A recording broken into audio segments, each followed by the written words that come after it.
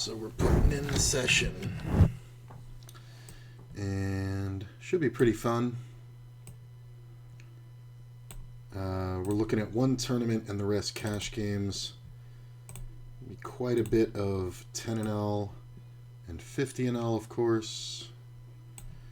But to be perfectly and completely honest, I am kind of punchy after the last few days.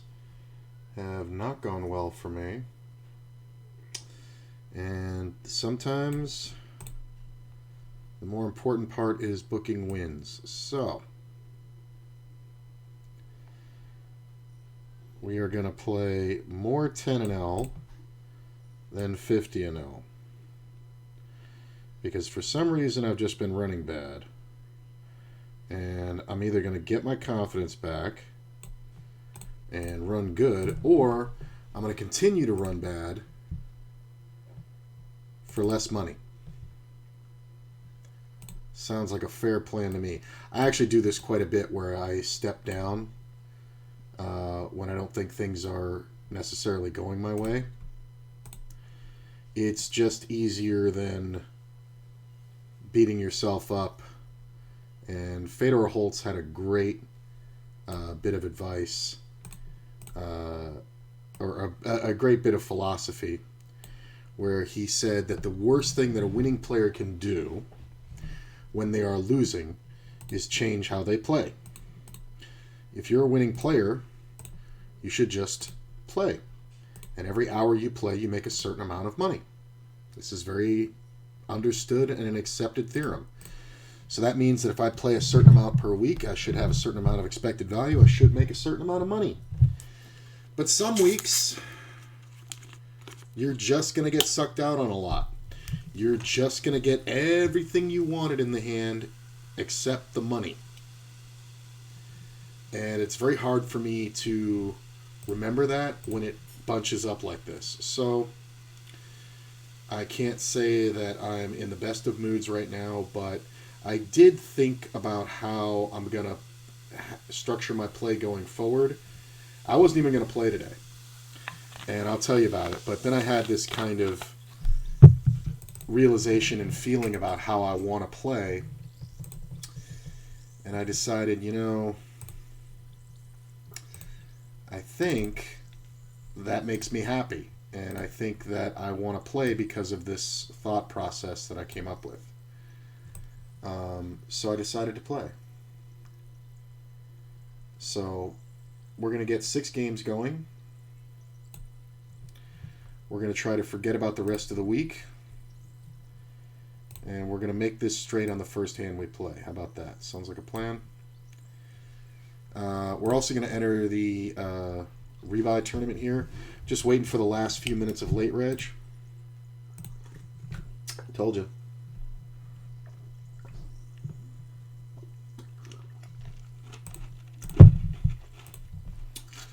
It's not going to be easy to get money out of Spectrafax here.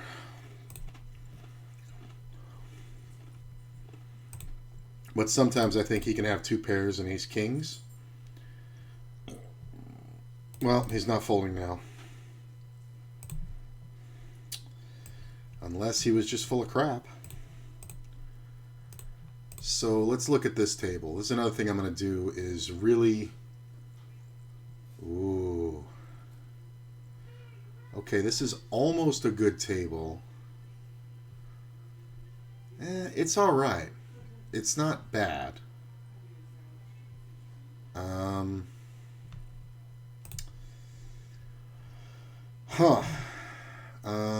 Yeah. Yeah, I think it's all right. There's a lot of money here. So currently we have 150 NL right here. How does this table look? A few of the similar players and a new one I don't recognize. Let's leave it. How about this table? I'll look at that off to the side. That's no good either. And honestly, I want to play a bunch of 10NLs So the seat has to be very good for me to replace here.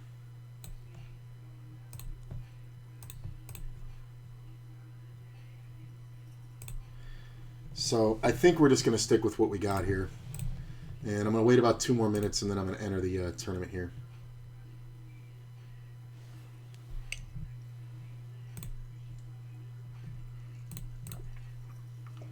Like I said, we're playing smaller, but that's by design. I'm going to go ahead and bet small here. No, I'm not. I'm going to bet big. So he calls. I do think we bet half pot on the turn, and we just take it down. That's one of the things I didn't do quite enough was pull the trigger. I'll admit, I don't think I got scared, but I definitely think I was leveling myself. Let's go ahead and get in this. I'm never scared to pull the trigger, but I definitely can start overthinking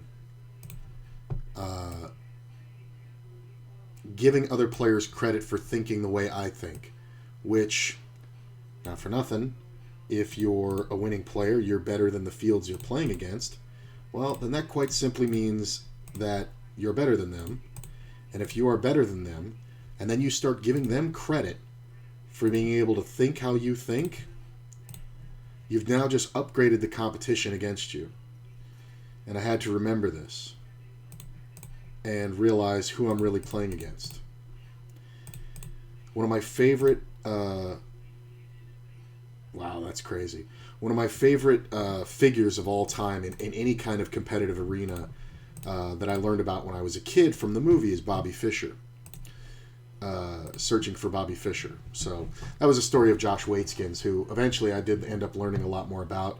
He became a Muay Thai push hands champion after he basically didn't leave chess, but he basically decided there wasn't much there for him, and he moved on. And he wrote a great book called The Art of Learning, which I'm currently rereading. Hey, what's up, Chloroform? Which I'm currently rereading in audiobook form, which I find I do better at. And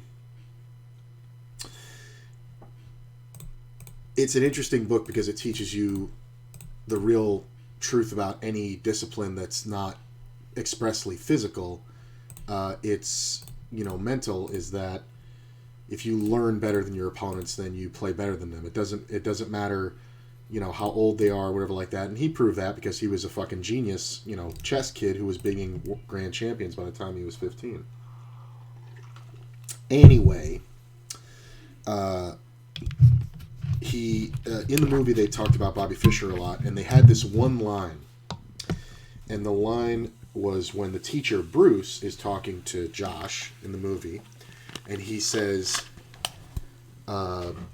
something to the effect of, you have to understand your opponents hate you. They're not just afraid to play you. They're not just upset that they may lose. They hate you. And he goes, I don't hate them. And he says, well, you better understand that they hate you. Bobby Fischer held the whole world in contempt. And that line, because the kid, idolized Bobby Fischer, greatest chess player of all time, presumably. That line, Bobby Fischer holds the whole world in contempt. It stuck in my head for a decade. Because I was a competitive pool player, and before that, I was a bowler, and before that I was a fencer, and before that it was archery. That's a better table, but I'm comfortable where I am. I'm gonna stick here. And that line, Bobby Fischer held the whole world in contempt.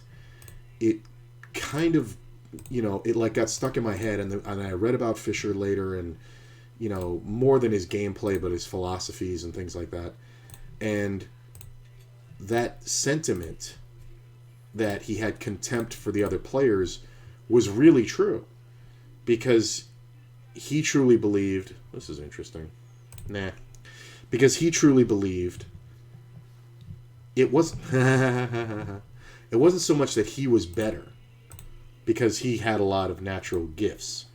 but he also learned how to learn better than them, and it was more than just memorization and regurgitating. It was seeing moves and creating them, kind of like what we do in poker. So to say that he held them in contempt, it wasn't because he was better than them. It was more so, when you hear his philosophy, it was because he believed they weren't as good as they could be at this thing supposedly they wanted to be better at than anybody else in the world. And he thought they were throwing away potential. So every time he beat someone, he had this visceral reaction where he got angry at them. And the guy went 3 decades without a defeat before his retirement from competitive chess. And now he only talks about 3D chess. He's kind of crazy. Like, he's kind of gone off over the edge, which in any discipline, if you get to the highest levels and you do this amazing level of study, the whole rest of the world falls away and your single pursuit seems more important than anything. And you essentially, to the outside world, you're crazy. But it's a matter of perspective. In your eyes, you're the most sane person on the planet. But, that Fischer held the whole world in contempt. That line really stuck with me. And it's funny because when I'm feeling good and confident and playing good, I really have always, and this was with poker, this is with pool, this is with anything that I did on a serious competitive note, I remember there was this guy, Ted Mendoza. And Ted was a great pool player. And at the time I met him, I was 16 years old. I had been playing, I think we can call this. That's a pretty good card.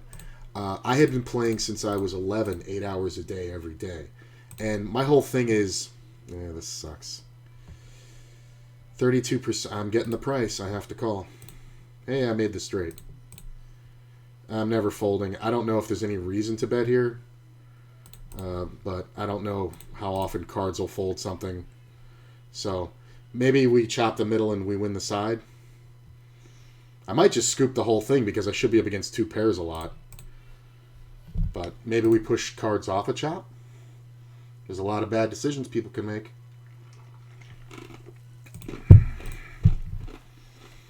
Effectively the nuts.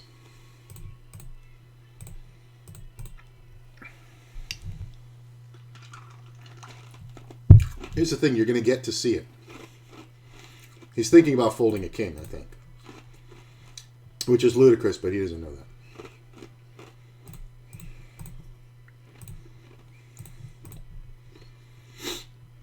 He's not going to fold. He shouldn't. I bet you if he has a king, he's more likely to fold than if he doesn't. Very pessimistic player. Dun, dun, dun, dun, dun.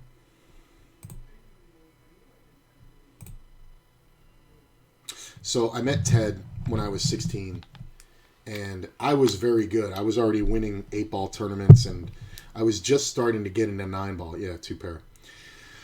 I was just starting to get into 9-ball. And I'd been playing 9-ball for about maybe 6 to 8 months, something like that. And I was good because I had a good, firm foundation. So I guess I was 15 when I met Ted. Yeah, that would make sense. Ted comes in, can't hold a stick, right? But he's a nice guy. Everybody likes him. He's like 22. Yes. So I would have been 15. Yes. And because I'm the only one around during the day, and, Ted, was kind of a bum, he just kind of had money from his parents. He came in and started hanging around during the day. So me and him would play. And I've always believed in anything you do, if you teach someone else, you get better. So I showed him how to hold a stick, how to make a bridge, this, that, and the other. I watched Ted progress so fast that honestly, it scared me. And I remember very distinctly hating him after a while. Now, this is a friend of mine, remember. But he was so good, and he never practiced. He wasn't as good as me. There was never that fear. But he was such a fucking natural. That's annoying. I think he outflopped me. I think he's got better than 2 pair. It's annoying, but... And Ted was so good, and it made me so mad, because I practiced hours and hours and hours for every day. My only talent that I've ever had, my only natural ability, is that when I want to do something well, I will outwork anybody. But I've never had natural talent at anything. And I toured on the Florida tour for 9-ball. I was a competitive, semi-competitive junior league bowler. I was a fencer who I was taking on people, twice my age. And I was too small and too fat and all like that, but I understood the game mechanics of it, things like that. And everything I've ever wanted to do, I just worked harder than everybody else. And I did the research and I learned the books and played the moves and did the whole thing. And it made me so goddamn mad, because Ted could come in, hit a few balls, and be instantly in stroke. And it was so frustrating, really. So we obviously don't fold here. But I think we're usually just up against 2 pairs and combo draws, so we're kind of really hoping for that diamond.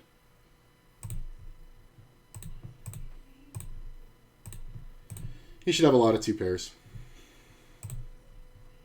You got it, man. Can he occasionally have 9-10 of diamonds and I've won that one? Yeah, occasionally. But you don't kind of do that on the turn without purpose, and I think his purpose was to try to get the money in. I think when the diamond came off, it kind of freaked him, and he decided he needed to kill the pot with 2 pair. Or he could have had a set, I guess, because there are times when I'm going to get it in. But, yeah, and I remember thinking how much I hated him. And I remember telling a friend of mine at the time that the guy's such a fucking natural, and he's like pissing away this gift. I mean, he was really a natural pool player, and he was pissing it away. And somebody else said, yeah, but he'll never be really good. Like, he's already reached his limit. Like, 6 months in, he played as good as I did,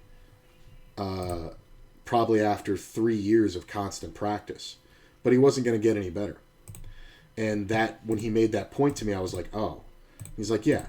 He's like, he's got such talent. He could be the next, at the time, the hot name was Francisco Bustamante, who eventually became a legend. We grew up with that guy. But he was like, yeah, he'll never be that good. It's just, you have to have some form of discipline. And he had none. And I walked away from it feeling good about it. But still, man, I was so fucking jealous. And I relay that statement that Fisher had about, holding the whole world in contempt to my experiences with Mendoza. Because I hated him. Eventually I hated him. Oh, ace on the river would have been nice. I don't know why you 3-bet pre-flop and then don't bet at all. I guess you either have a nuts or nothing, but whatever it is, he has me beat. It's interesting.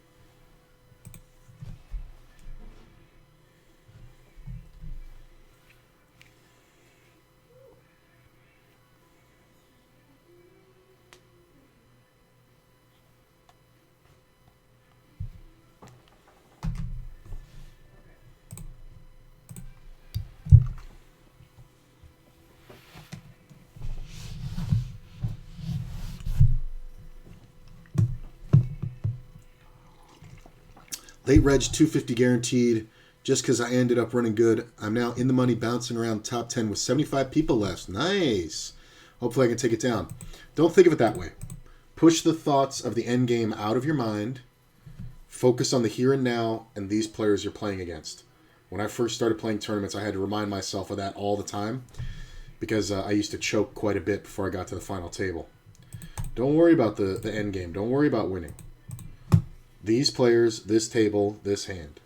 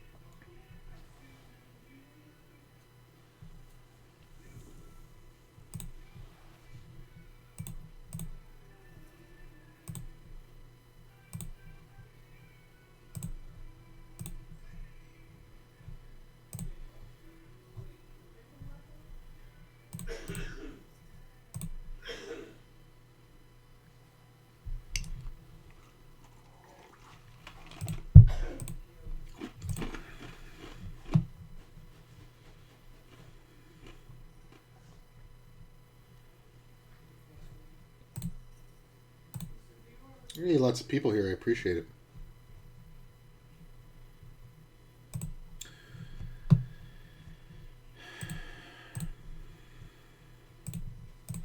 Just gonna quick bet.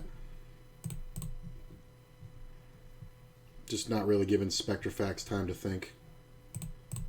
Can he have a jack sometimes like Queen Jack? Yeah, I guess.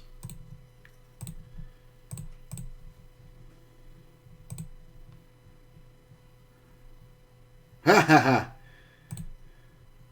Bet it so quick and so strong that he couldn't raise me with a set at any point. He should have gotten it all. The run out saved me for sure, but he should have gotten it all. This is kind of... Yeah, he leads big at flopped stuff, so I'm gonna let this one go. It's interesting, but I'm gonna let it go. I could have probably raised the flop, but I just need... When that player bets twice, it's kind of all over.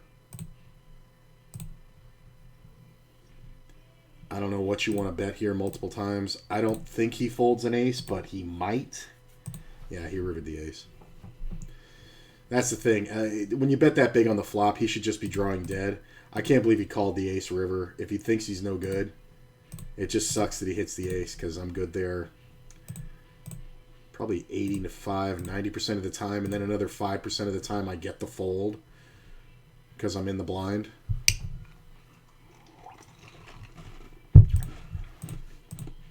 Meaning range versus range.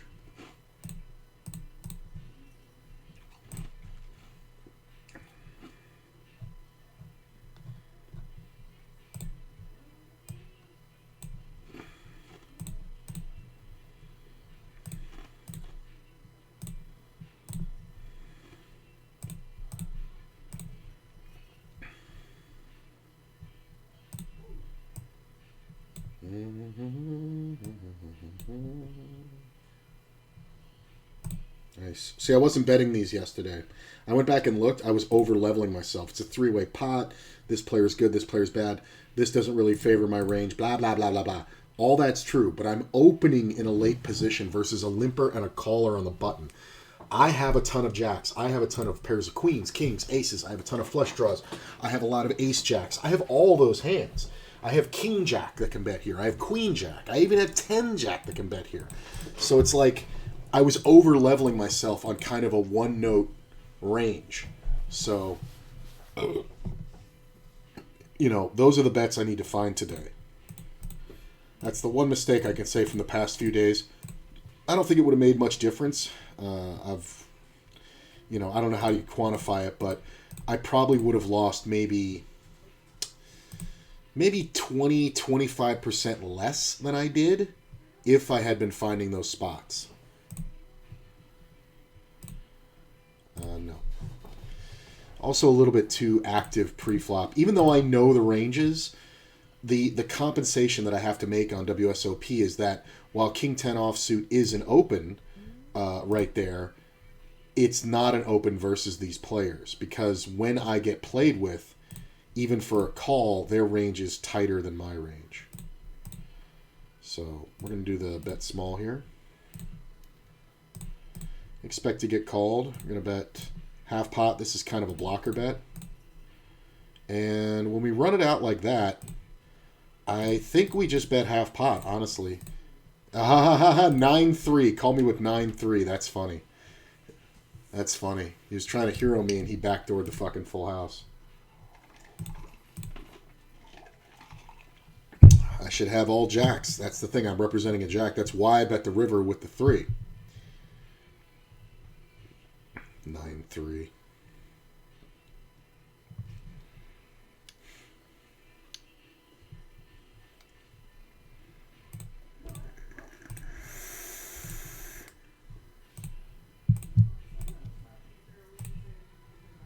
These are the ones I can check.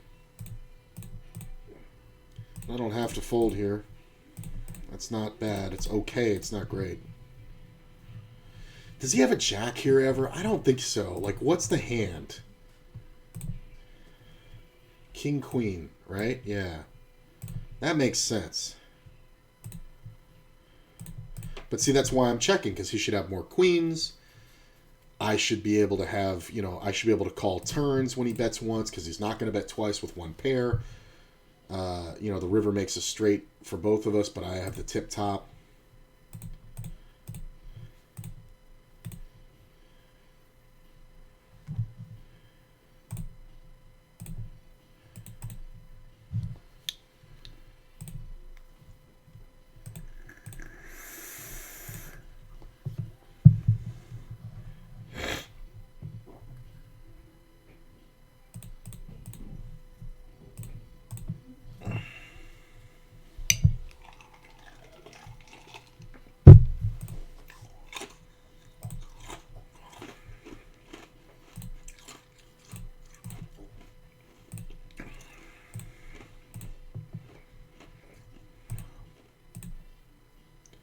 Spectrofax can have a set of 6s here for sure.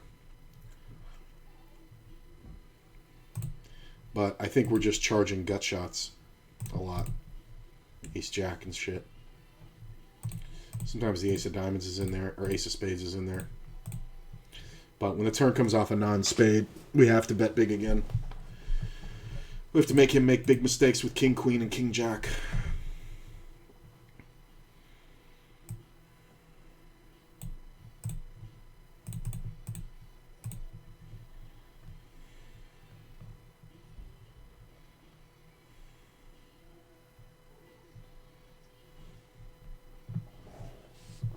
If I went out now, I'd still be happy with how I played. Well, there you go. If you can always say that, then you've never lost a tournament in your life.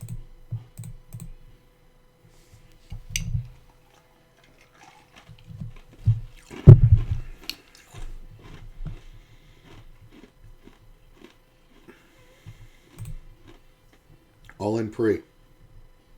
Short stack, mid stack, bigger stack. Big stack, king 9. I love that cards won this one.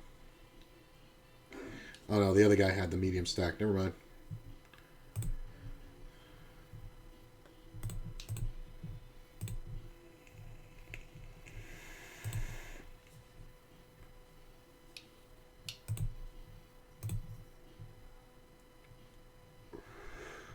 Currently chip lead by a few blinds. Nice.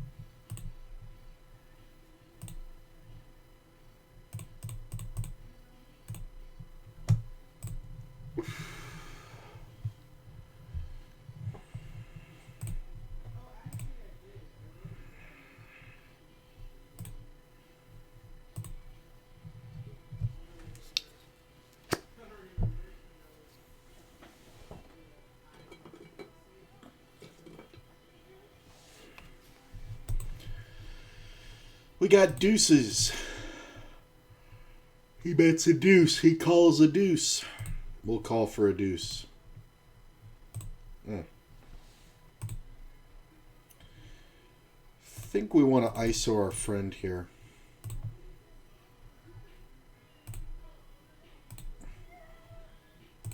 Now this player may go nuts, but I don't expect either one of these guys to fold. We're basically just trying to flop something good. I might win. Ace-8. Interesting. Interesting, bro. This guy plays a lot of 6-max, so his ranges are based on 6-max charts.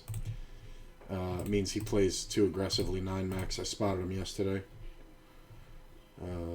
I've only played with him on 6-max up until now.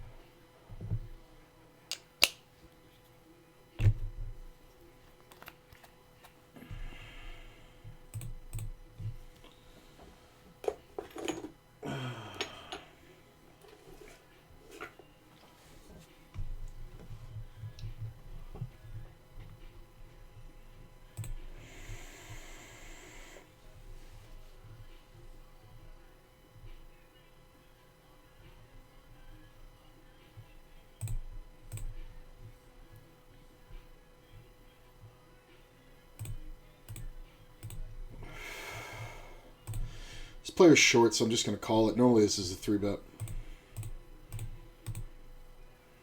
Well, normally I like to 3-bet it. It's not always a 3-bet. Yeah. He's probably got nothing, but there's a player behind who can easily have a jack.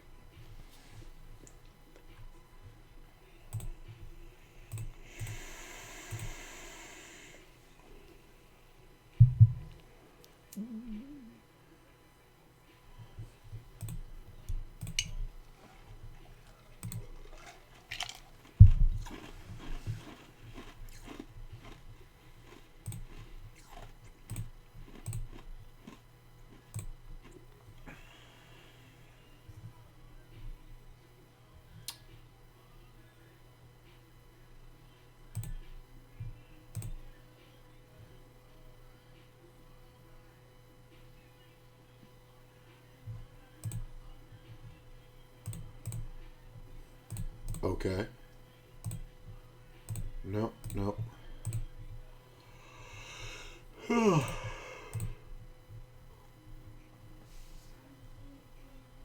Speaking of losing, I lost my second hand earlier. Boat over boat. Deuce-deuce versus 3-3. Yeah, it happens. That's the problem with deuces. Anybody makes something great, you're probably beat. The only way deuces really work out is if you flop something like an ace deuce, 7 flop. I actually like ace queen deuce flop for the most part, because then you're likely to get in there versus a lot of 2 pairs. I guess if the original raiser is out there, I guess you want him to have ace queen or it to be ace king deuce. But like even ace mid, deuce, you're always up in danger of being up against the set.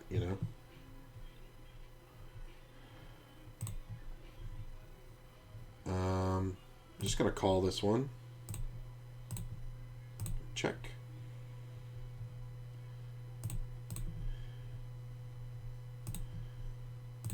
Call.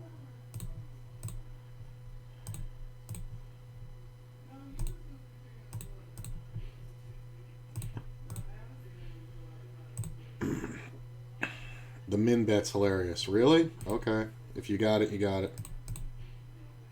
6-5. I mean, if you're gonna open raise 6-5 and then trap 2 pair, fine. That's fine. We can get it in all day long. It's great. I'm trapping and this guy opens 6-5. 3 bet.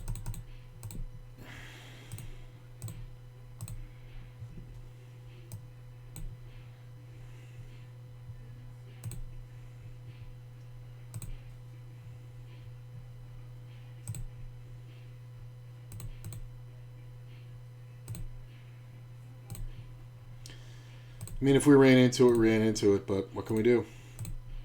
2 pair, king 8. Called a raise and a 3 bet with king 8. Flops 2 pair. This is what I'm talking about. This is how I've been running.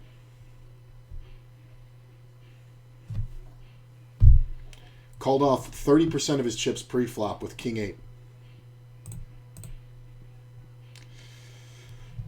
Glad that was on 10 and L. That's the bright side.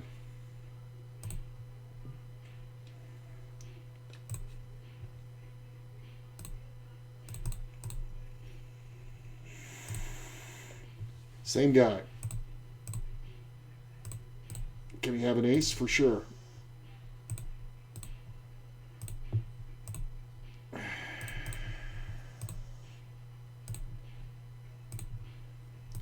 Doing this because of the short stack in second position. Won't fold a pair. Wow. Or king 10. Hold. Nice. There's a reason to do crazy shit. That was literally, we're betting to ISO him, and we're better off just getting it in. Hey, I made it straight. And I don't know if this player is willing to play for 40K. I mean, when he fucking limps out of first, or min raises out of first. Sometimes those are the best sessions. Yeah, they are. Positive mental note, train. I had a losing session today, but it was an actual relief positive session. Ran into multiple spots we can study, be focused on, and great to consolidate. Yeah, that's the thing, man. You got to always look for the positive, because it's going to be hard sometimes to, not slit your fucking wrists. I mean, we're just going to check here, and hopefully we get bluffed. Sometimes this guy is a flush draw, or made the flush, but I think we're more likely to be up against 2 pair. I'm gonna bet here. We're just gonna call. We're just trying to get him to bluff. So there's no reason to bluff on the end. I didn't back off because of the flush. I'm backing off because the board's so scary and no other draws got there.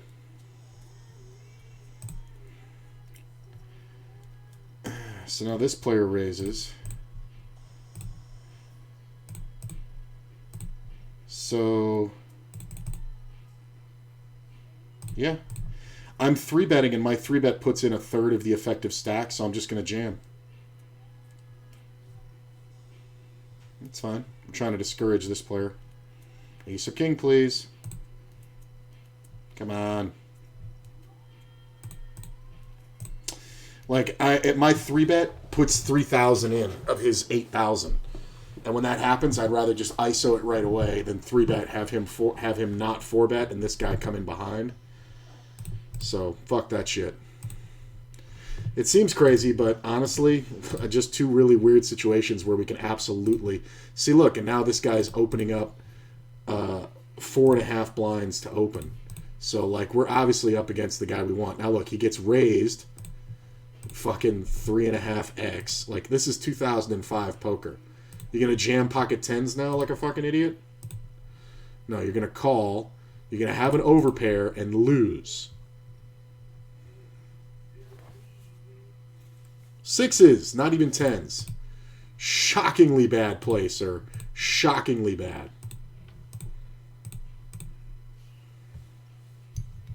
Pretty easy. Wow. Okay.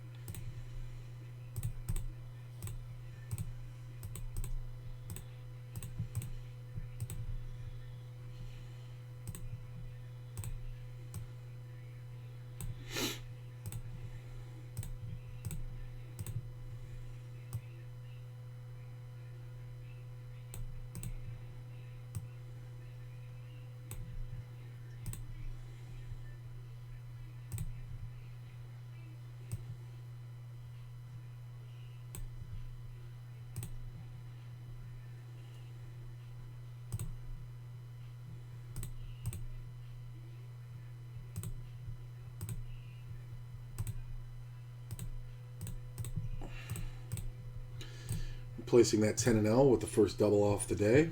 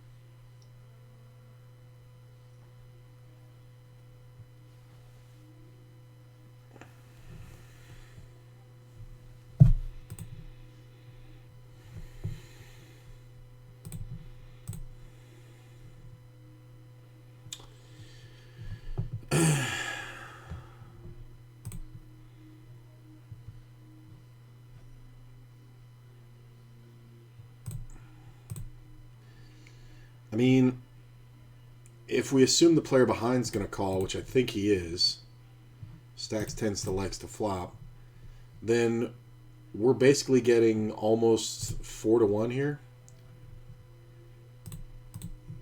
Yeah, he calls. All right, I like my flop. I mean, I like my decision to flop. I think we go for one more bet here and then give up.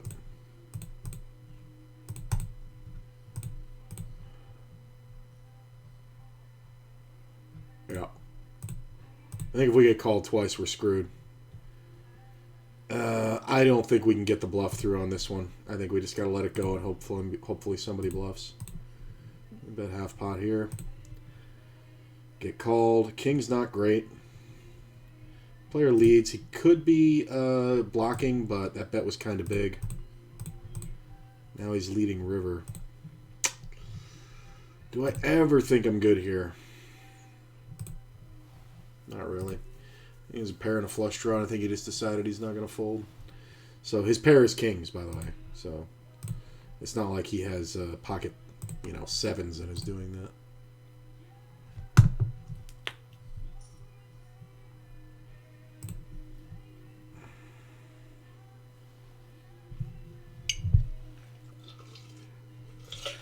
My man's got the chips and he's putting them to work. Good small re-raise. That's a nice raise. I'm gonna check this one. Queen's not bad. It's a limp pot, so anybody can have a 10, but if nobody bets, I think we can continue. If somebody bets, I think we can continue. Absolutely can call here. Player calling behind kind of sucks. King's actually not great. I am going to bet half pot just for pure value, but if we get raised, we're just done with the hand. All right. There's just a bunch of draws. Could have been a weak queen, like queen 9 or something like that.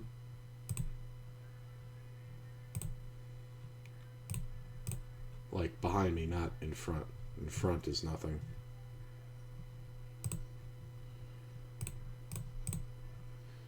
Plowing into that board too when the king hits is kind of really bad. I have to limp to play hands. I don't have to, but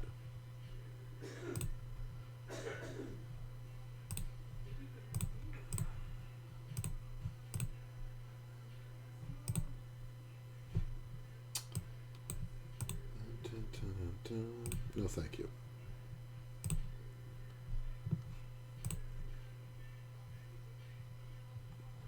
Very tempting, but no. It's still too much.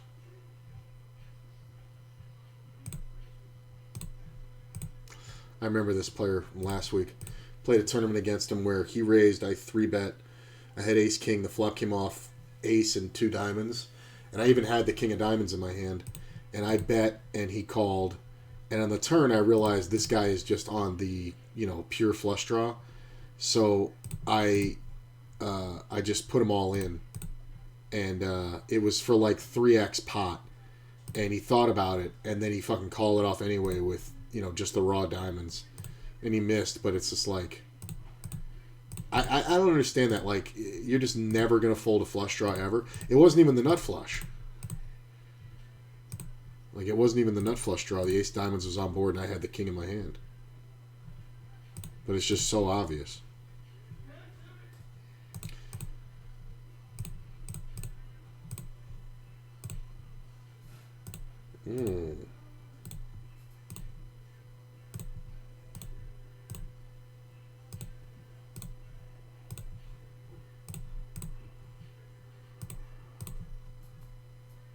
Where'd all these 10 and L's go?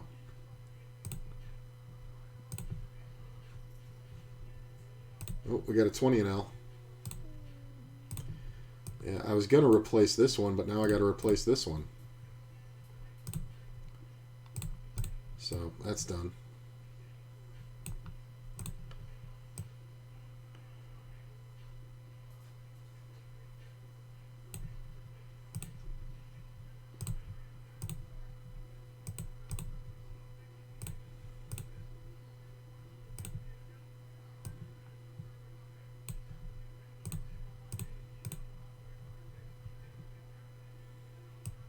This one's slightly bigger because it's a 20-0.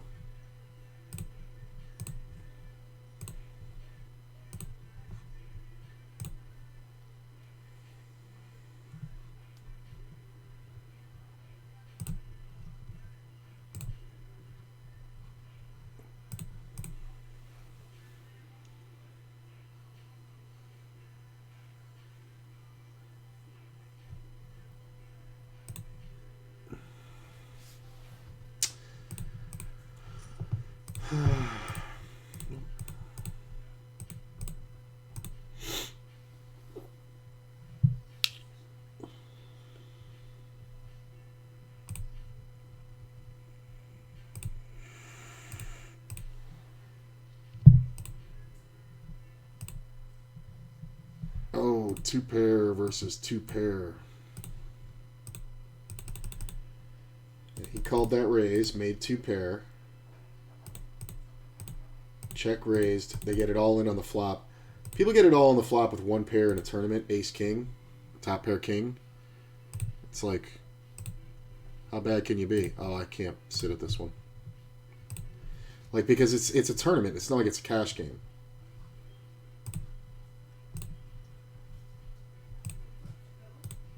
And we're gonna get on this table in a second. So I think this one's done.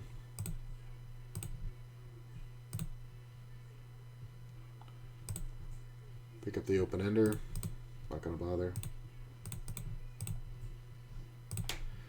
Make the straight.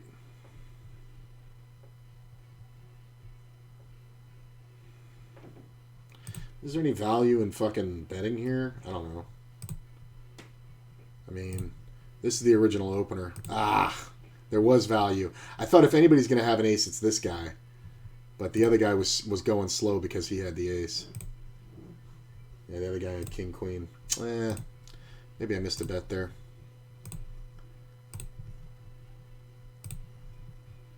Stop. There you go.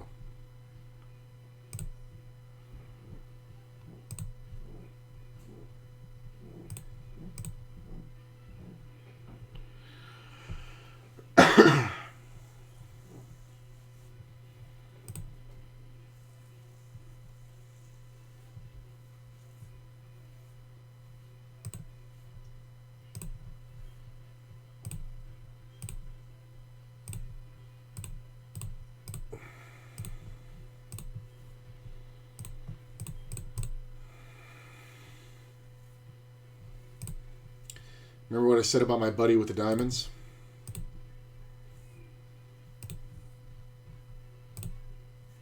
Queen 10. Super draw monkey. So I got value. It'll turn though. Some point you'll get action every time. Oh, yeah. I don't worry about that. I don't worry about not getting enough action. Like, the thing is, like, when you look at, there was a thing years ago, I forget who put it out, I think it was actually Phil Gordon. This is like from 03. And he talked about the etymology of pocket aces. And it was a higher level thinking kind of dissertation on the old saying, pocket aces, you either win a small pot with them or lose a big one. And he looked into it from like a, you know, like a college professor point of view as to why that is. And in that time, I remember he deduced it was because so many things have to line up for you to get action and then get it all in and be good. And he's like, without anybody 3-betting pre-flop, or we didn't even call it 3-betting pre-flop, we called it re-raising. You know, he's like, without that, he's like, it's very hard for somebody else to have a, you know, a good pair kind of situation that can pay you off but won't beat you. And it was an interesting thing, and he ran down quite a bit of scenarios. Average stack over second place right now. Nice. You're an average stack over second place right now. Oh, nice. I get what you're saying. So that jack's probably the worst card in the history of poker, because you're going to check call with ace queen every time. You win.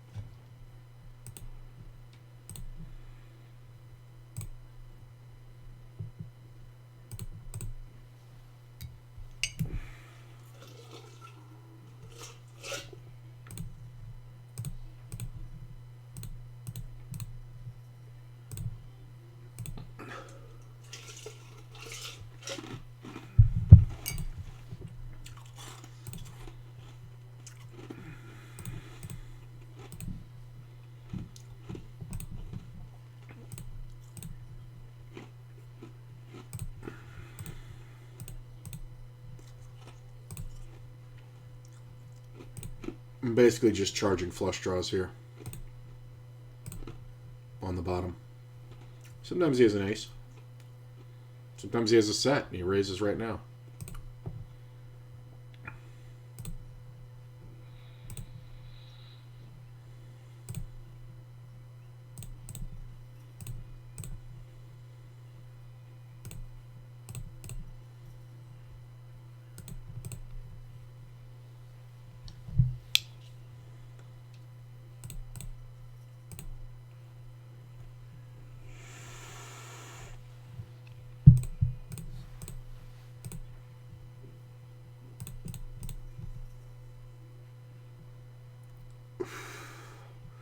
This is a little wide, but it's fine.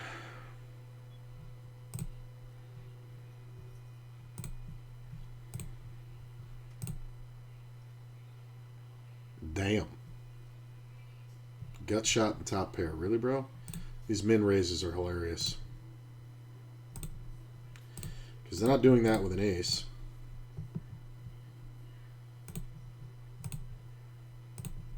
Could be doing it with a nines or a queen.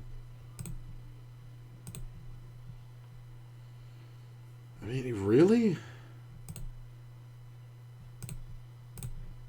I should have 4-bet him pre-flop. The min raise is either like pocket aces or nothing. I mean, I guess it can be queens or nines sometimes, but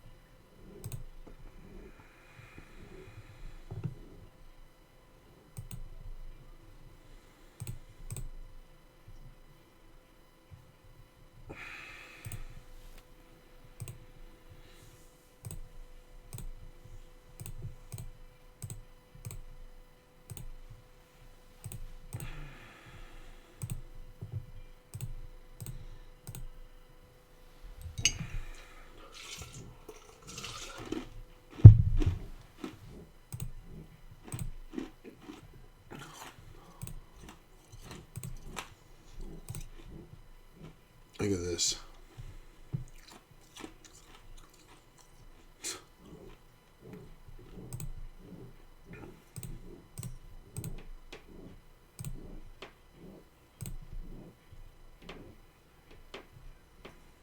That's a good 3-bet.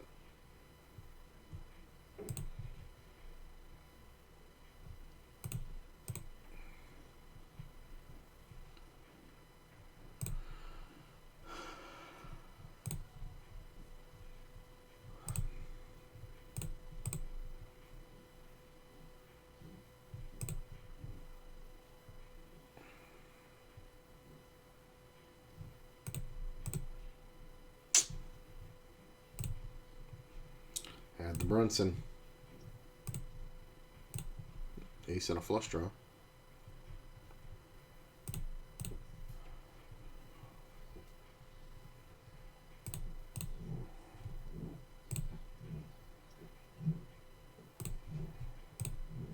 Ace tray.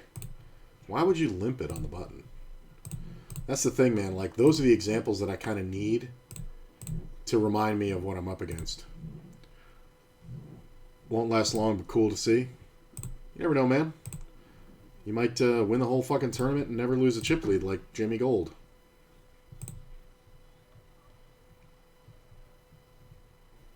So nobody bets a 9 here, so I'm just going to raise. And, yeah. I expect it to go down, but I also expect him to jam a lot. But that big bet, nobody bets a 9 there. So, but there's a lot of bad cards in the turn for me. There's a lot of straight cards, a lot of flush cards. Alright, I don't mind this. It's not the worst flop. It kind of depends on what the original opener does. I think we definitely raise. He calls. Jack on the turn's interesting. think we want to check the turn. 10 on the riv. I think I'm good. Oh, he actually had the 10? What a loser. How do you just call? How do you just call? Wow. Good instincts, though. It was the jack, really. If any card other than like a paint card hits the turn, I'm probably going to bet again. But the river checking, I mean, normally I would never check that river. But he's raising light and then betting light on the top pair and then just calling a re-raise. It's kind of weird.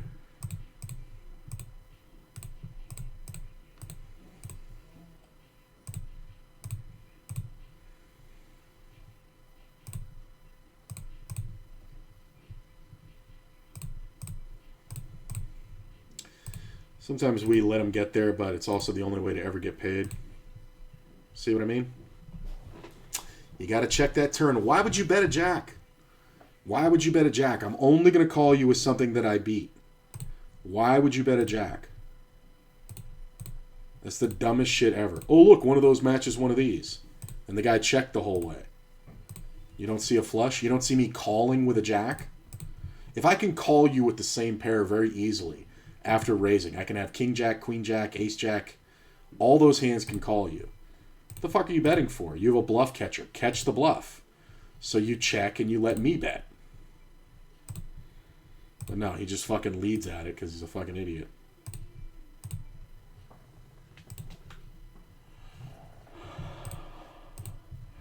Hey, don't say shit like it won't last long, man. Somebody's got to win the tournament. Why not you?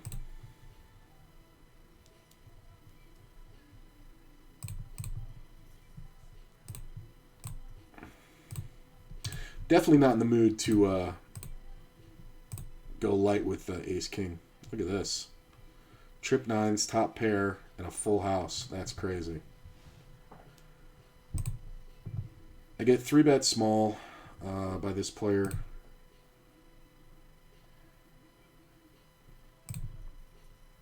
Four bet.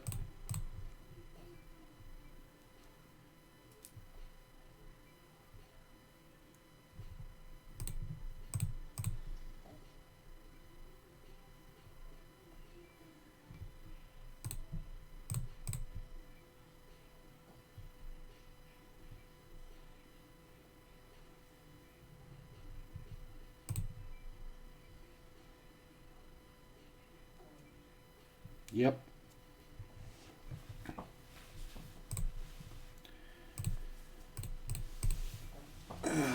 This player snap called me. He might have just automatically had the call on, or he might have misclicked it. Hopefully we get re-raised. Some min-raise out of first. I mean, they don't get much better than this, so we're just going to bet a little over half pot, and I expect this player to overplay. I'm going to check the turn, obviously. I mean, if he has 9-10, it's pukable, but he should have a lot of sets. A lot of two pairs. We're never folding. I lose to one hand. I think he misclicked the call. I really do. I genuinely think he misclicked the call.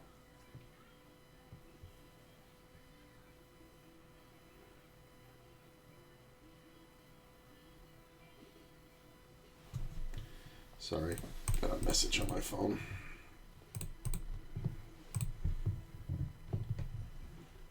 Nope.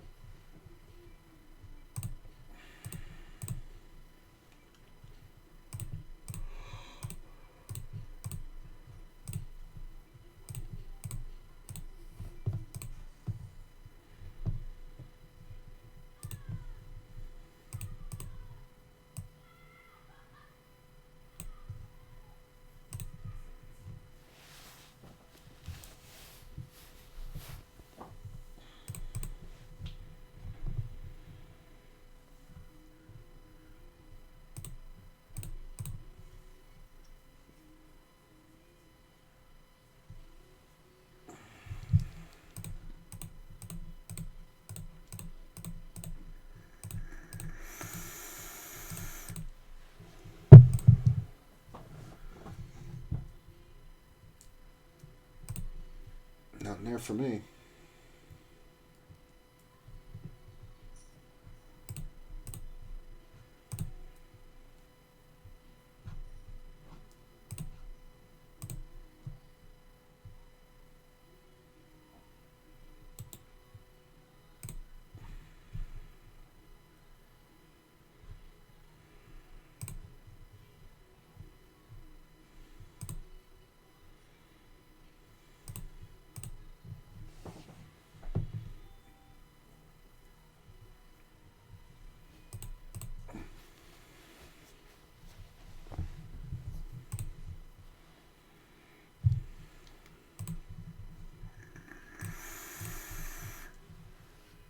Half my table is sitting out, so it's hard to get chips now.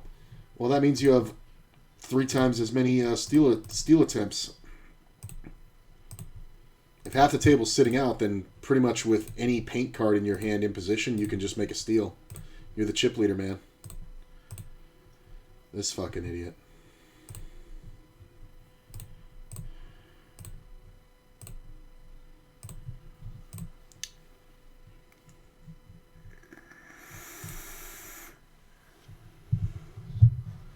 This is a good jam. I mean, I don't like it, but I think we have to call. We have to call once, not twice.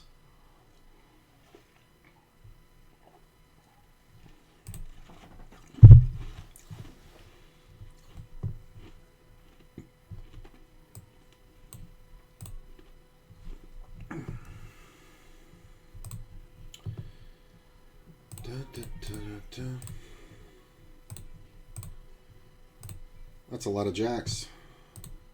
I'm going to bet right at it. Because nobody bets at a jack. Get 3-bet by the same guy. Called once behind. I'm just going to call this one.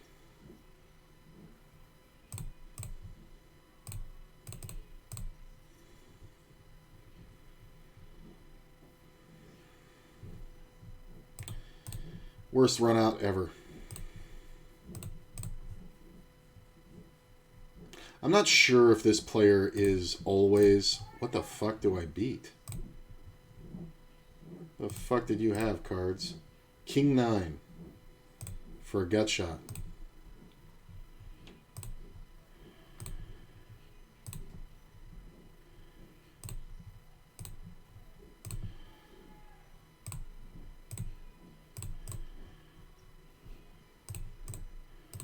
Might win here. Yep.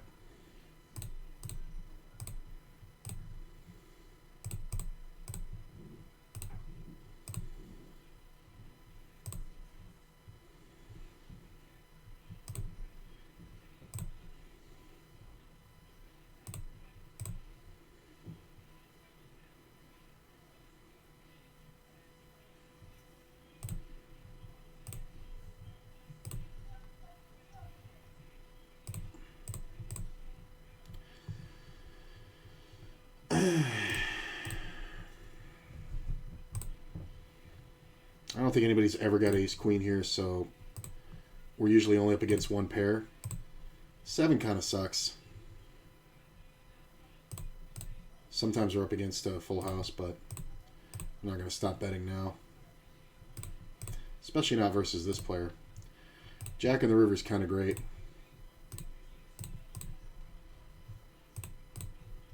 Because he has a lot of 9-10s. He's never folding.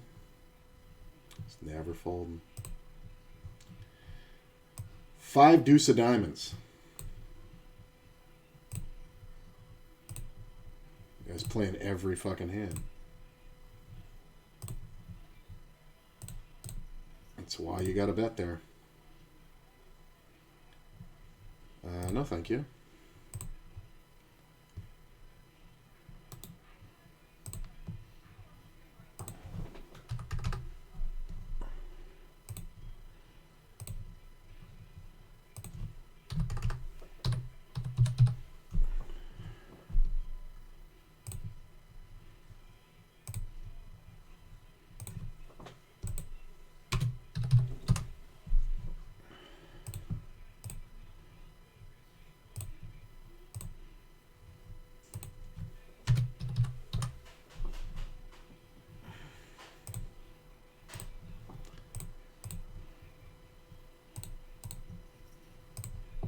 It's just never folding.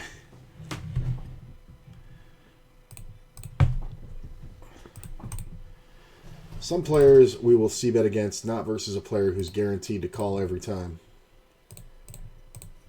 I mean, when he bets, we obviously call. We're just really just looking for a 7.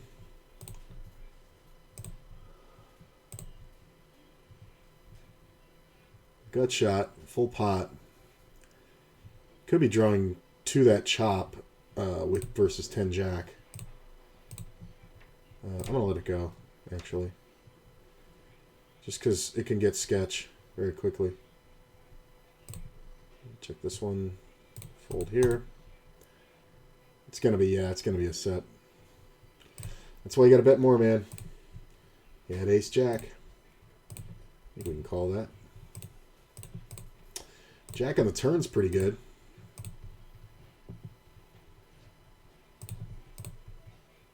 Jack on the river is not bad. Yeah, I think he just had a flush draw. Could have had like the 9 of spades or something like that. 9 with a spade. 7-9, top pair, open-ender, no spade. Get raised. Not a bad call spot for me because I'm getting 4-1. Flush draw would be a good thing to flop. Flush would be better to flop.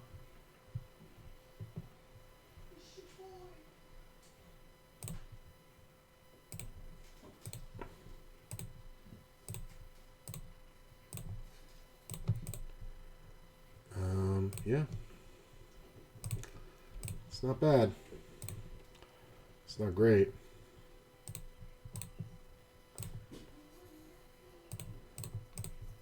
Don't think we can fold because of the backdoor straight and flush draws. That might help us. That might get us a check with a chance at 2 pair. You don't get to play with $4. I don't think we win here, and I really don't think we can get the bluff through. Yeah, he just hit it. Yeah. 2 pair, 2 pair. My 9 was live.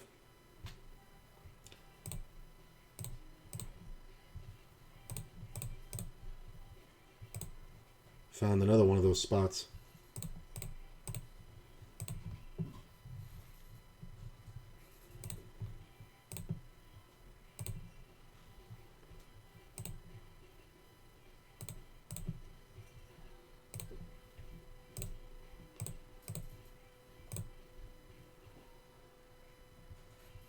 Might win. Yeah, look at that.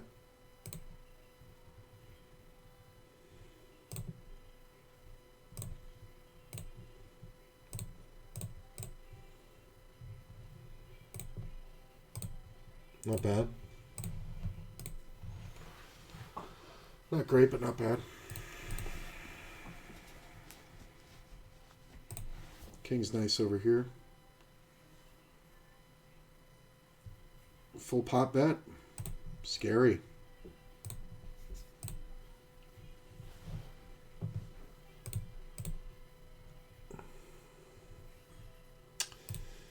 Bet half pot on the river, only because I just made 2 pair. I think I was beat at some point in this hand, but definitely not in this river. Aces. He had aces. Let's play it soft. Not bad.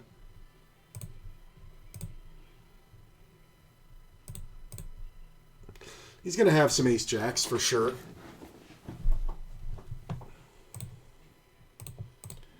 Check.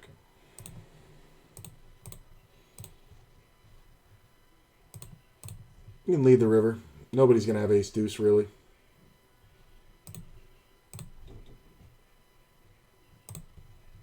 I mean, if anybody does, I do, so I think it actually killed my action. I think I might have been up against like ace 10 or ace queen. Definitely not ace jack. I don't think ace jack stops betting. Could have gotten him off the same exact hand, though. It's possible. Some players play it that passively with 1 pair.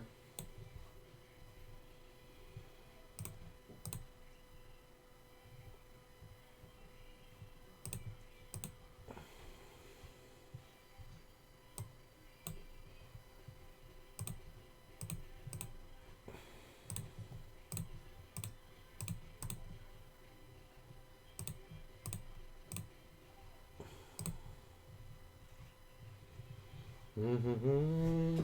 Ooh, lots of people here. I like that.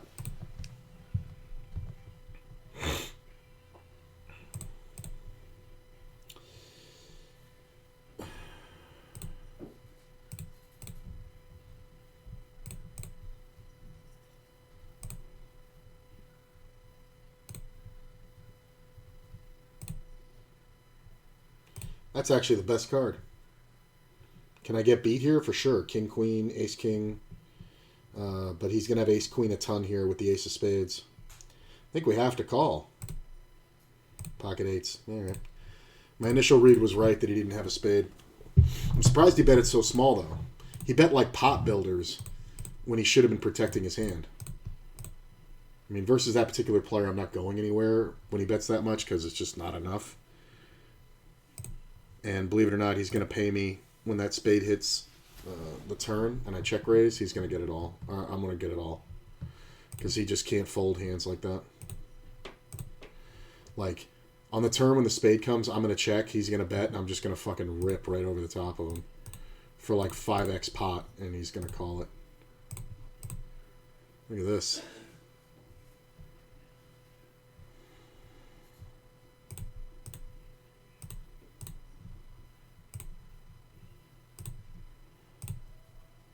King's good. Are you seriously leading into the razor? This guy's hilarious. I mean, it's just ridiculous to lead at that. Like, I don't even think he even saw the king. Like, if I raise there, that's fine, but with this player behind, I really can't. Because he's supposed to have more kings. But, whatever. Or he wasn't behind, he'd already folded, but he's leading into that player. It's kind of silly. Alright. Looks like we're getting off this table. There's 2 more 10 and L's, so we're going to take our double and ditch. And, yeah. Doing pretty good. Tournament's not going great. I mean, just haven't had a lot of great spots. But, you know, it's a long way to go. 7,000 chips. The blinds are still small. I'll be right back.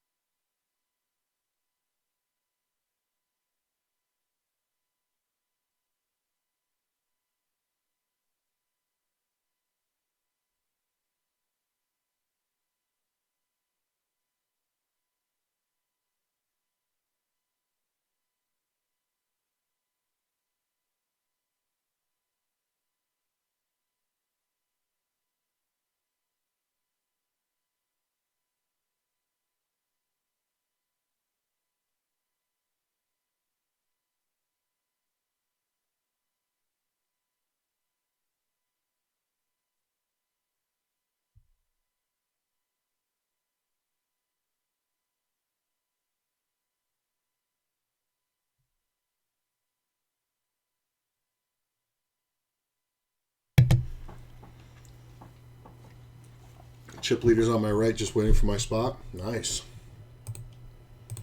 I mean, that's where you want them.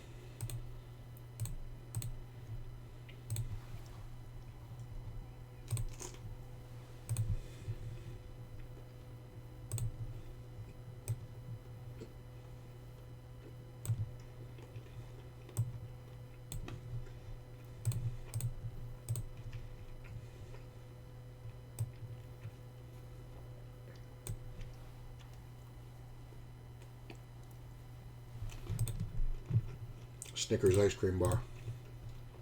I think my blood sugar got a little low. I'm not diabetic or anything, but I was getting like a little shaky.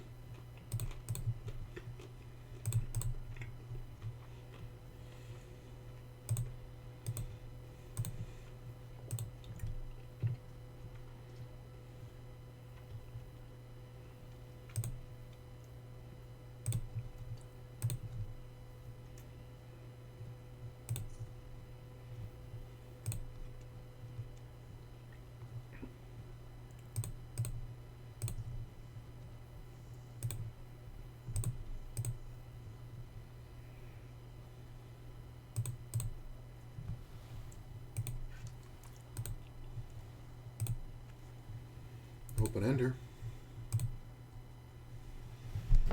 I still got like 23 blinds here, so shouldn't be too hard to get the money in. And it's not like it's a fast structure.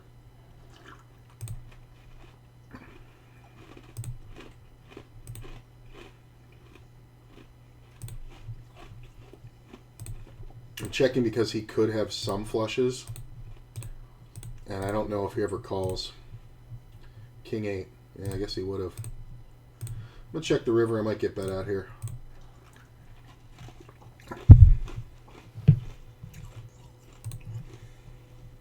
Really? 4-4. I'm surprised he didn't turn it into a bluff.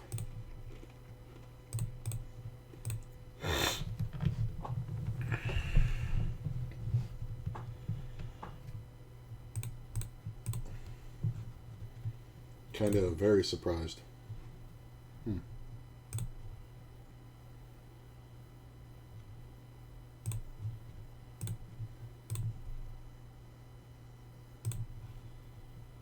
Check.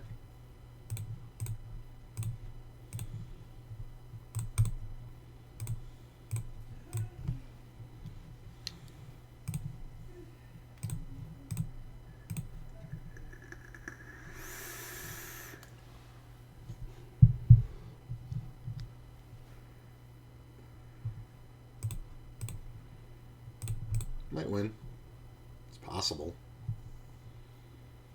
Not overly likely when this player bets, but definitely a possibility. Hey, I won.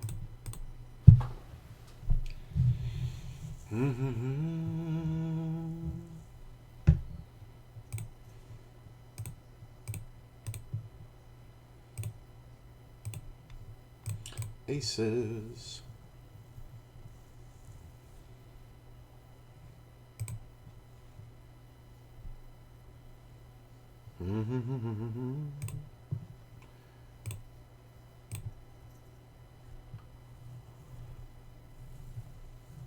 Okay.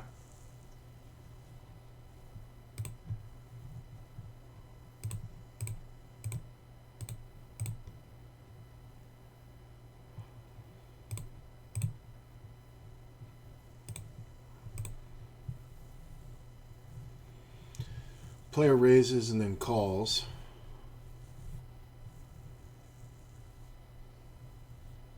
Not worried about too much here.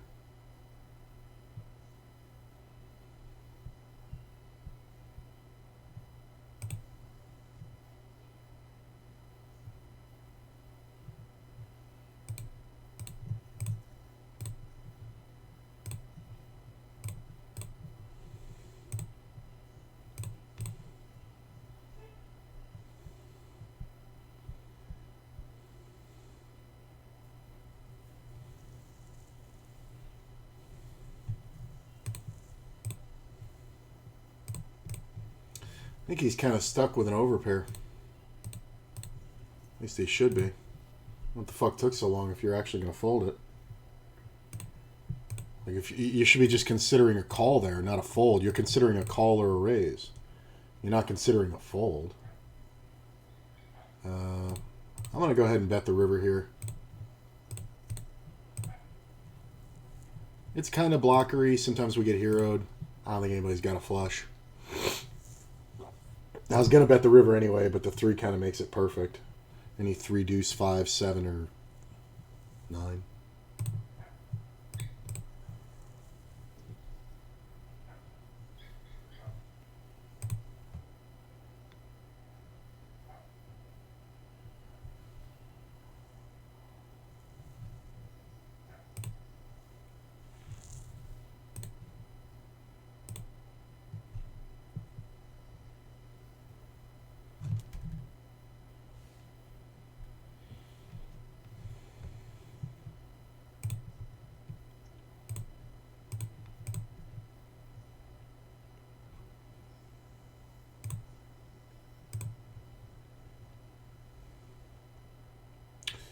So I have 15 blinds in the hijack.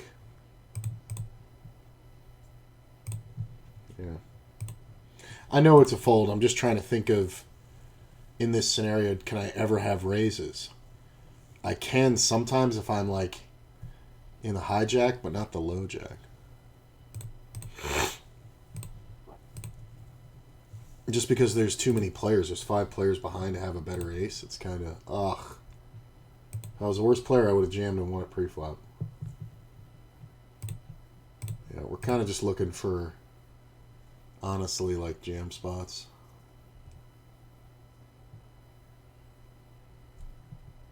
Next blind level 25, 500.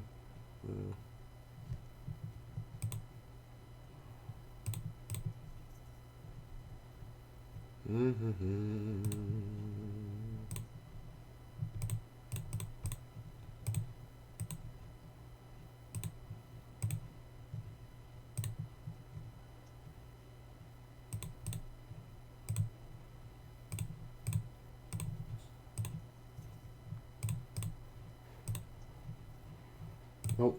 Need a club. Need that 8 to be the 8 of clubs. No, thank you. Remove me from list. I think I'm comfortable where I'm at. Queen's in the big. Oh, baby. Momentum shift. Raised by under the gun, who, not for nothing, is a bit loose. Well, it doesn't get much better than this. I think we have to take one off here. Wow, under the gun folds. I'm not worried about much now. Just called. Should be a pair of 9s, 8s. I'm amazed if these players all overcall. Wow, hold. Thank you, Nutter Butter. Give him an 8. Let him make a full house. Sweet.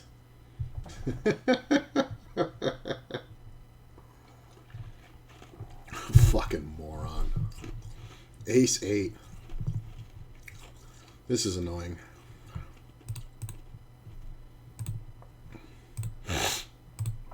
Back at starting stack.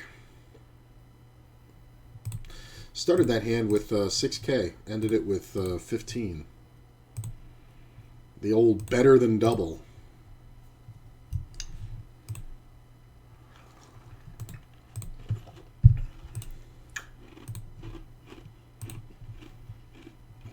King, queen. Look at him go broke to 2 sets in a row. Nope, he makes the straight. Oh, fucking idiot.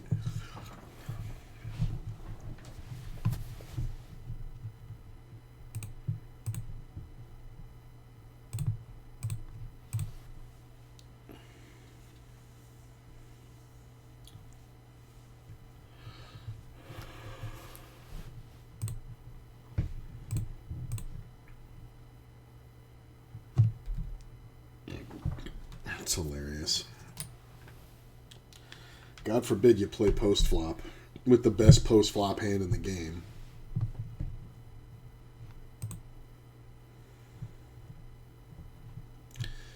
Sitting 65th out of 81. Is that right?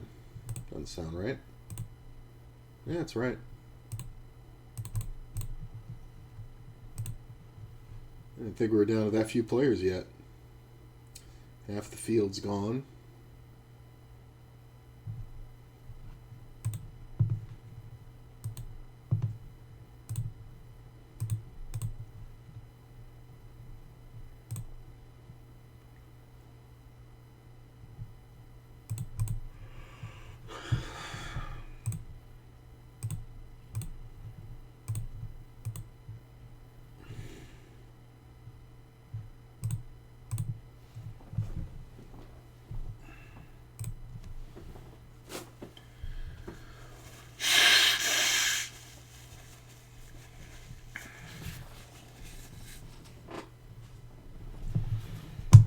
Made the straight.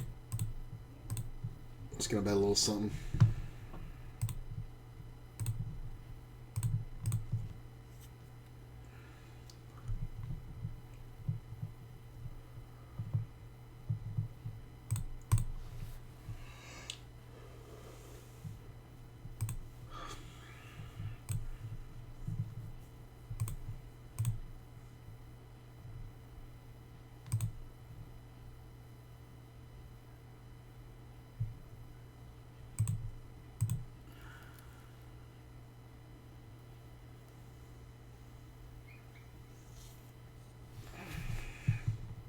Flops the nuts versus two pair.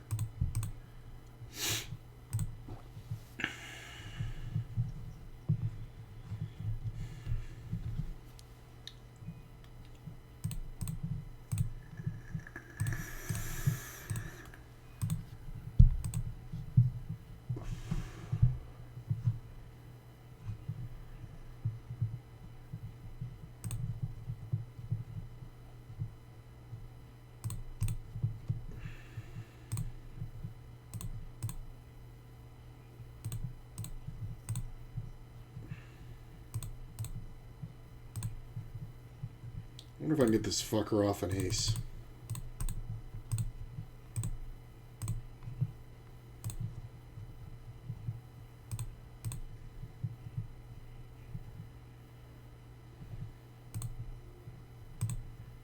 Seven's full. Full house here.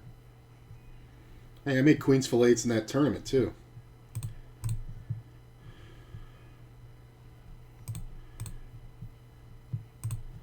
I don't think he's ever folding a fucking an ace here. Yeah. If he's not folding there, he's not folding the river.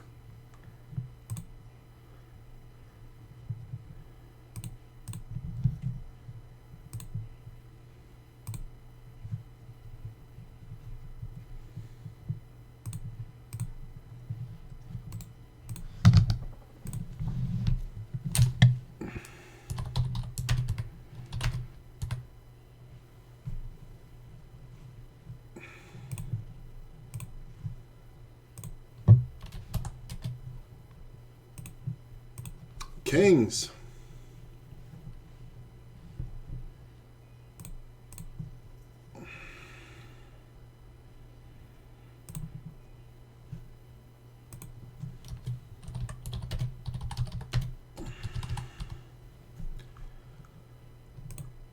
No action.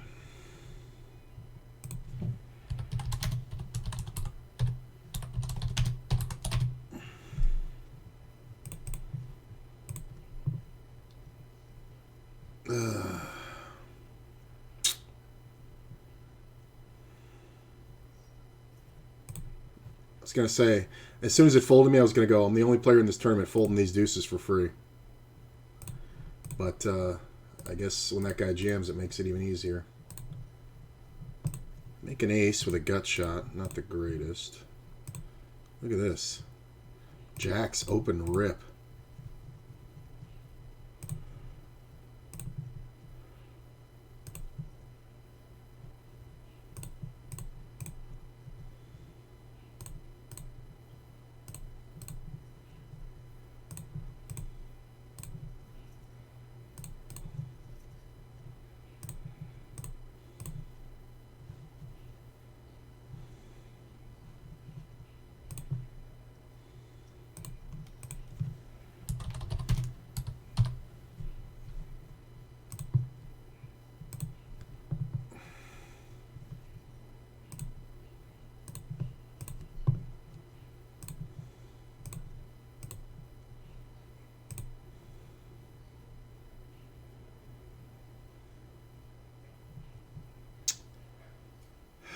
This guy's really starting to piss me off.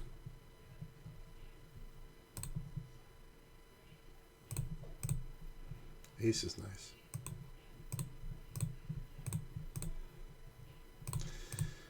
I couldn't figure him. Like, he's 3-betting me all these other hands, and then he's fucking just calling the 10s. Like, that I don't get. I'm going to check this. I could definitely bet it, but I think we have to check. Can this player have an ace? For sure. I just min opened.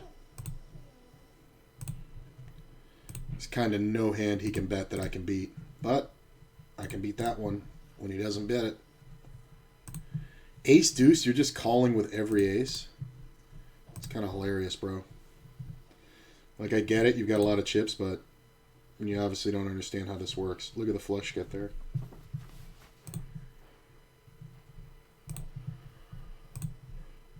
Man, this table can't seem to hit a flop.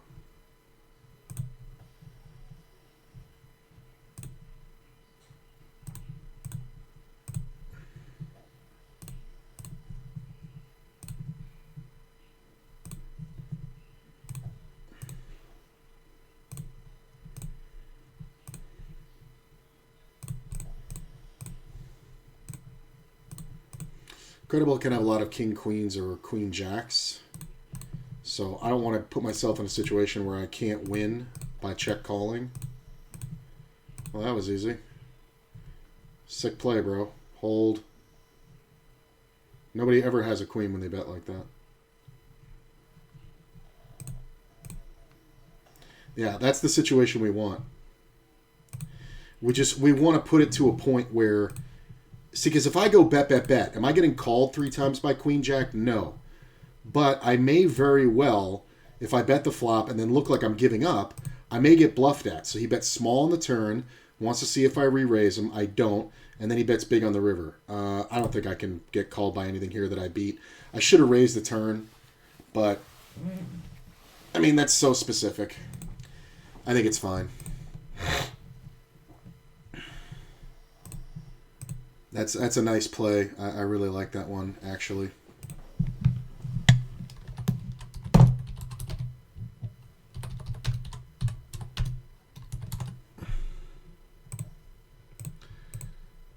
Fold here. Fold here, fold here. Calling.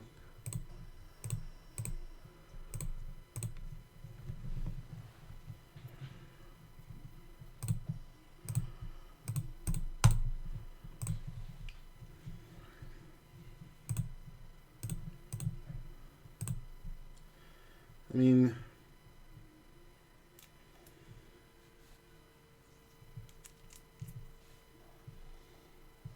there's a ton of draws out there. Wow, he just flops 2 pair like a fucking idiot and doesn't bet the flop. You should bet the flop, bro. Bet the flop, that pot's much bigger. Like, you win more than that pot on the turn with the turn bet. And you just you don't need to trap, man. We're already heads up. People don't get the concept of heads up. Like, you don't need to be as strong. It folded to us in the blinds.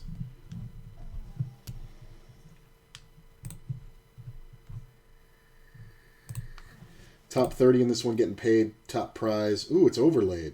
Look at that. There's a little overlay here. 290, 350, 452 times 7. 452. Well, 450 times 7 is what is that? 4, 9, 28, 560.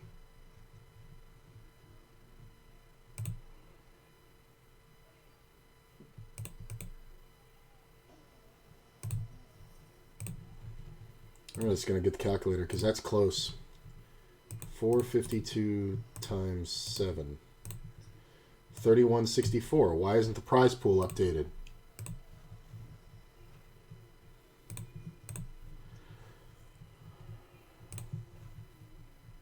Is this... Oh, it might not be updated. Hang on.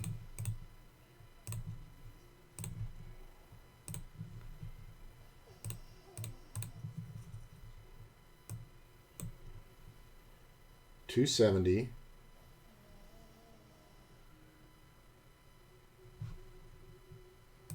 The fuck?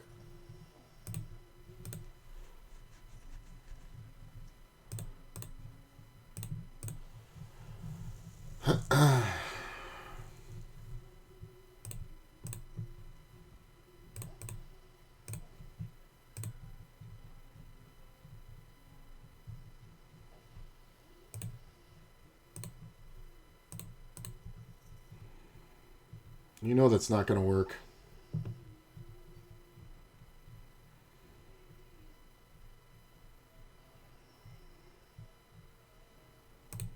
I don't want to put them all in.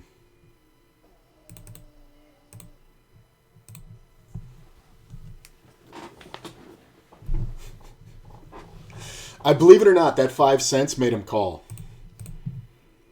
It's just an ace, right? Ace queen.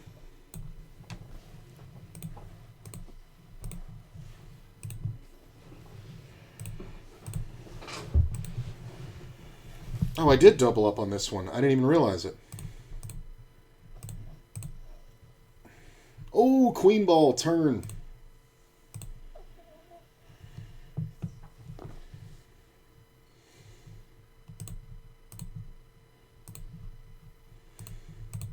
Yeah, I didn't realize I doubled on this 20 and L.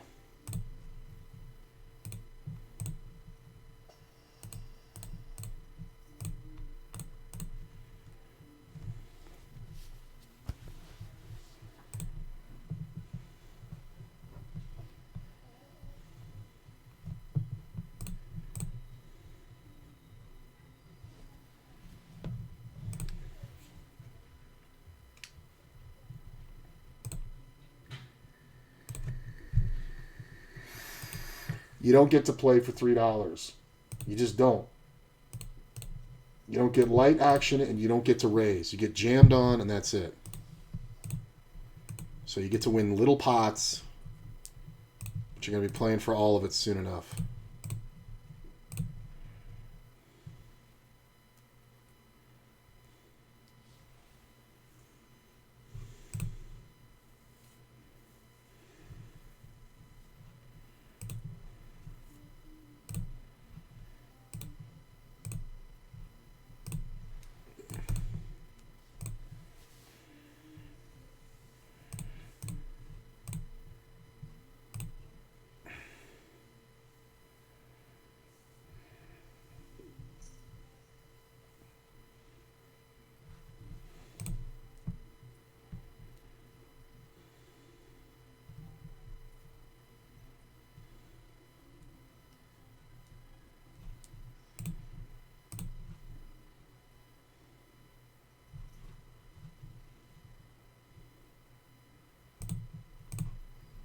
Oh, it's 432. Right? Yeah. 162. 162 plus 270. 432 times 7. Yeah, it shouldn't be overlaid. 3,024. Why does the prize pool say 3,000? The fuck, WSOP?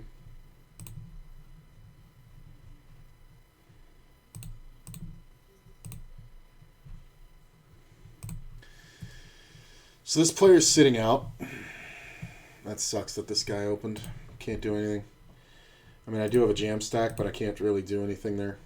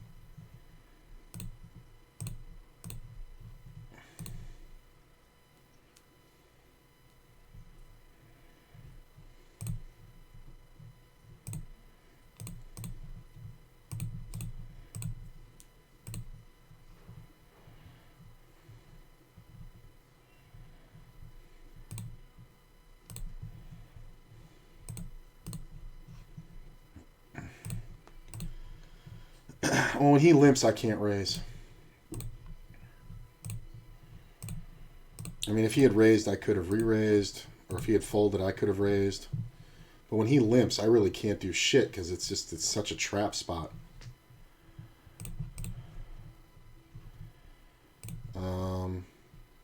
I think we take one shot so we make it big.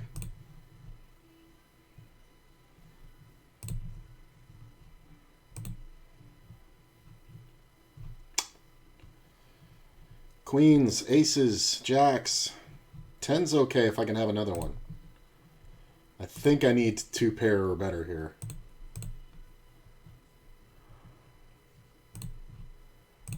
I mean, this can be 3-4. I don't know what's going on here.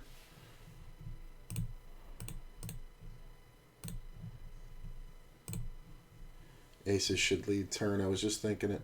You got it, man. Let's just call the jacks. Yeah, he was trapping aces.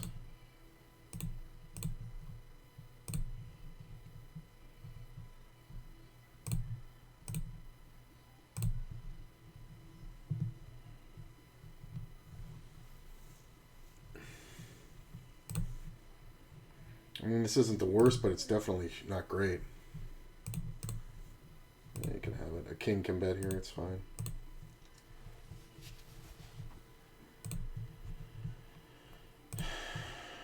Waiting on another table.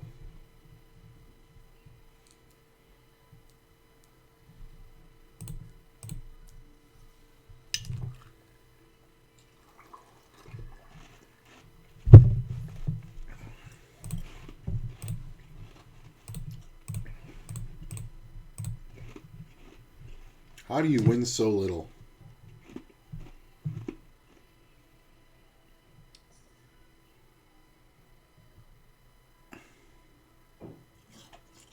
Jesus.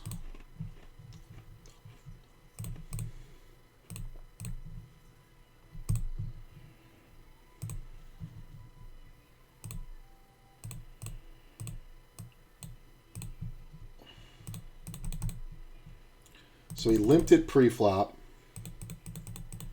He checked the flop. He bet the he check called the turn.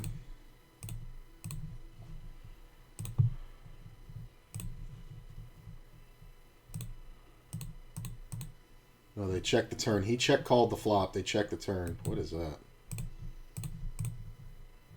That's a jam.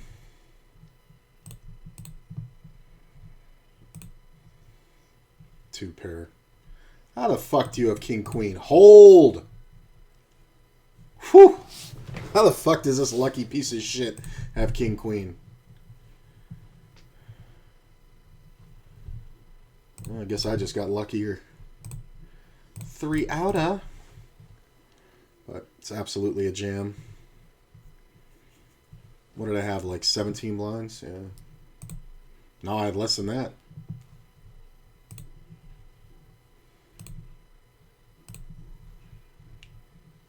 So the flop was check call, check check, turn and river. That's funny. On that ace king versus nothing. Like, you could bet the turn. Or you could bet the river. Nah, you should probably just bet the turn. You're just actually afraid the guy's fucking got a deuce when you're trying to get him to bet with nothing.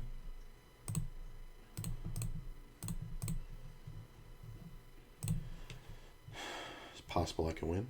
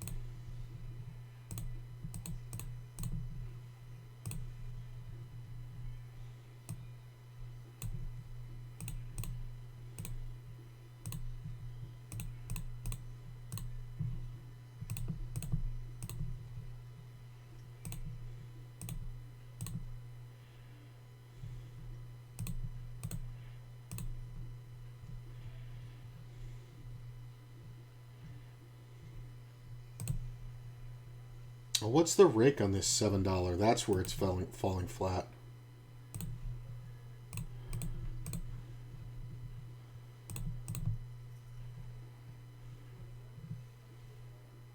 Oh, that's what it is. They didn't make it because of the rake.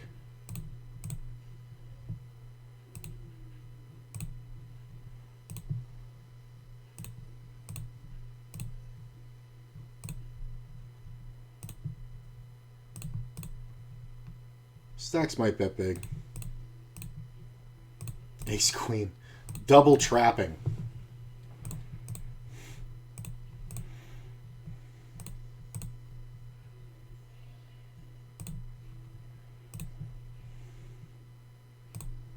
Guy just never 3-bets pre. I should be losing a ton more.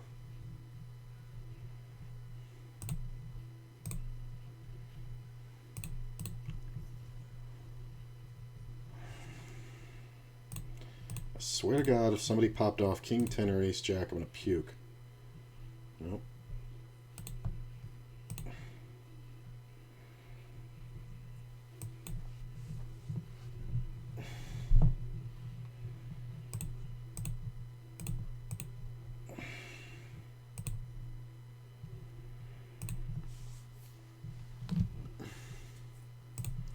Is this table just not good anymore? I might have to look. Yeah, there's definitely better tables.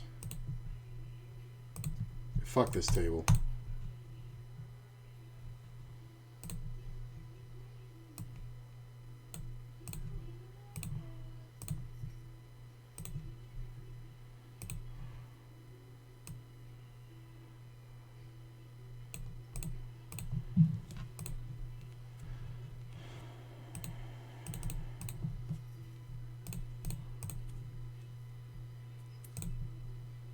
Fuck this table. Been there a fucking hour and a half and I can't fucking get any traction.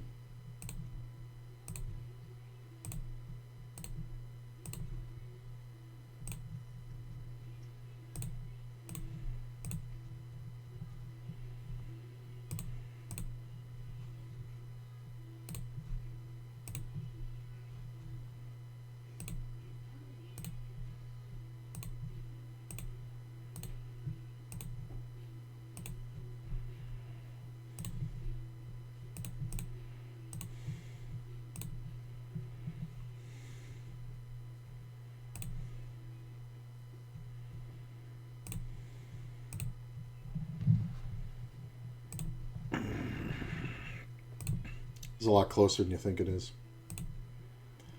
But he's in the blind. Oh, 2-pair good. The fuck did you have? Just a king? Makes sense.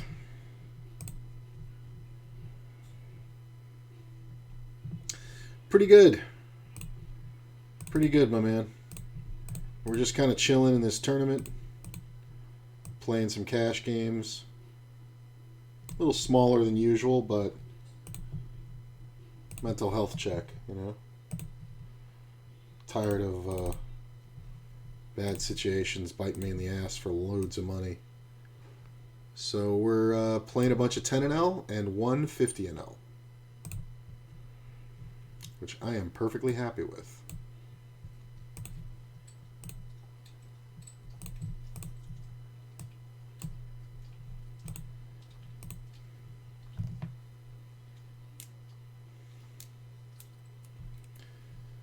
So what do we got here?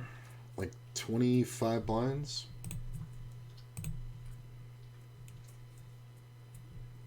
Yeah. So I just get called everywhere.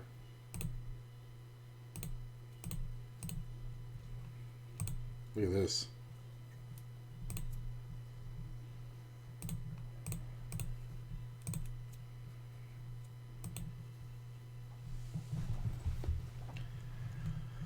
So this player is sitting out. We have a limper and a limper. I think there's too much dead money. We have to jam here. I mean, it's close. If I had ace queen, I wouldn't even think about it. It would just be all in, but ace jack suited is right on the line, I think. And this player's kind of a dumbass, so he might call me with anything. I'll take it, man. 4K for free. You just, I mean, when the player's sitting out and you don't even raise as this big stack, you're just so weak. Never trapping.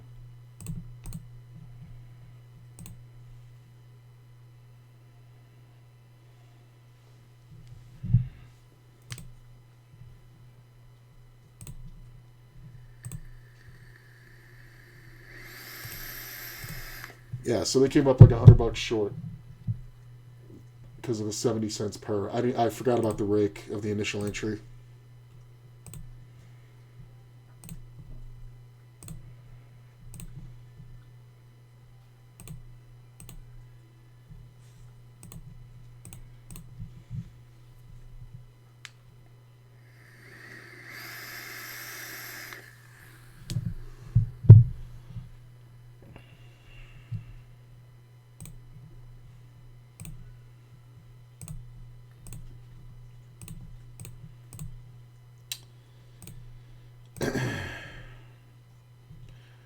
What do I got? 4 doubles so far. Still a little bit behind, but I'm only down a little bit in cash games. I'm down like 26 in cash games. And I lost a bunch in 50 and L when I first started, so what are you going to do? So I guess I'm technically down like almost a full buy-in for 50 and L today, but I got 21 in this tournament. So what is that, like 30 bucks? Yeah, it's not bad. $30. Sitting 40th in this tournament now. Top 30 get paid, 62 left. All right, that's a 50 and L. Let's take a look. I'd have to be really tight on this one. Yeah. It's not bad. I have to let my late positions go, but I'd have to play a little tighter from the blind.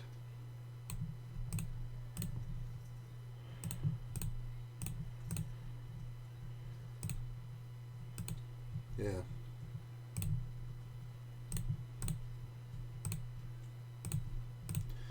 Get 3-bet by a big stack. Pretty much never folding for this kind of price. 2,600. If I flop a 6, I'd probably guarantee the double.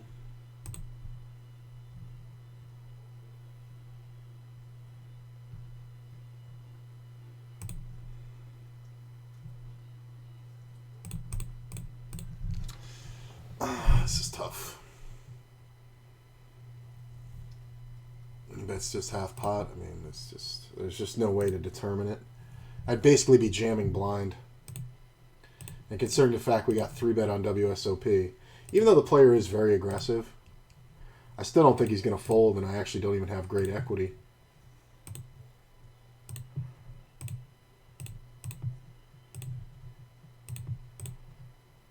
Hey, first hand on this table.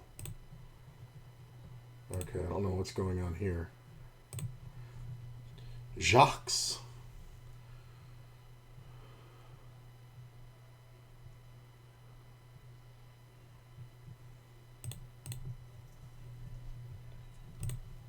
Yeah, 3-bet.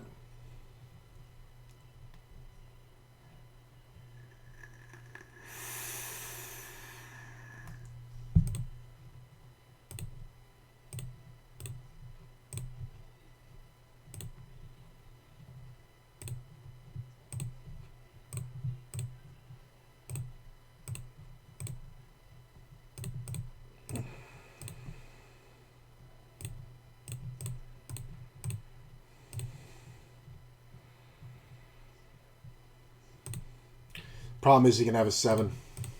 And when the 7 pairs, he's never afraid with an ace. So, ace fucking 9. Unfucking believable. This is kind of gross. Again, it's another fringe spot. The 7 has to fucking pair. Like, if I have ace king or ace queen, I'm just going to win a pile there.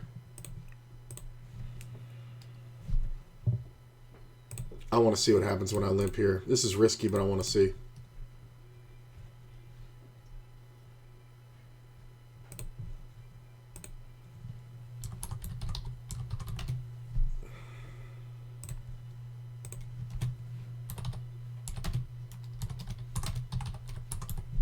It was just a horrible run out.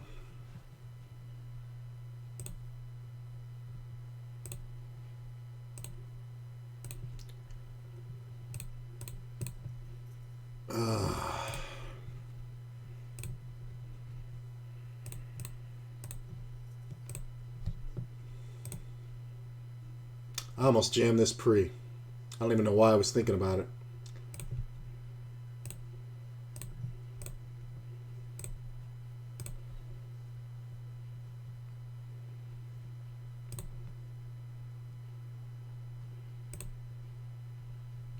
Everybody hitting top pair on me. Yeah, we're going to steal this one. So this player raised small. I re-raised. He 4-bet. Queen, please.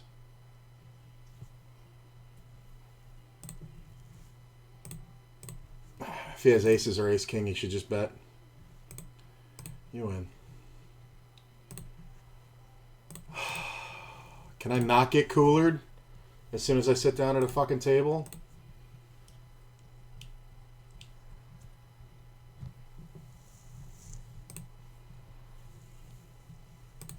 I could have just folded it, honestly.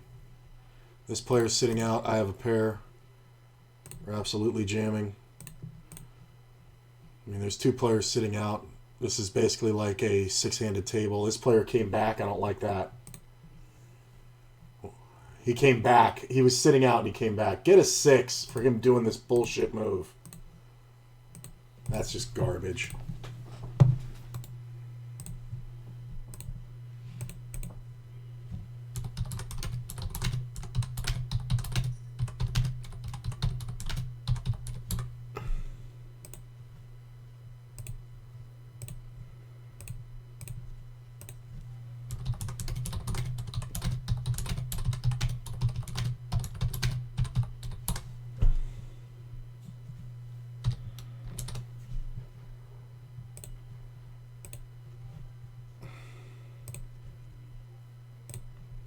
It's annoying.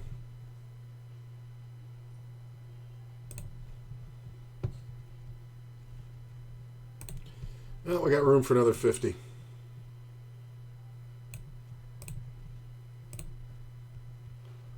I don't mind this one.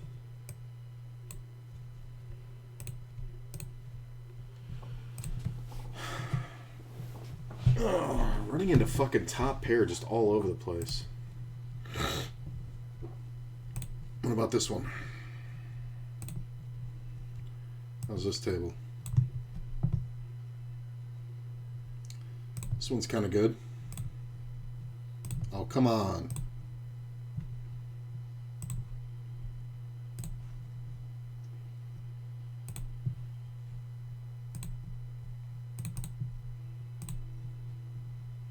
I didn't mean to call that.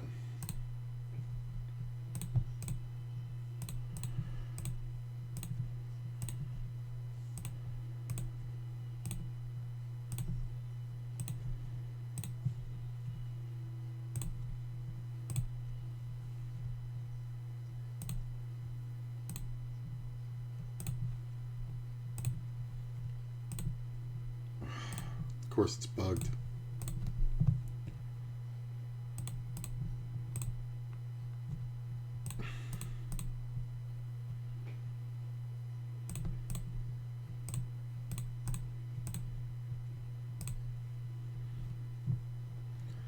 Can't seem to hit a set.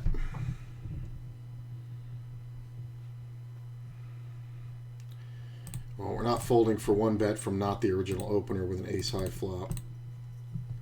To hit a 9, as long as he didn't gut shot it. So, in the scenarios where he has an ace, he shouldn't have much else, so we're just going to call.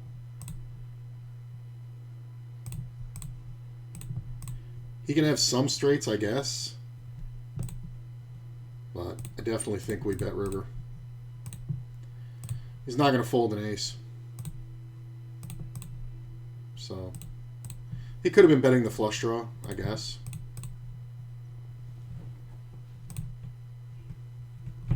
Might have just had nothing.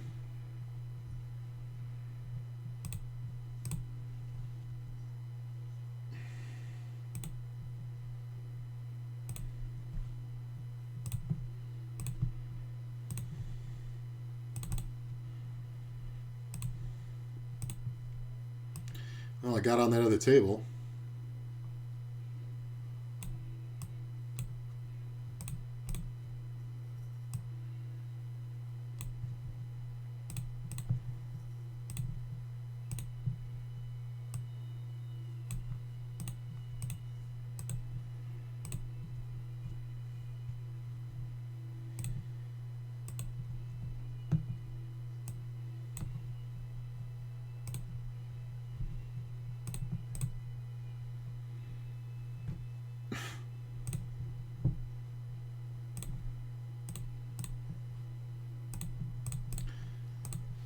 Took his time. I wasn't going to bet it.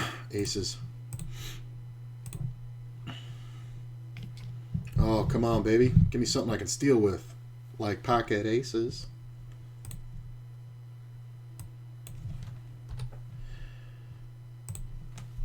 $5.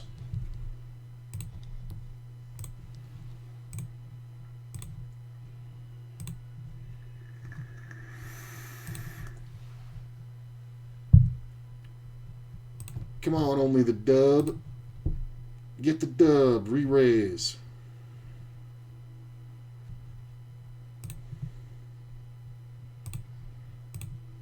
Really? Zero action. It's better than getting cracked.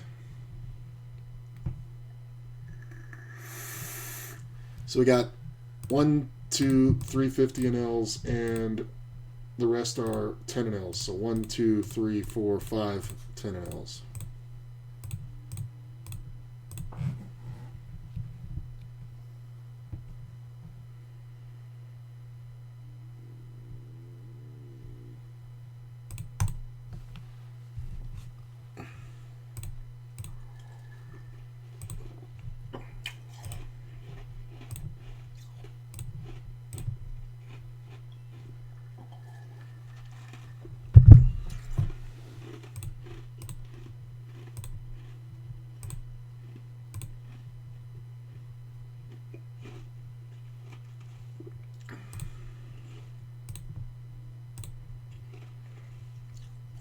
Hey, lots of sixes.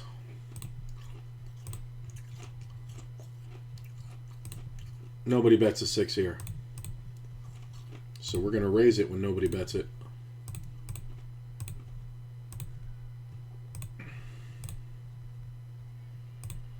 Get the call over here. It's hilarious. Jack of spades one time. Hey, what's up, Vice Chick? I made the nuts. Thanks for coming by.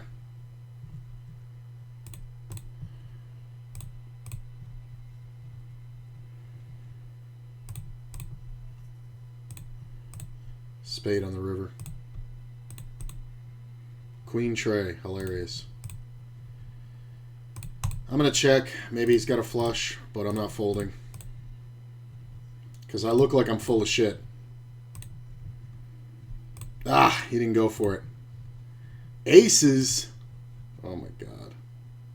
How do I get so unlucky that the flush comes off? Like, I know I just cracked his aces, but if that flush doesn't come off, we win a pile. I should have jammed it anyway. He bet the flop, too. That's funny.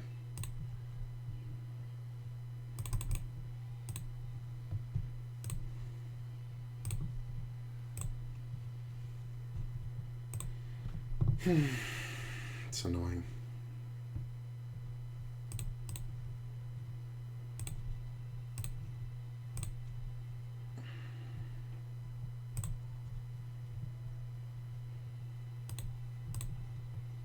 Kings. Gonna raise out of first. Oh, 3-bet. I'm just going to call here. The guy doesn't have enough to make me fold no matter what the river is. Queens, queens. We're just going to put him in.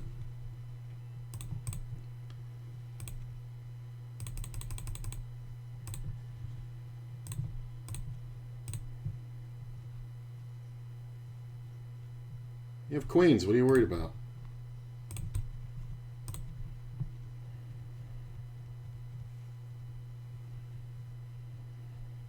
Okay. Yes, he's got outs. He's got so many outs. That's not one of them. Oh my God, take longer.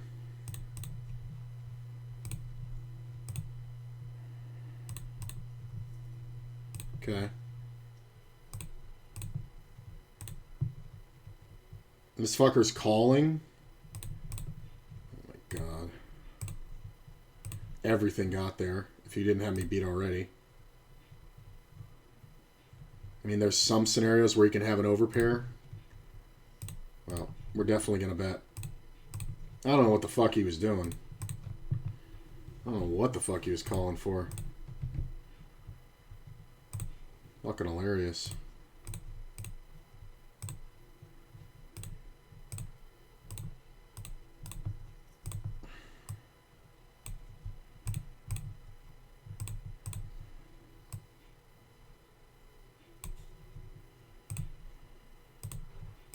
Oh, that's why that table didn't match up. It was too big.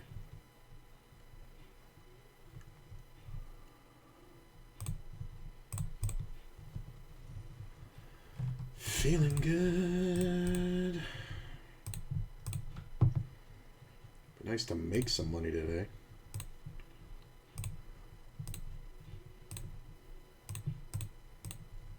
Oh, this is a 10 and L. I doubled. All right, I got to get off it.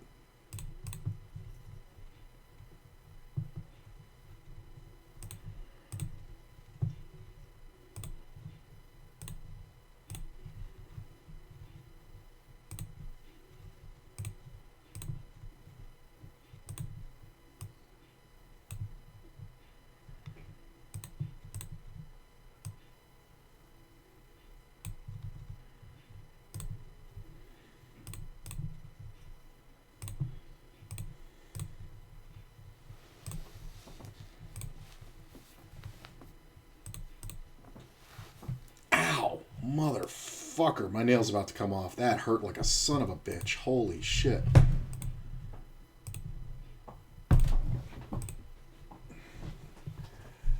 Really?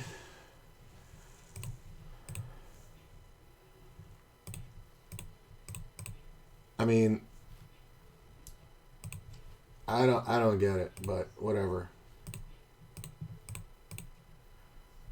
Oh, that hurts so bad.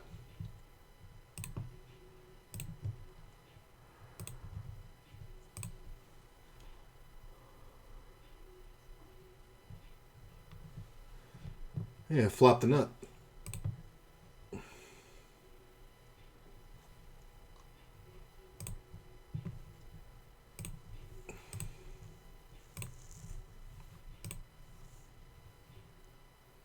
Full pot. All right.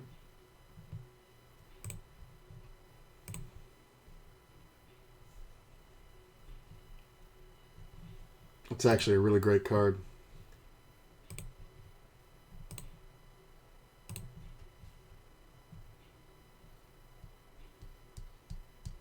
I mean, if he's full of shit, he's full of shit, but he can usually make two pairs there.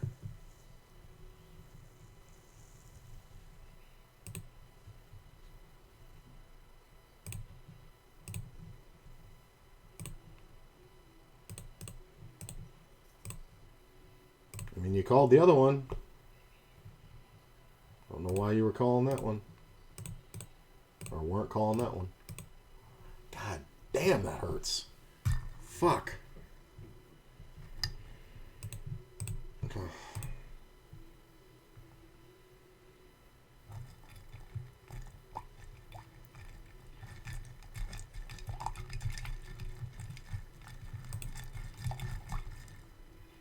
It's a lot of queens.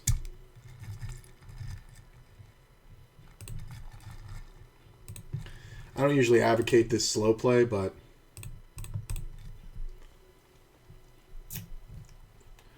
somebody else can have a queen.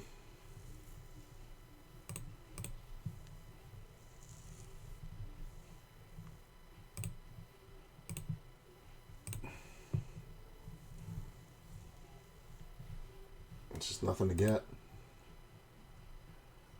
Oh, that hurts so bad.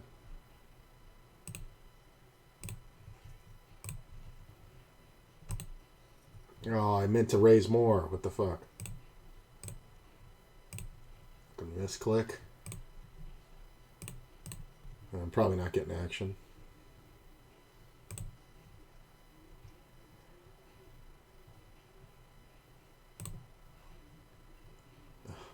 Three bet and four bet.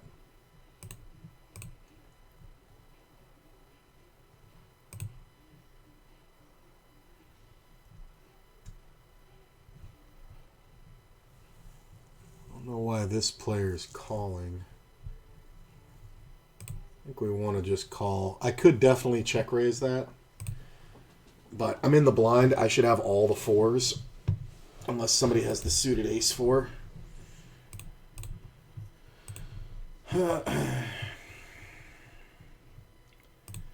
I'm going to blocker bet the river, but I could also have a four here. I'm called. I guess this guy's got some big pair that he just doesn't believe.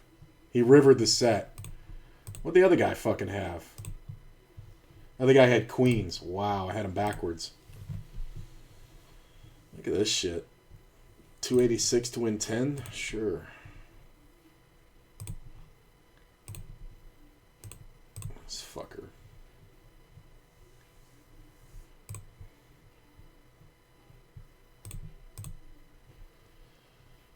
The half pot bet.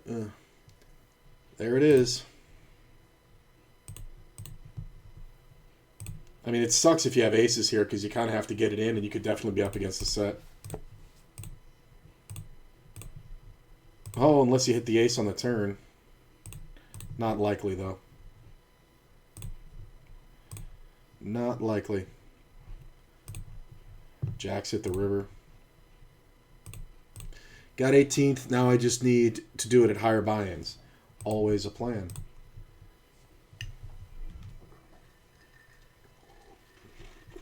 I don't know if you can fold ace-king here. I mean, you can definitely be up against jacks, but yeah. Kings, look at this. Look at these fucking morons. If I had somehow gotten to the turn, good thing for them they didn't slow play it.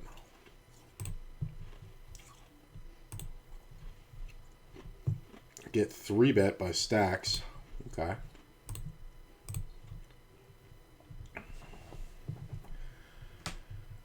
Backdoor club draw, gut shot, overcard. He bets micro. This 10 would be unbelievable.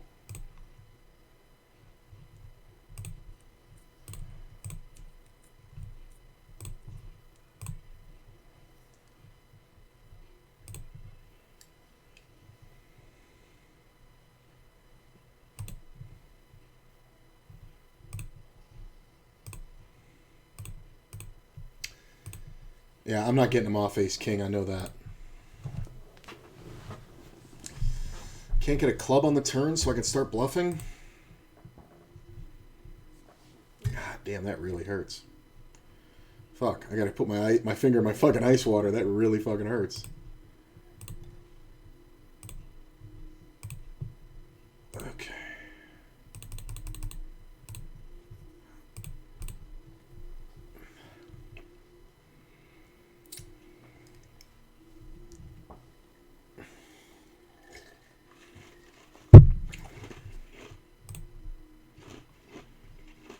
Gutshot Royal.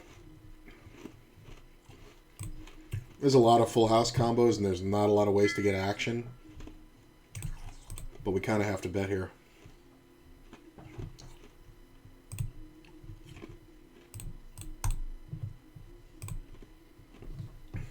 Limp and a small raise.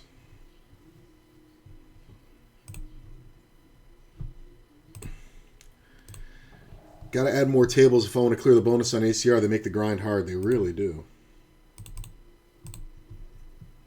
Oh, I haven't flopped a set all day. It's so gross. It's because this player behind I can't call. I mean, it's not a huge loss, but backdoor straight draws. 4 is obviously good. I like that I raised twice in a row and got action on this one, so we get to bet big. I can be up against a set of 7s for sure, but I don't think there's much else way to fold. I'm going to fold this one. Credible's going to rebase. King, queen, spades, everything got there. We're just checking. Hopefully he has queen, jack, set of 7s. Way to play, bro. You got the minimum.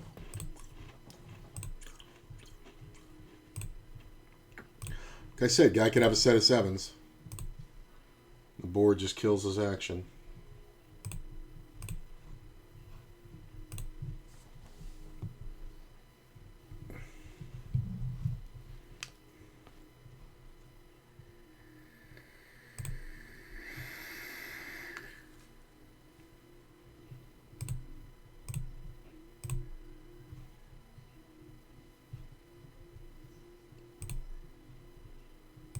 Look at the gut shot.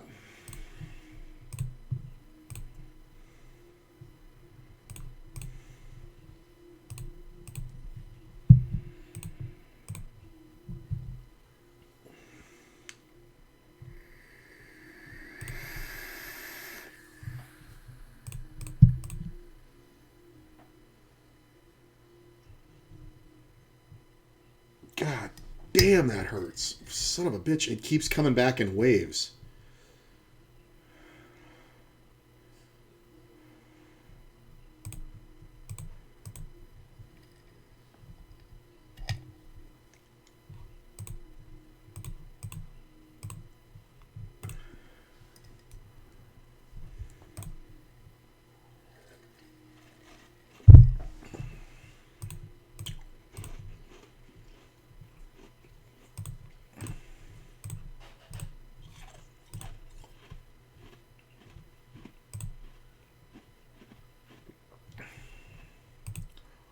Aces.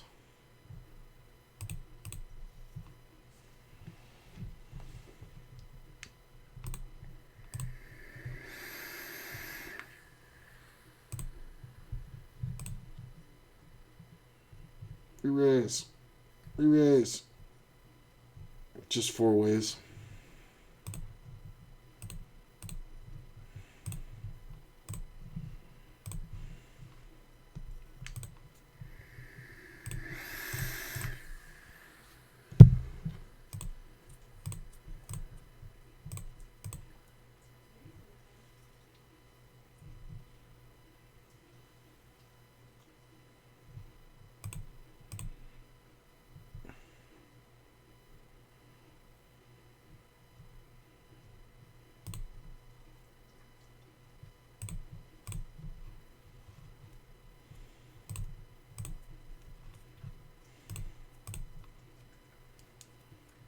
Ha! He beats me with 8 high.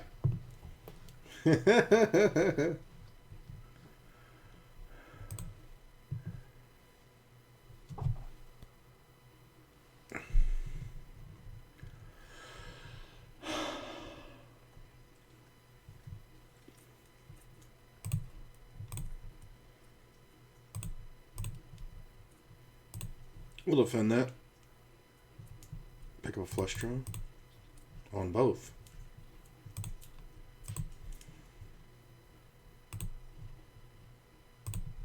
Pick up a pair.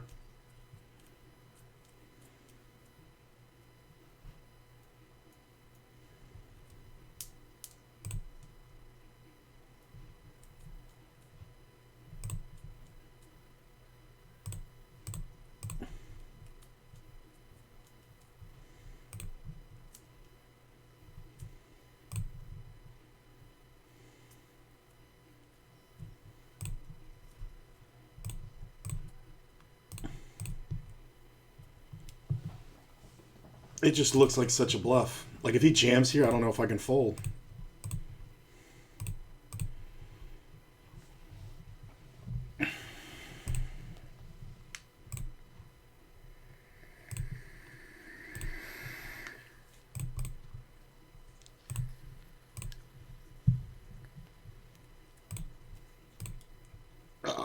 So much potential. Diamond, 6, deuce. 6. 7. So it costs $6 to call. There'll be 18 in the pot. He'll have, yeah, he's got just enough. Look at that, $60, perfect. He's got just enough for me to call. Can't call this one.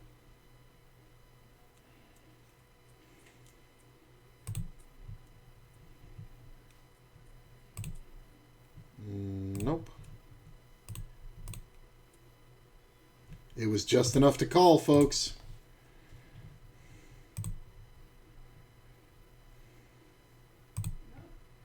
I mean, if he has spades or a fucking set of jacks, I'm going to have to cry.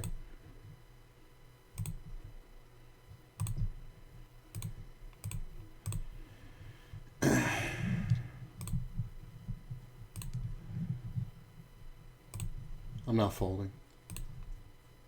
Obviously. It's supposed to look bluffy. So some players will even go for it here, thinking I completely missed.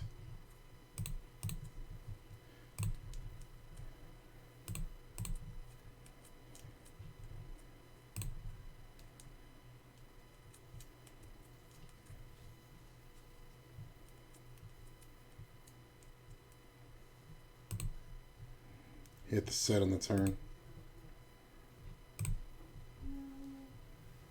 He had 42. There was 18 in the middle after I call. I have to be able to win $60. Wish they had 5NL Blitz. Yeah. I think they do on ACR, but it doesn't run. Which means they don't have it, of course.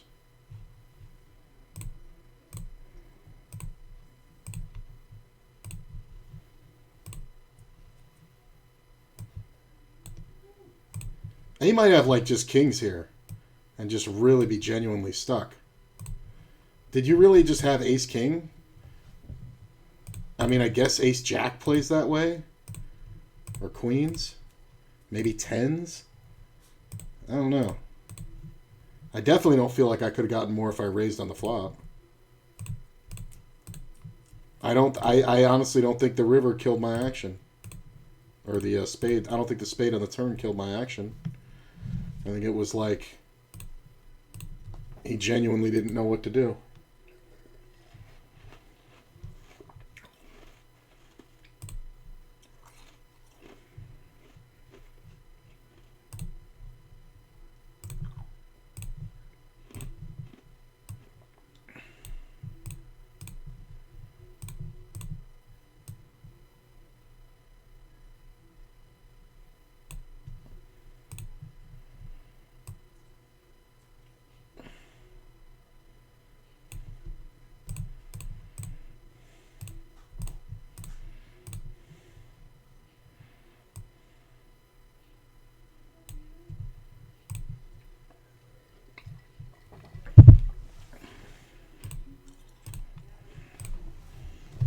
Ugh.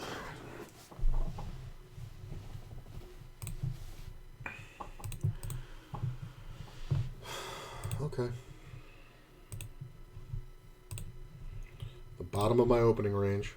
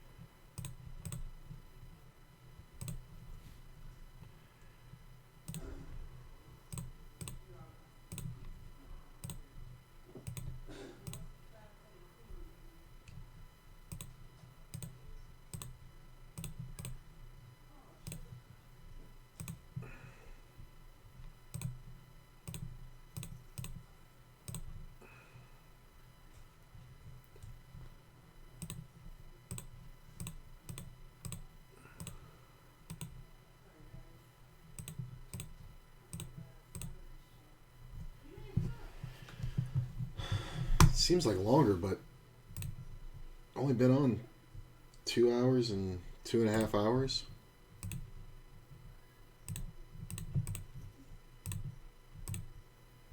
Seven's nice. I have the ace of clubs. Funny, I was going to check jam him. Why'd you check? Ooh, another set.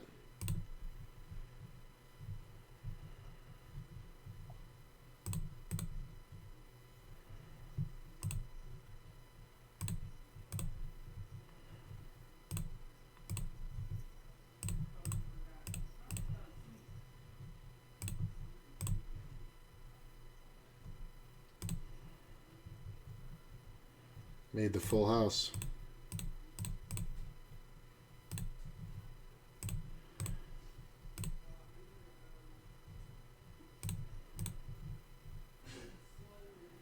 Ten and L is the lowest on ACR.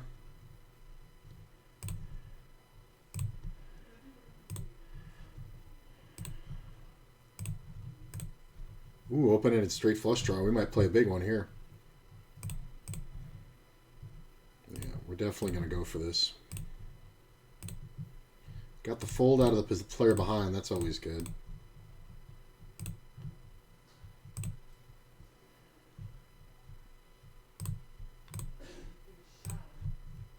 Two folds. Hey, we win it with fucking 5 high.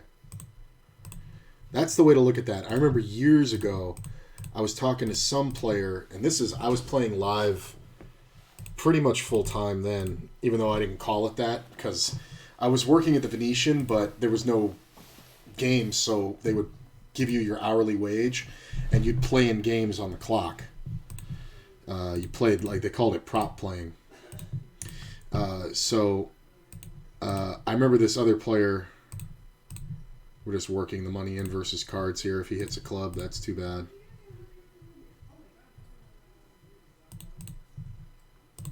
He's only got 51 cents, but he actually might fold. But, yeah, so... Oh, this call is weird. I don't know you well enough. I'm going to fold. Plus the diamonds out there. Wouldn't have made it a good call.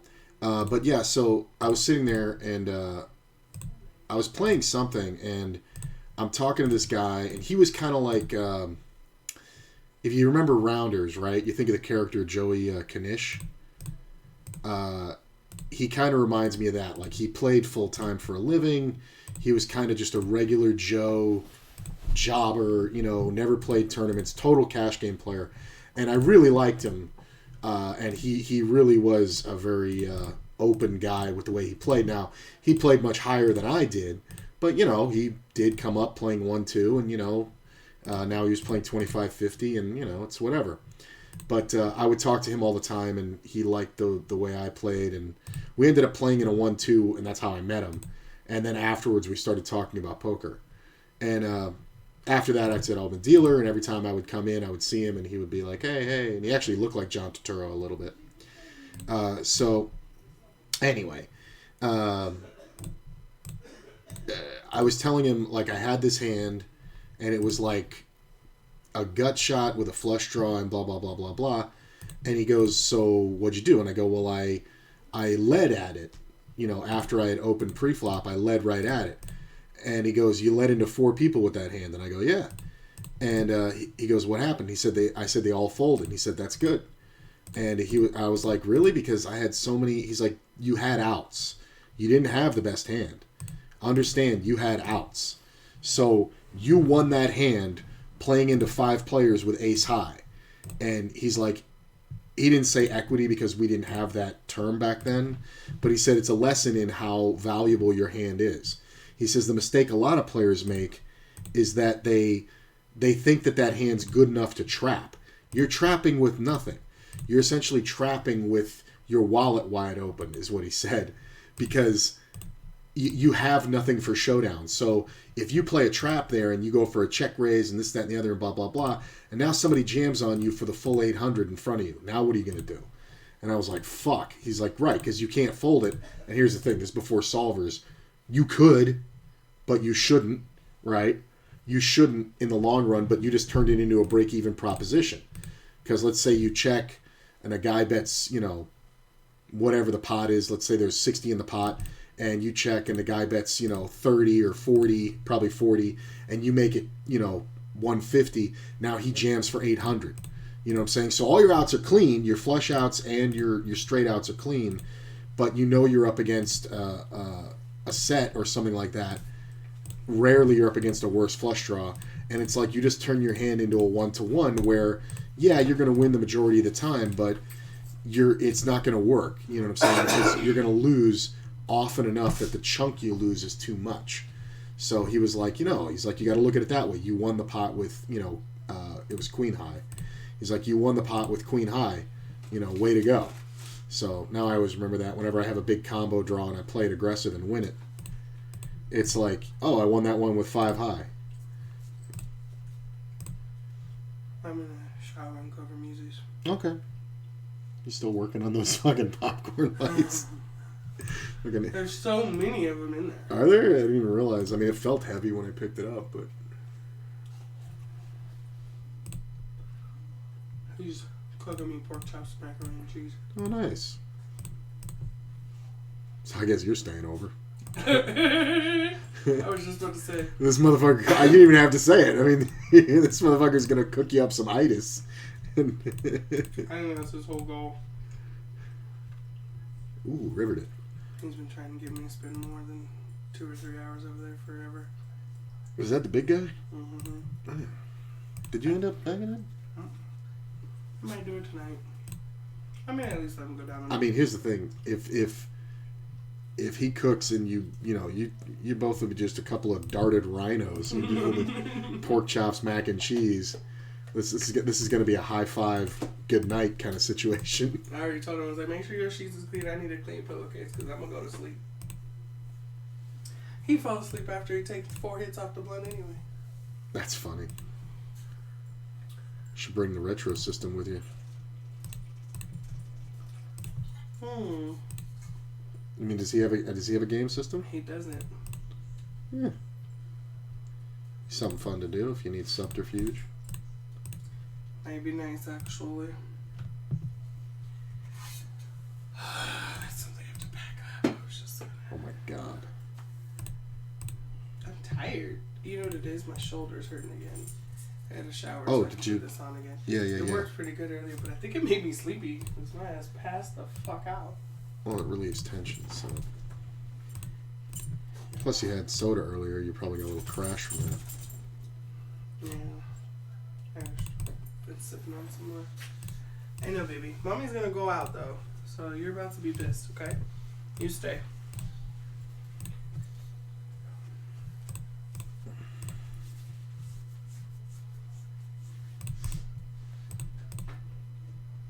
I mean, you didn't have to stay, like, right there.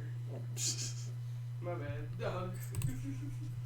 Yeah, you say stay, he stays.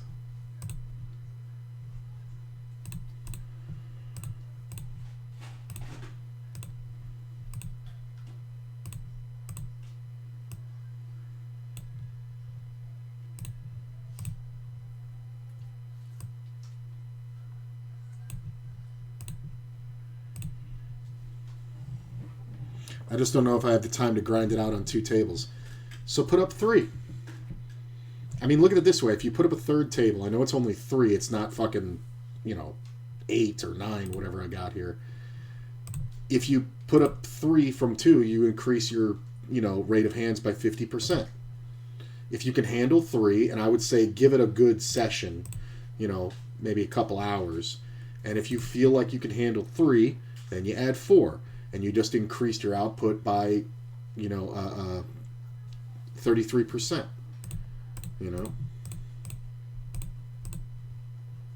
From 3. You doubled it from, 2, obviously.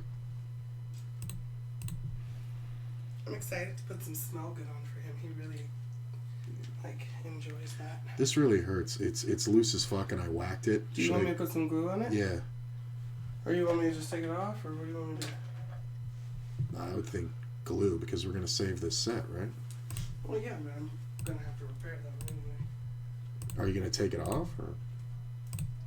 I'll just put some glue for now. Okay.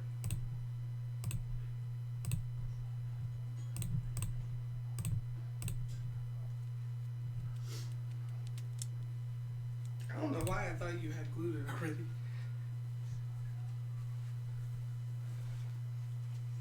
See how it's glue. Yeah, stop doing that. Yeah. Just be gentle. I mean, you can move it a little, but I just had way too many outs on that one. He had Queen Jack and he was betting like that. Yeah, I had way too many outs. Hold your finger down. Well, how do you mean? Just hold your finger down. Oh. Turn your finger down. If I hold it down, I'm putting pressure on it.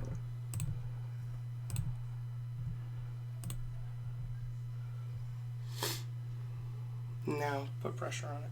Okay.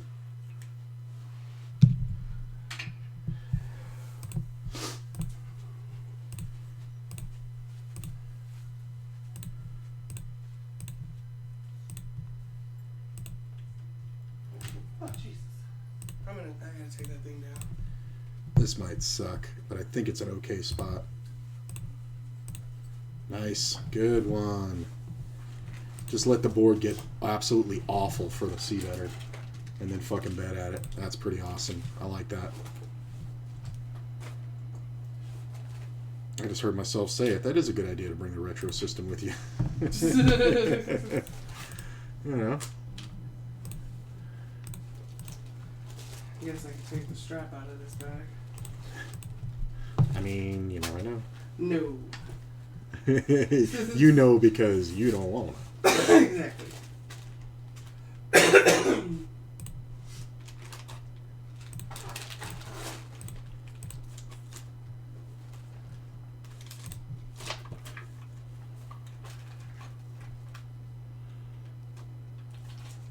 That's so much better. I like fucking whacked it and it fucking really stressed me. And nail dead. Yeah.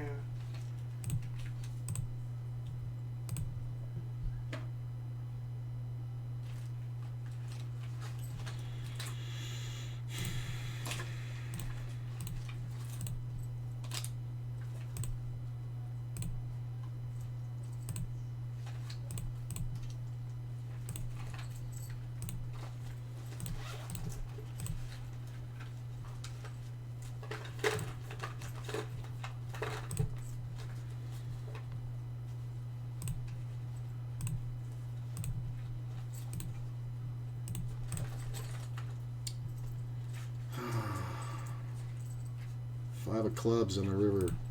I mean, I'm gonna check. I don't know here. Somebody might have a five. It's not likely. Set of fours. Yeah, that's kind of likely.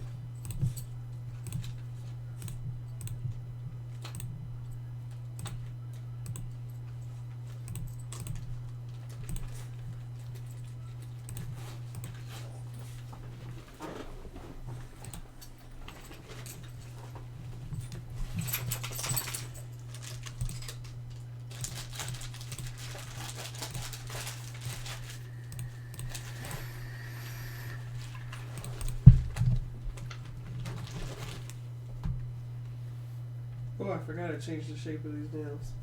Yeah. I have to remember that when I shower right now.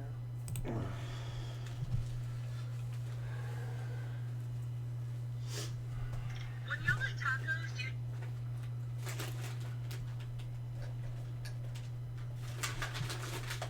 Boom. And I already have meds in here too. That's kind of awesome. Flop the draw. Get led at. I like this one because the draw is super disguised.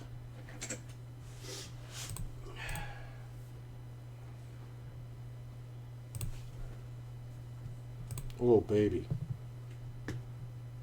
I mean, the problem is he's going to think I have an ace. He's only supposed to have one pair of 8s or 9s here. But he may have 2 pair and call off.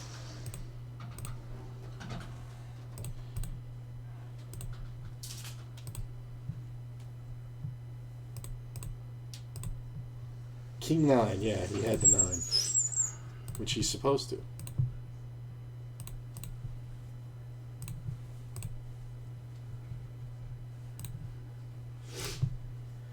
See?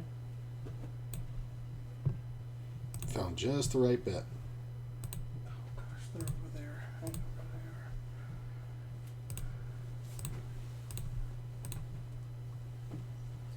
Crawl. Keep getting these iffy ones.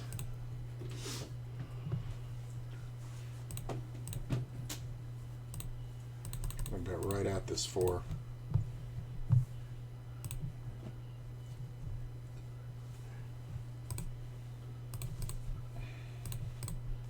Can he have clubs? Yeah, but he should have just a lot of aces and want to bet. Queen 9. I think I got the max.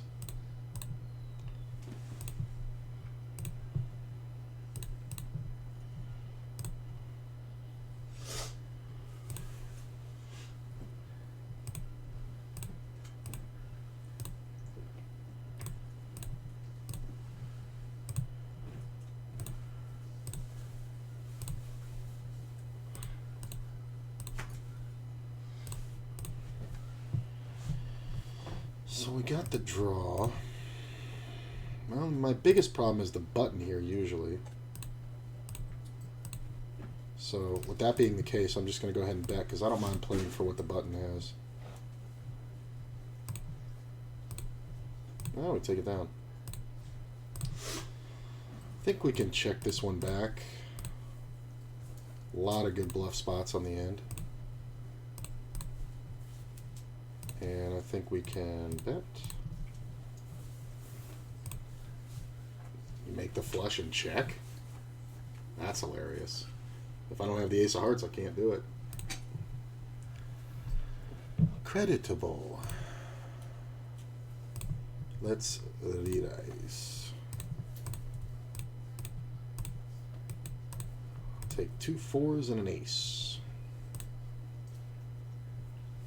Not close.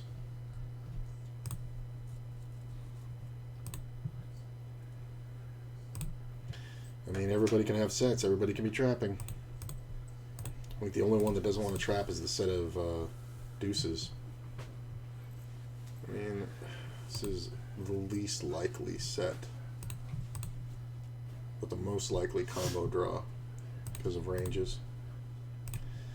Just let it go. Could always just be beat by an 8, right? 8, 9. It's fine. I don't mind it. Okay.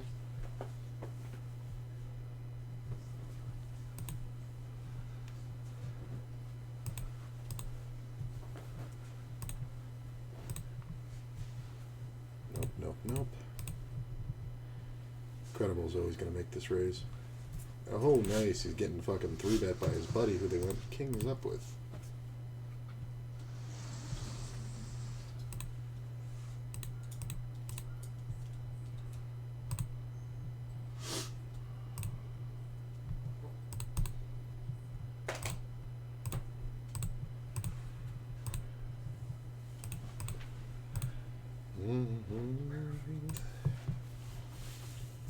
Take the ace. I'm going to check back. He's only got 24 blinds, so we can give up the first street and still get all the money in.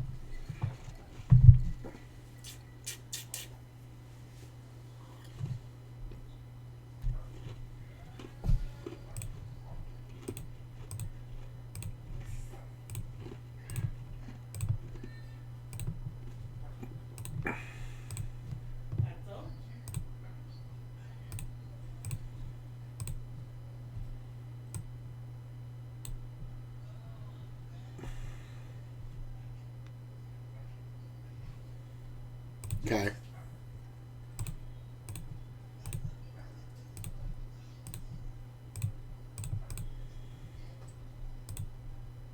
Full pot.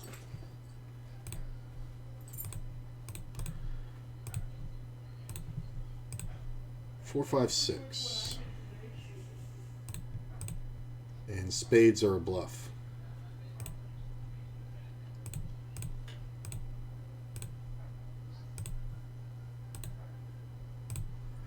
I'm going to check. God damn it, I thought he bet. Was he actually bluffing? Was he actually bluffing? He had queen nine, so he wasn't bluffing, but he was overvaluing. There's going to be a lot of queen jacks. There's going to be a lot of, missed draws. I probably should have bet that one the whole way, but I flopped it so dead.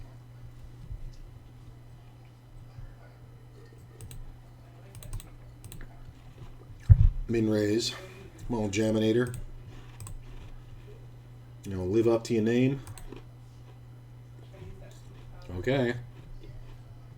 I mean, whatever. Sweet. Hold. Look at the deuce. Queen. Awesome.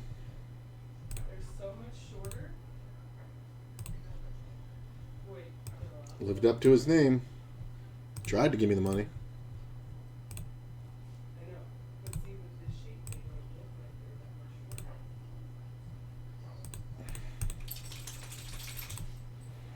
Aces on the buzznin'. Come on, you get in there. I mean, he opens wide, but he's definitely somebody I want in there. He limps. I'll make the standard open. I don't expect him to fold. But I might get 3-bet by... I honestly thought Stacks was going to do it. Called. Awesome. And he folds. Do we want to check this and play a 2-street game right away? I think we bet small. Get called. Check it here. Fold river. Well played, you fucking retard.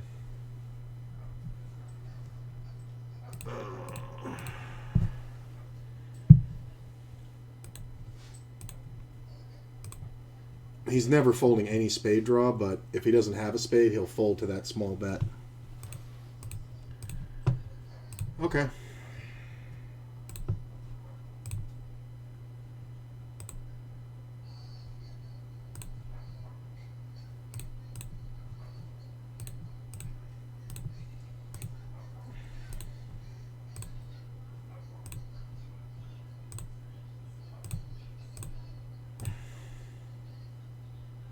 Incredible's going to raise here a lot. See a raise from spin.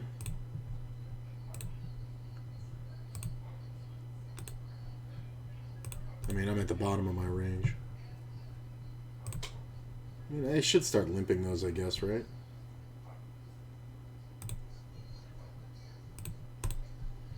Just because if everybody else is gonna, I might as well.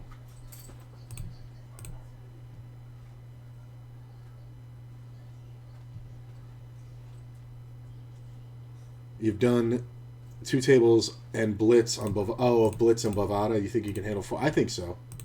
I'm just saying though, it plays at a different pace. So maybe start out your session with 3 tables, then go to 4. Because you got to remember, there's other things too that you have to learn how to get good at, like shooting your eyes around the screen. So like when you have 2 tables of blitz, it's just back and forth, right? But when you're 4 tabling, I'm not saying I don't think you can do it. I'm just saying go to 3 first. Even if it's just for 10 minutes. Just to be like, all right, this is cool. And like put the seat, like if you're going to go 1, 2, 3, 4, don't like, set them up the way you would and then just slide another table into that 4 slot. You know what I mean?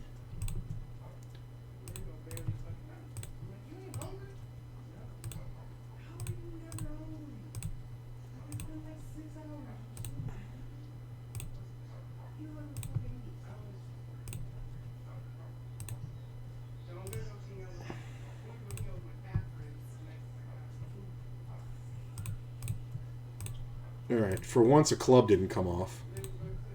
Can I be beat? For sure. I think we just check. Yeah, he's got it just nutted. I love it. Well played, bro. He's not folding, but I can't go bet, bet, bet. And I'd have to bet 3 times. And there's no reason to bet 3 times because when the club misses, I can't bet because he's on the club draw. And when the club hits, I can't bet because he's got the clubs. So that's not a good board for bet, bet, bet when the ace hits the turn. I love how he just called it, though. I would have fucking raised the shit out of that flop. 12 clean outs twice? Okay.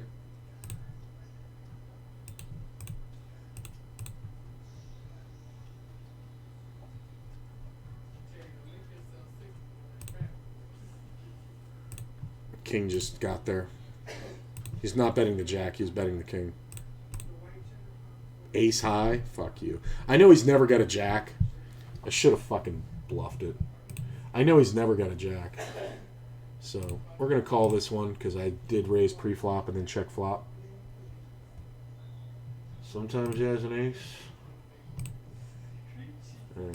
This is one of those times.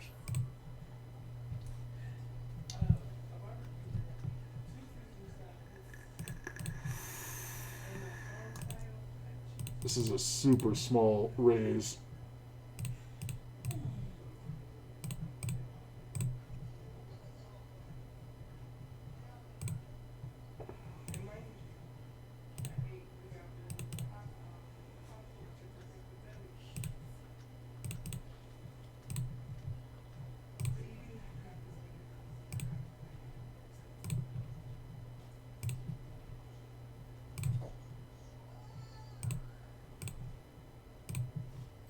Oh, the 6 on the riv. I can't really raise, but I should win this the majority of the time. Yeah, he's just got a bare ace. He's not going to call me if I raise. But I'm just never convinced he has an ace when he leads right at it. He should, if he's going to lead right at it, he should keep betting. Really? Yeah.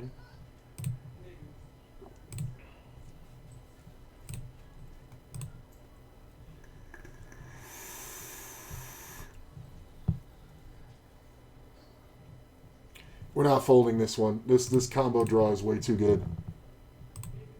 It's 12 clean outs. It might be more. We're just going to shovel money in. We're not even going to try to let anybody off the hook when a club comes. There it is. Oh, he had king jack, 2 pair, but I got a good side pot. So, I only lost 5. I love how Disco fucking just king jack, just trapping with it.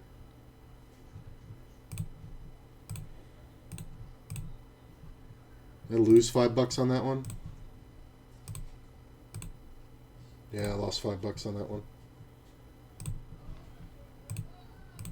Yeah, the guy flopped the fucking straight.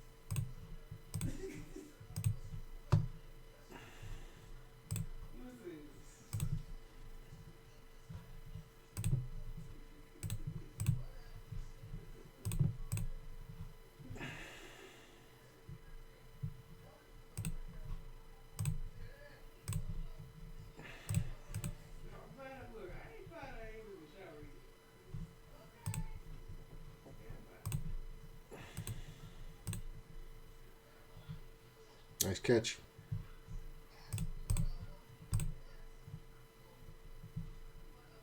He limped it pre. Then bluffed the flop. And got lucky.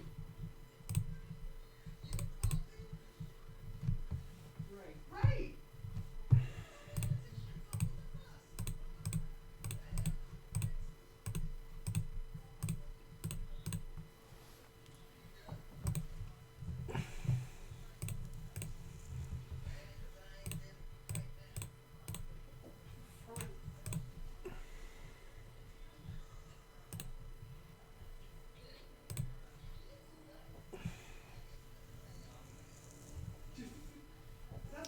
Oh, you meant you were two-tabling and the third table of blitz. Ah, okay.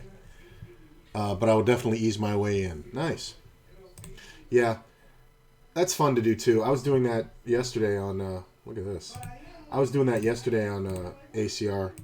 I was playing one table of blitz and two table... or three tables of nine-handed bomb pots. Just because it goes so fucking slow. But I didn't want to put up so many bomb pots or bomb boards, whatever. You know, every 15 minutes they do the bomb pot thing. So, in order to get more hands in and just play more poker, I just started playing blitz.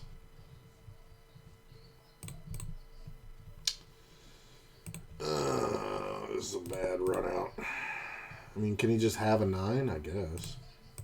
He's going to have a lot of 6-7s, though. So... 6-5, he had the other one.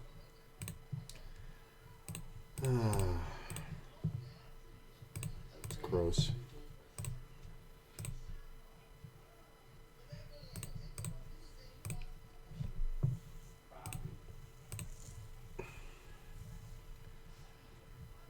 This is interesting because we're not calling for a chop because there was 2 other players in this pot. So we're calling for a third. Or for 2/3. So we actually make money on that one.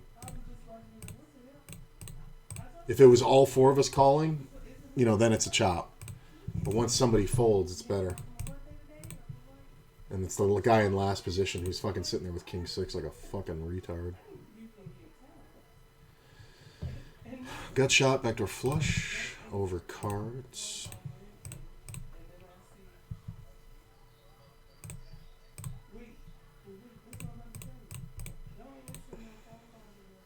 Six of clubs.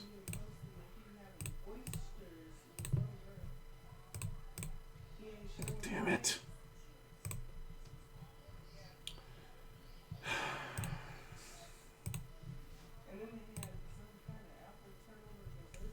No. Not the straight with the flush on board. Not the paired board. I'm just going to call this one. This is tough. This is tough because anybody can have everything.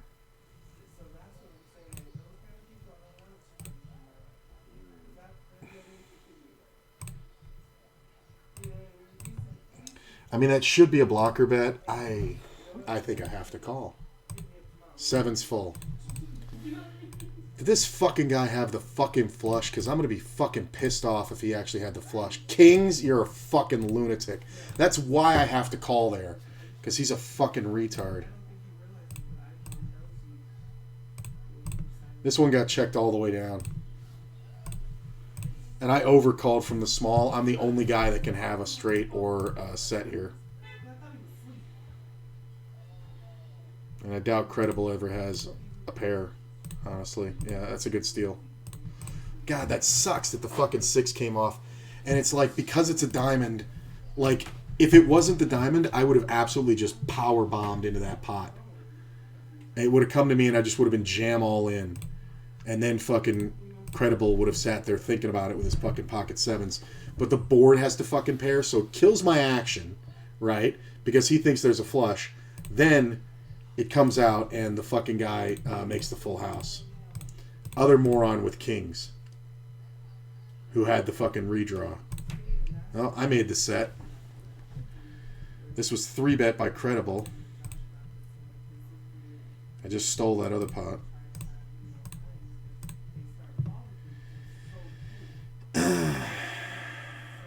player just got here.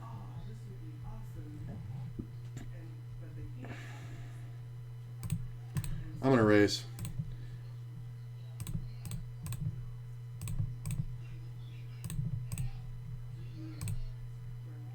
This is first hand.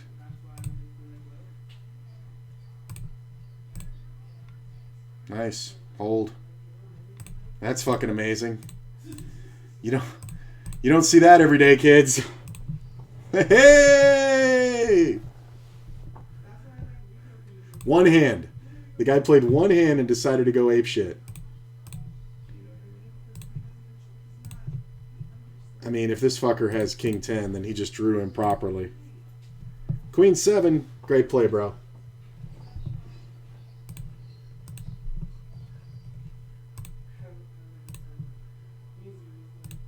I might have to stay here because of this player.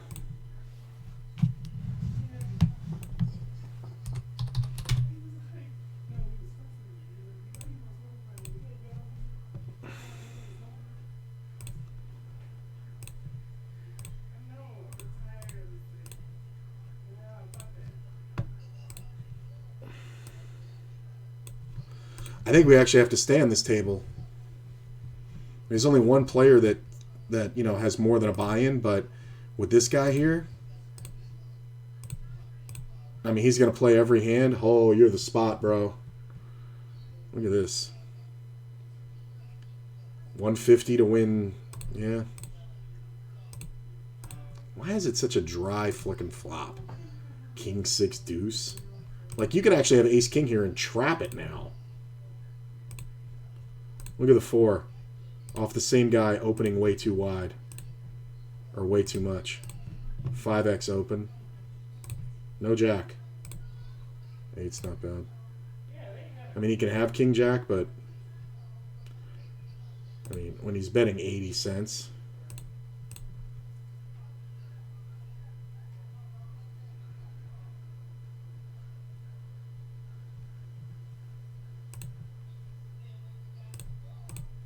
Ace on the river. I mean, does he ever have king jack? Kind of doubt it.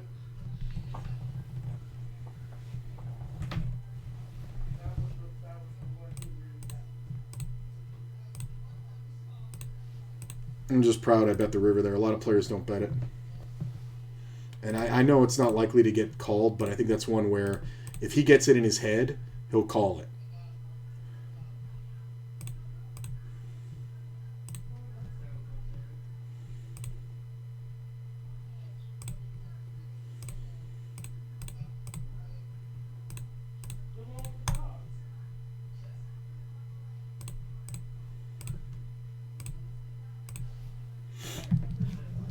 Look at this.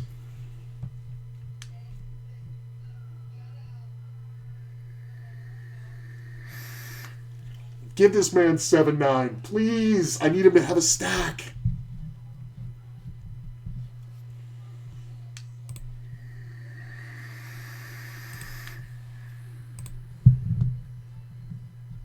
Have it. Yeah, I got to put in a session on 4 tables, see how many points I can grind. Ideally, I'd rather not have to grind it out on blitz. Yeah, I think you're better off on slow tables. Honestly, it's just you're gonna play better overall than you are on blitz, and blitz is a little harder to beat, honestly, just because the ranges are so much tighter. Even if you're playing 6-handed blitz.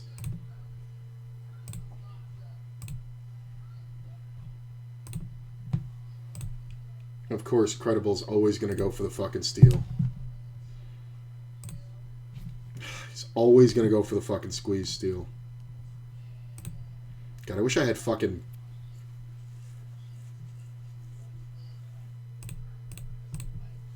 I don't know what I wish I had. I need something I can call raise with. You know what? It would have been aces versus him. Aces or kings. With him in the blind...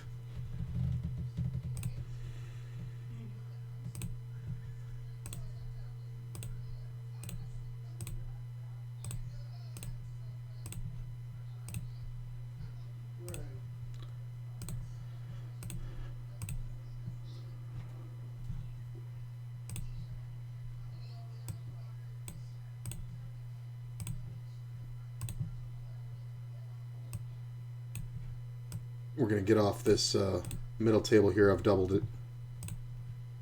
Alright, well. 5th double.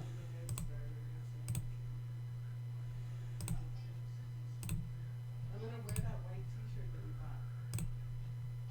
I washed it and it's still oversized. I thought it was gonna straight up be too short. I want to, but I won't. It fits how we wanted it to fit. I know, I'm so excited.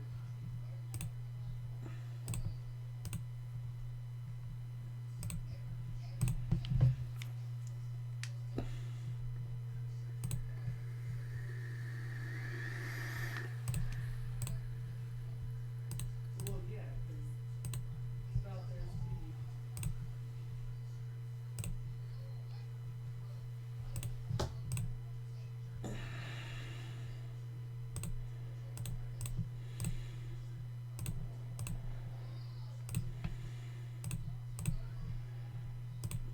Oh, open ender.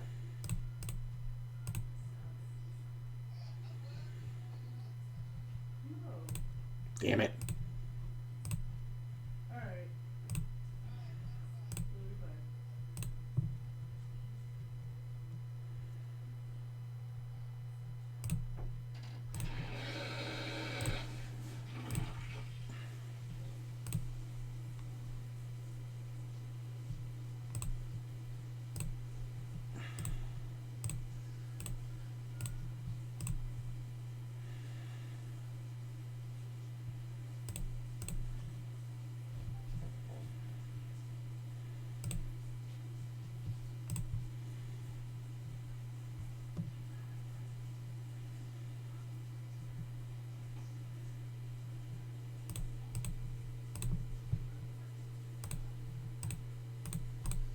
Yeah, he's just on a lot of draws there. We have to bet so we don't get bluffed.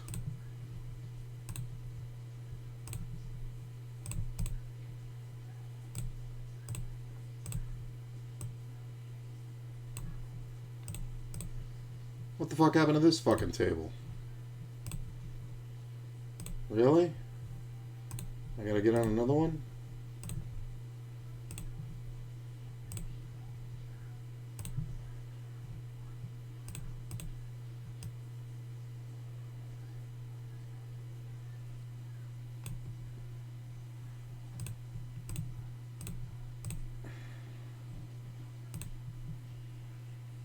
One hand wonder. I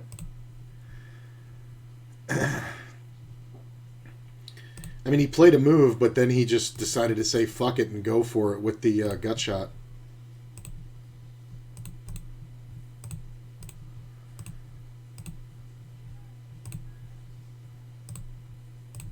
Queen nothing is good.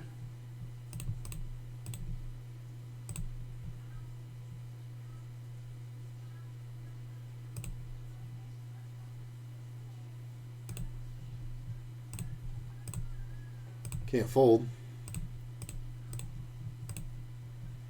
This guy loves killing his action. If you ever wonder why he's never got more than like half a stack on the table.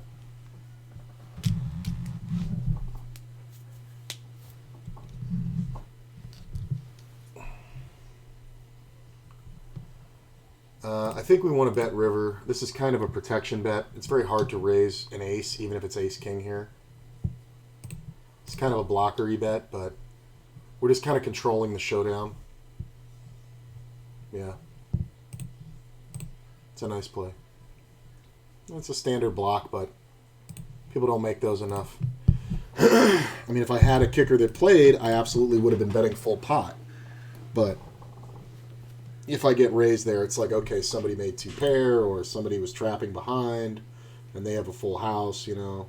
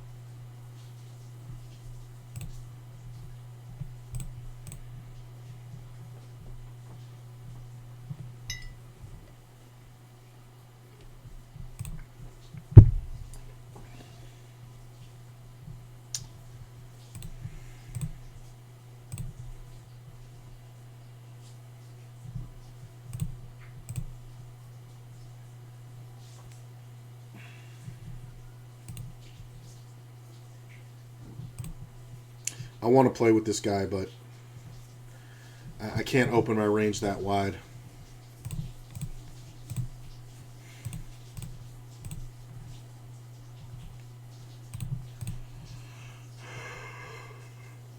I'd have to call here.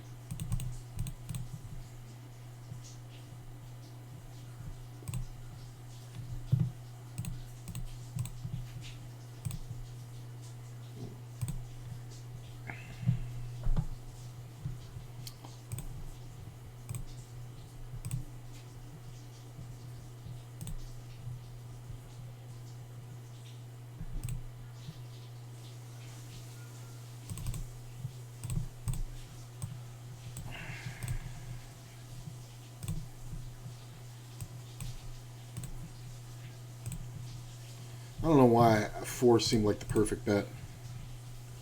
This guy's going to bluff it. He can actually have a lot of 10s. I mean, I wouldn't have played a jack like this, but it's going to be very hard to fold versus this player.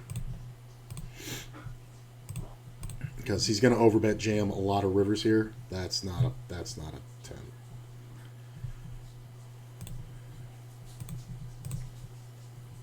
It's not a 10. It's the full house. See, if he jams, he's probably good. Ace king. He got a call out of ace king. Well, nice play. God, I wish he knew how to play better. He'd have a big old stack. We're just going to call. You definitely could 3-bet, but I don't think it's really a smart idea.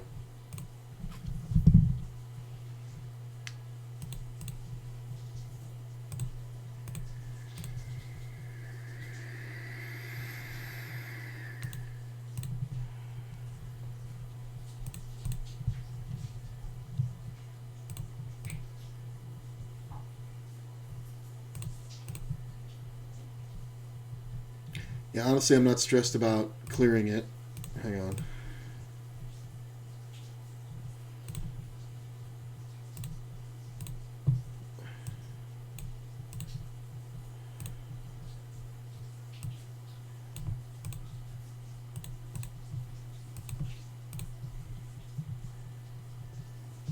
I got check raised, and I got a gut shot in top pair. Small raise, too.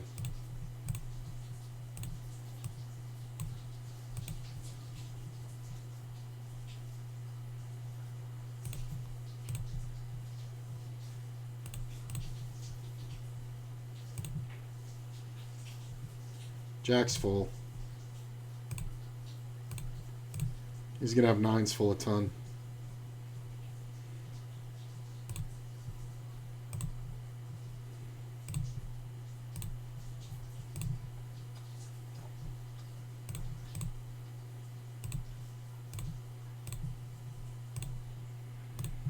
Absolutely bluffing.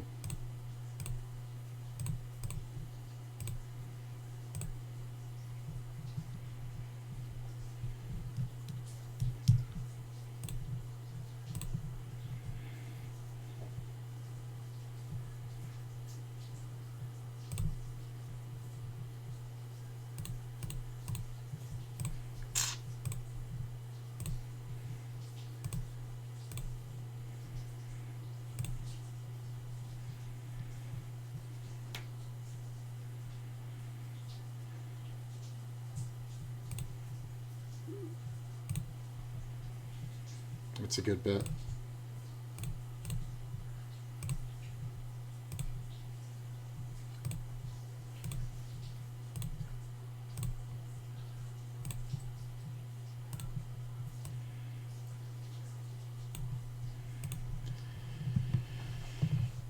Really?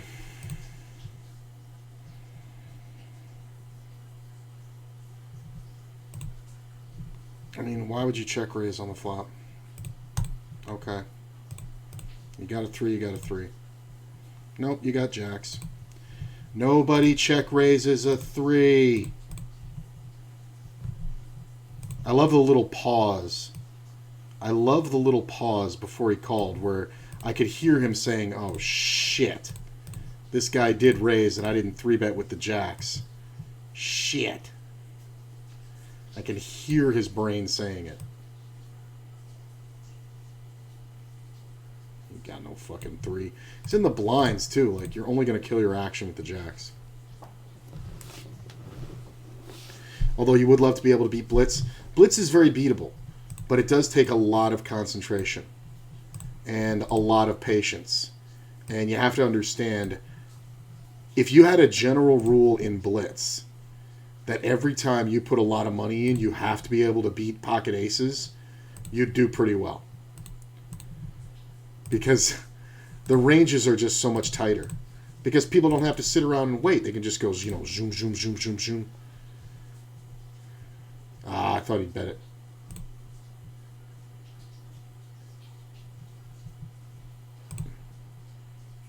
This fucking idiot.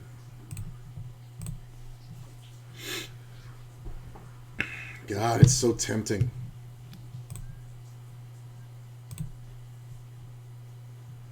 And then all these short stacks.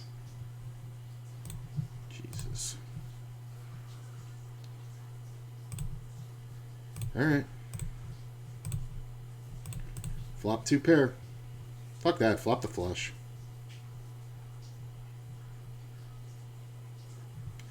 I think I made a pair.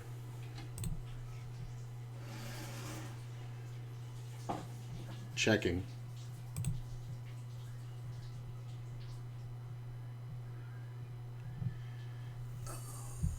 Oh, is this ever a bluff?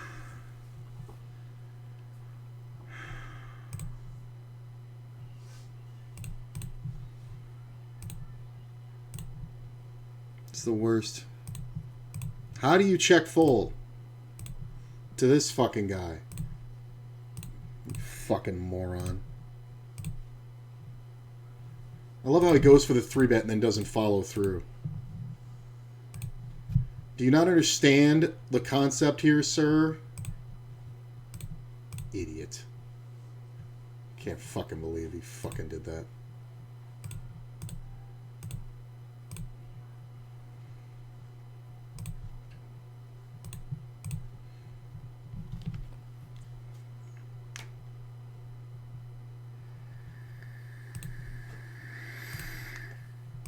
Okay.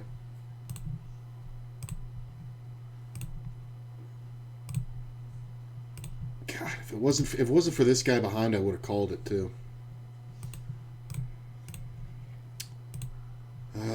If this guy wasn't in the pot, I would have called it. That's the bitch of it. Can't come off Ace King 4 or Ace 5 4.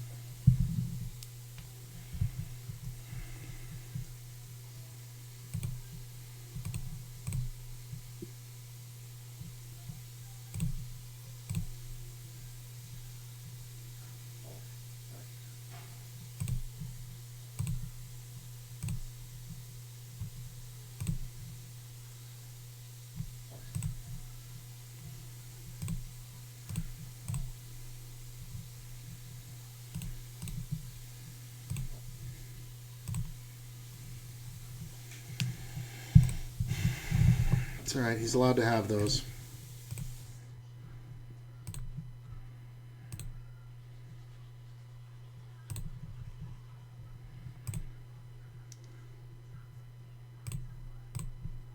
Can't hit an ace, a spade, a 5.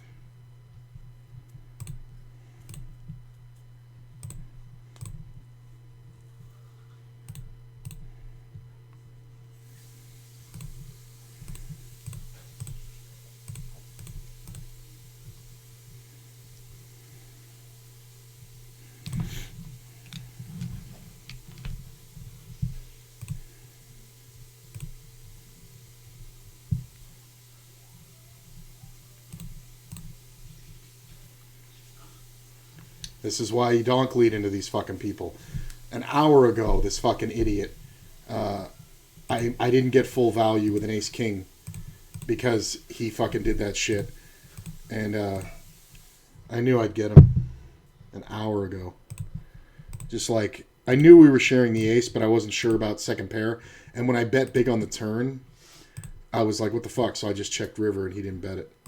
I thought, and he should be betting a single pair of aces, or should be betting two pair and checking some aces, but he checked a ace nine when he shouldn't have.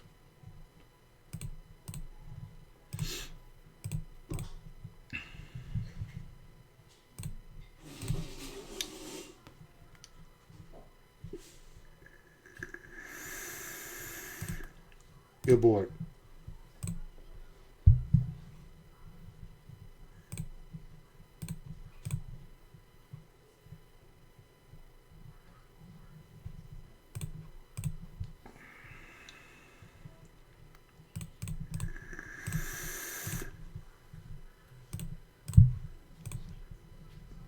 I like the tighter play because those are the spots I need to practice the most in. I just know I'm prone to mistakes. Well, keep your charts out. You know, refer to your charts after every hand. Or even, you know what you can do? When you fold a hand, right? You say you fold in the hijack. So you're going into the low jack, right? Look at the chart and realize, and, you know, do the corner thing. Where you go, okay, I need Jack 10 plus suited here. I need pocket 8 suited here. Or I need pocket 8s plus. I need ace Jack suited here. I need 10 Jack suited to open. I need King 4. Like, figure out what they are and then put the chart down. And when the hand comes up, go, okay, I have 10-9 suited. If everybody folds to me, should I raise? And if you think yes, go back to the chart. Or play out the hand, but don't refer to the chart until the hand's over. So if you're like, should I raise 10-9 suited? And you think yes, don't look at it. And then you're like, okay, the flop comes off. Should I bet? You bet, whatever. The hand goes down. And then afterwards, check the chart. Low jack, 100 big blinds. Should I be opening 10-9 suited? You know what I mean?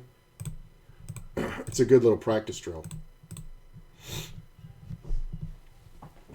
It's not rare we're up against. It's rare we're up against a 3 or a straight. I think hitting the 9 on the river is kind of gold. We don't get paid a lot, but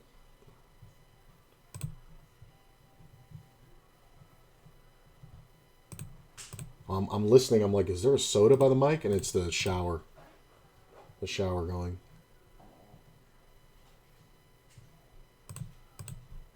That's the thing that Zoom is great for, is training those spots, training your opening ranges.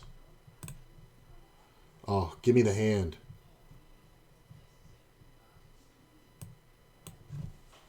How about 20? I knew he's going to call it. How about 20?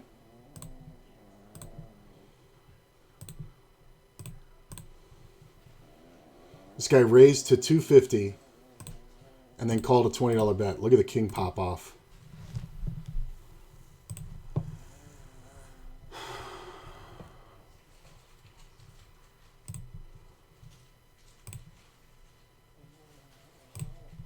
Fucking 4 flush. Such bullshit. It fucking saved me. I knew he's fucking raising garbage. Just didn't know what garbage he was raising. Look at this. I got the straight with this fucking guy in the pot.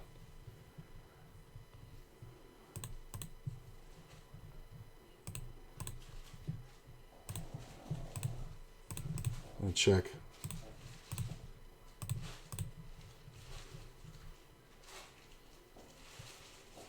Eight deuce.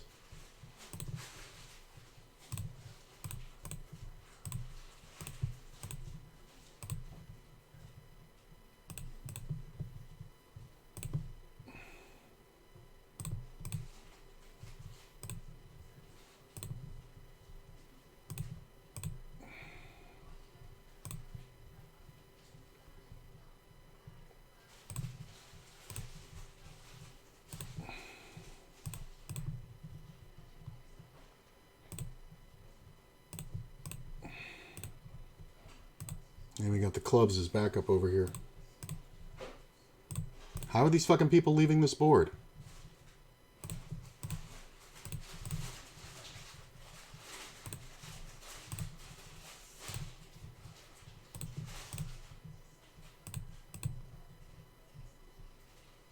got a deuce.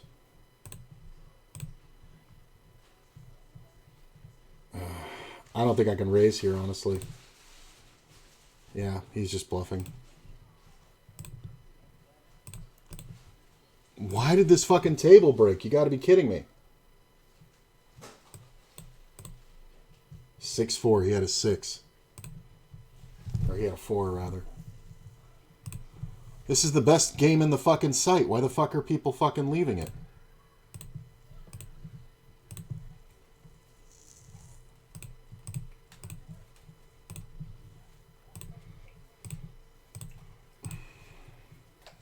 I mean, this table's garbage, but why is everybody leaving? This guy's the action.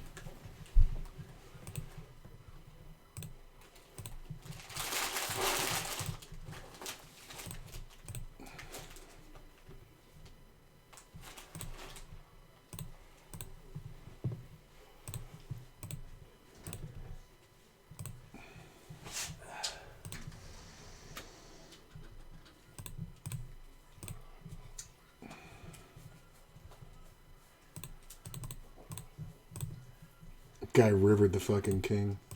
I mean, he had it the whole way, but he rivered the king and didn't bet.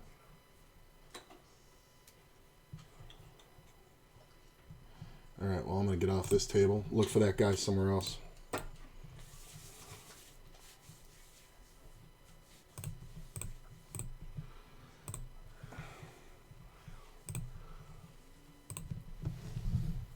Really? I mean, if he's got it, he's got it. He doesn't have enough to make me fold. He's just going to have a lot of king queens. King jack. Ace is good. I mean, I have 10s, aces, queens.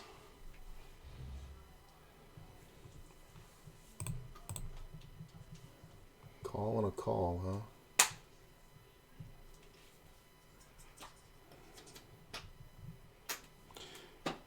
Mm-hmm. Well, it's not a great flop for when you're in a four-way, but we are going to bet. Get snap called. Hopefully this guy folds. All right, we can just jam here. Yeah, he's just gonna have draws. A 4 picks up an open ender.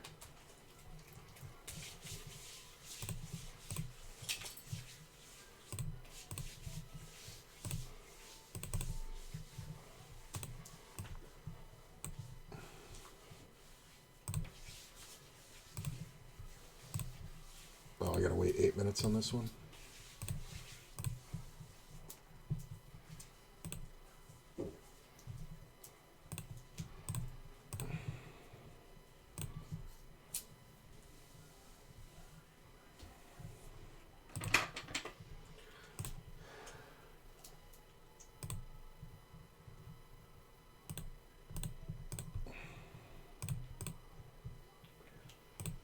Nobody bets a 5 there.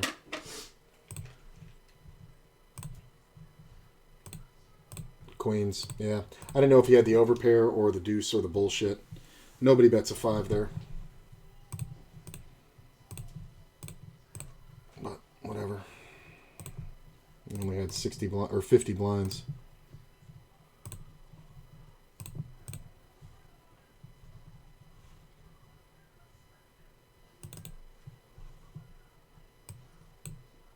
How's this one?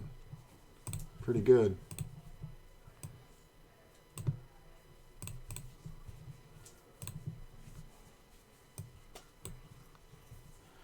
I just know once I try Blitz, I won't want to go back. No, you will. I will admit, you know, regular poker will seem very slow to you, but it'll also tighten up your spots. Like, you just have a focused plan for study on it. Like, if you're working on your pre-flop ranges, concentrate on one spot. Like, I did it for small blind not too long ago.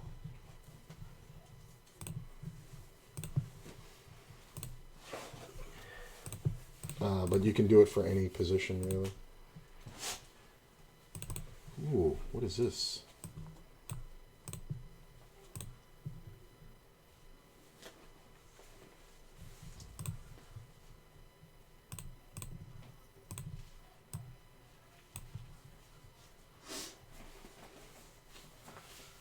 Don't mind this table.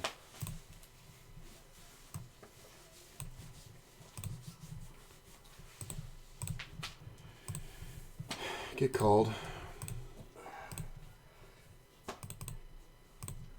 Not a whole lot to be worried about. I'm that small. I mean, he's in the blind. He can have anything literally. So I think we just go for our value here. There's a lot of two-pair combos. We make the straight. Hopefully he doesn't have the 6. Yeah, he's just going to pay off with all 2 pairs. Wasn't betting that river unless the board paired or the straight came off. He was on top pair only.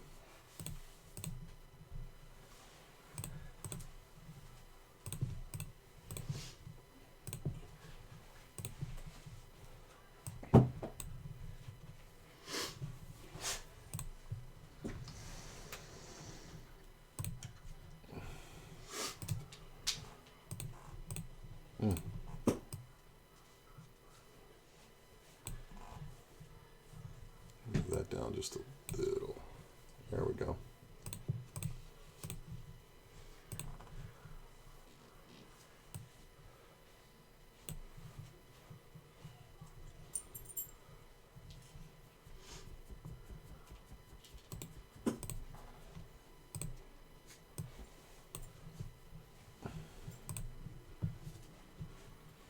We can get off this one.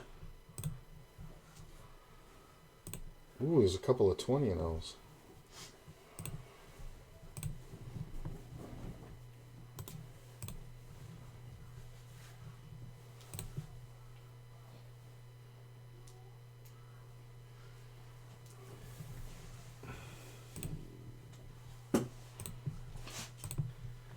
Ooh, flopped it with 7 deuce.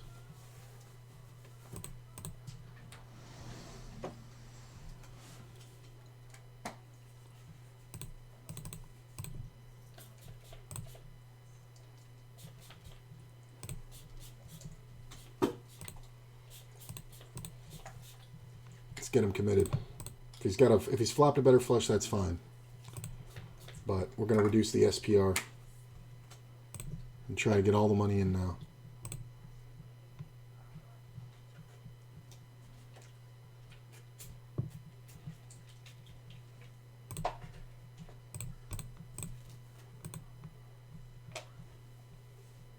Should have gotten in on the flop, bro.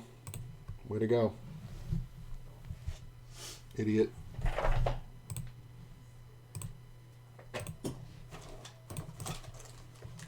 It's hilarious.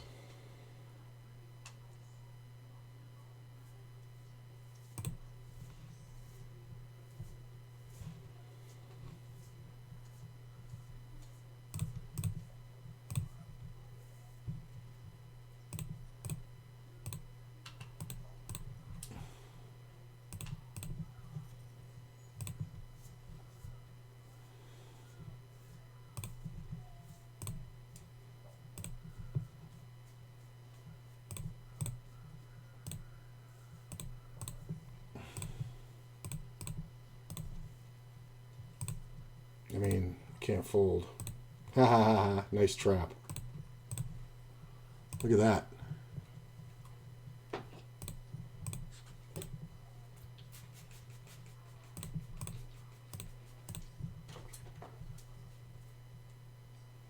There's just no action there.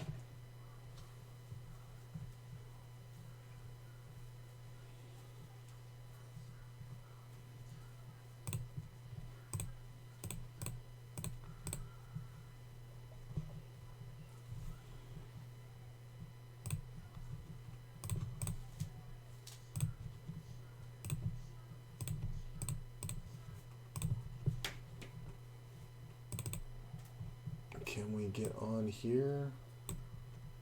Yeah, we can. That's a pretty good seat.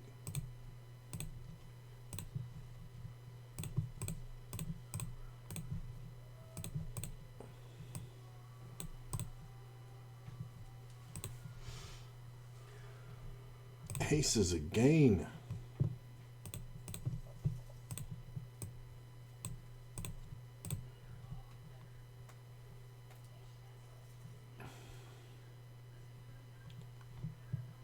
get 3-bet by spin. Let's 4-bet. Not that big. How about that big?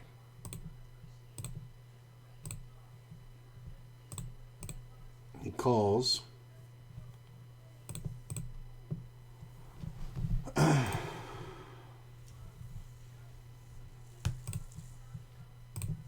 Let's just play it straight up.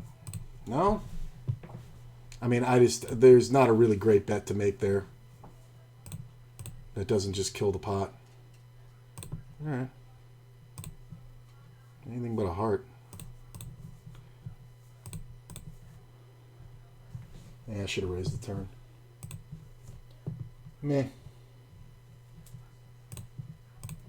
No 8, but a pretty good flop.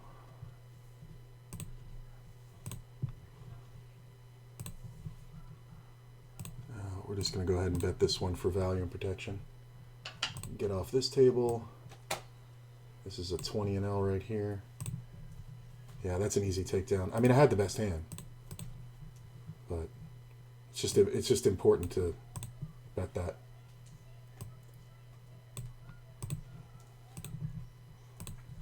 Let that go. Let that go.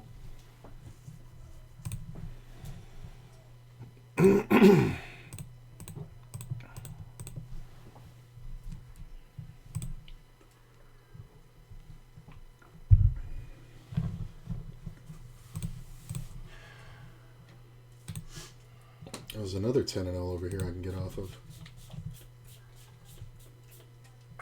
And there's another 20 and L I can get on. Look at that. Nice. Something must be going on because usually we don't see that many of these. So there must be something in town or some kind of event. Just got one more hand over here.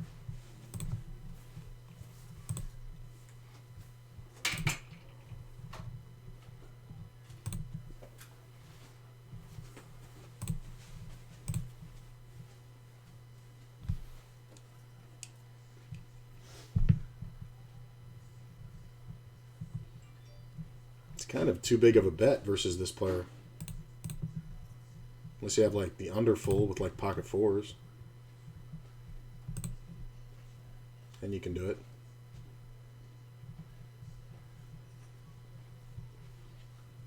Pocket queens, I guess, too. Yeah, pocket queens can do it. Oh.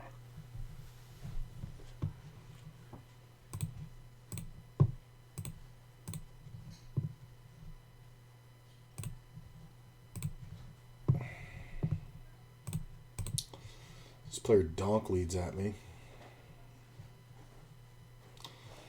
Huh. 7's the worst card.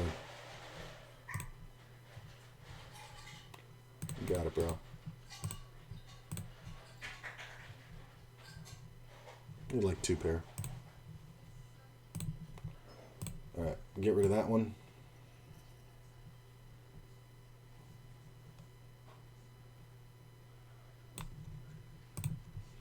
This one and this one, the top and bottom on the right hand side are 20 and L's.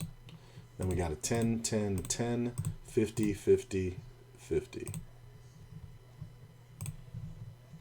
Not bad. Going pretty good.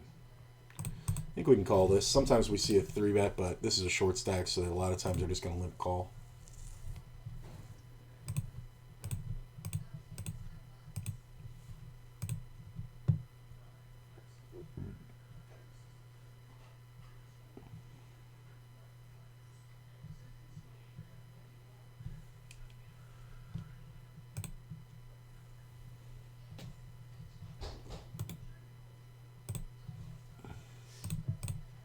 Let's see what stacks does when I just limp.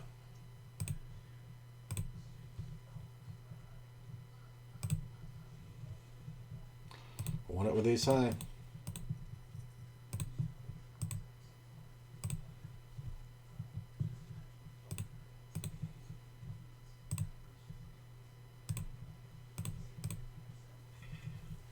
Hun, can I have the key and the leave? Oh, yeah. Take that. Oh, we lose it. Oh, the keys on the the other side. Hang on one sec. Stop it, Sarge. Yes, you're a very good boy.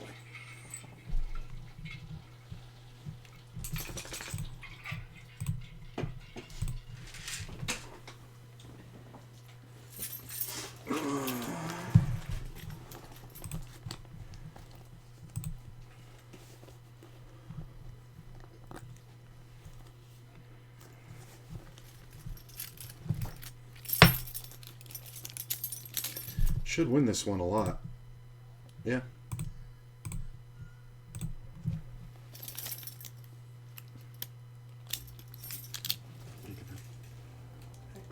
Mm-hmm.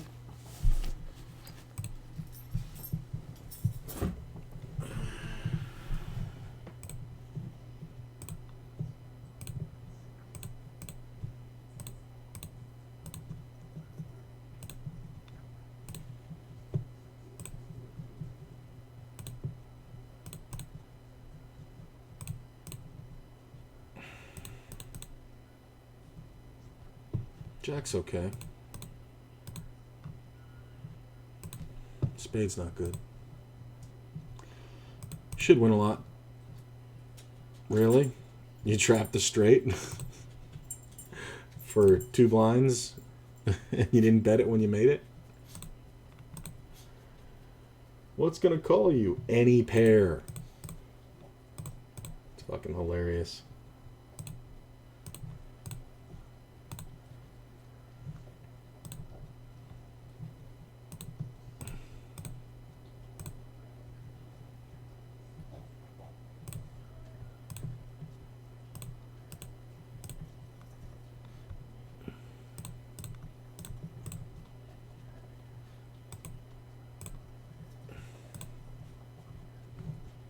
Yes, I see you, Sarge. You're very precious.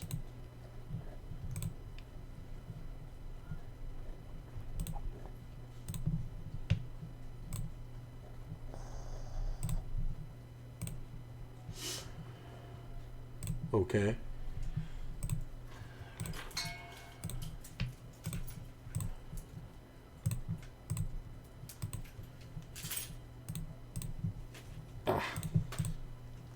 That's annoying. This player behind is annoying.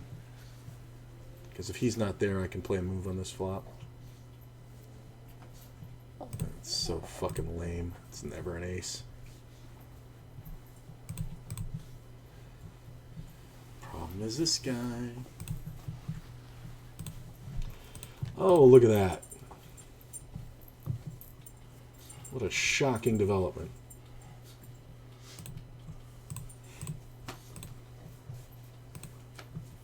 It's just always ace queen.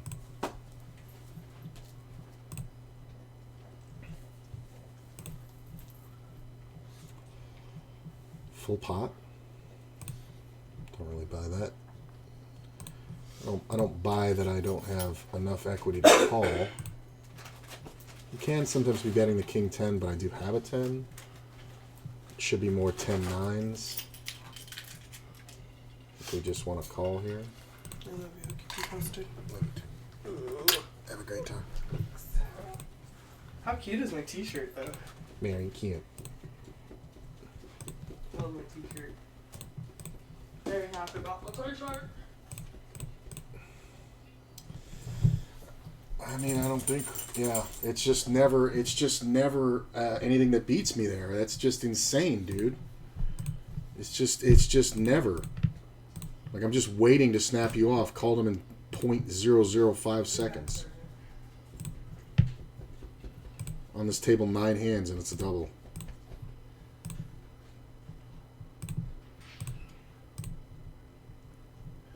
I mean, that's just hilarious. Just fucking donk the fuck into it.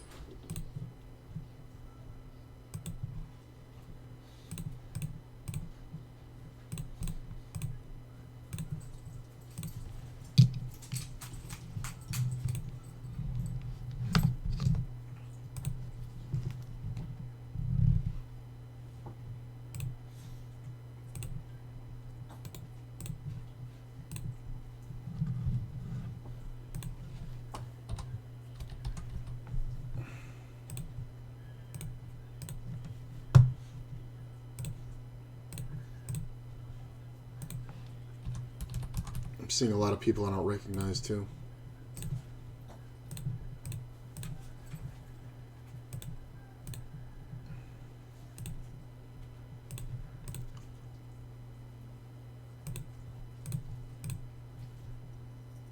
We're off this table pretty quick.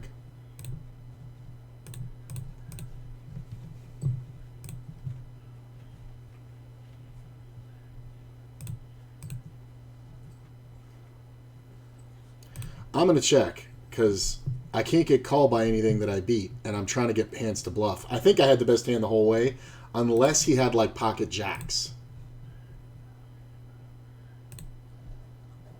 Queen 10. He didn't even have the bluff.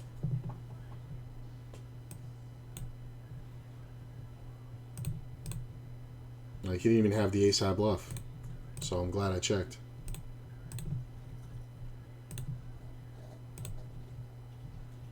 Killed that fucking table pretty quick.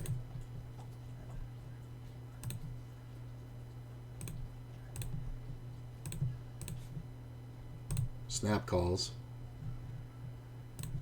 I'm gonna bet it again.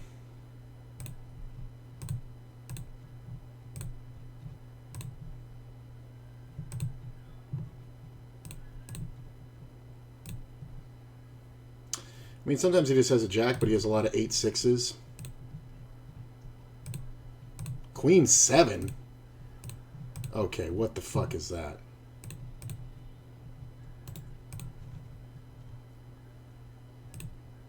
I absolutely would bet the jack 3 times.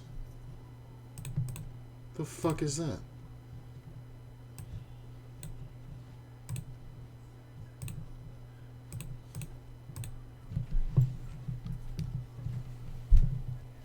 Like, what do I have there except pure bluffs? And I had 9, 10, 11, 12, 13, 14, 15 outs against him. No, I had 18 outs against him. That's hilarious.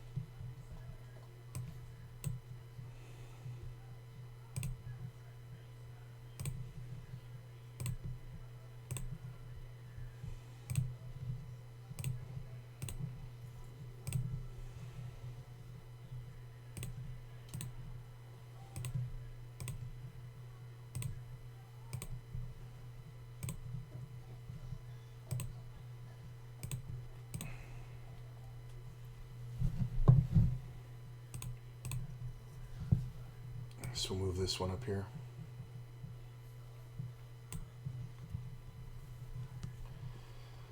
I have waiting lists on all the 10 NLs and 20 NLs because I have to wait to rat hole, so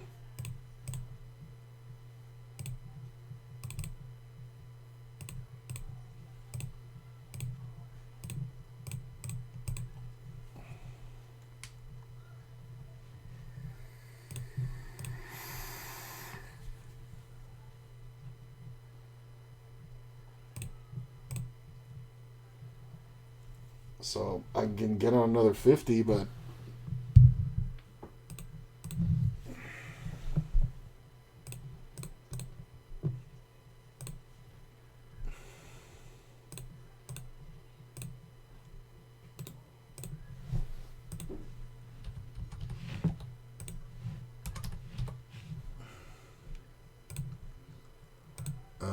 no.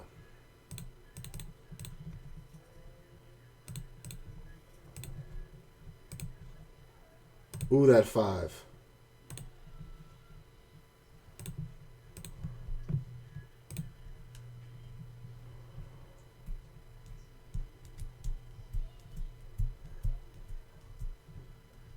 That's the full pot.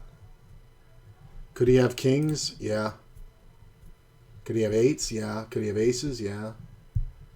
So I think because of the size of his bets, I can only call. Occasionally he has ace king and I missed value, but yeah, it's either that or he's bluffing, right?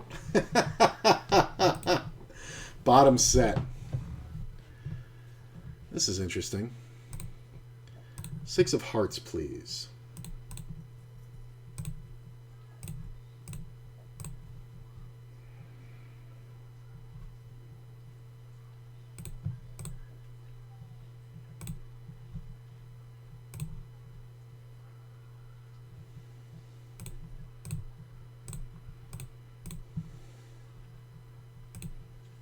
Queens.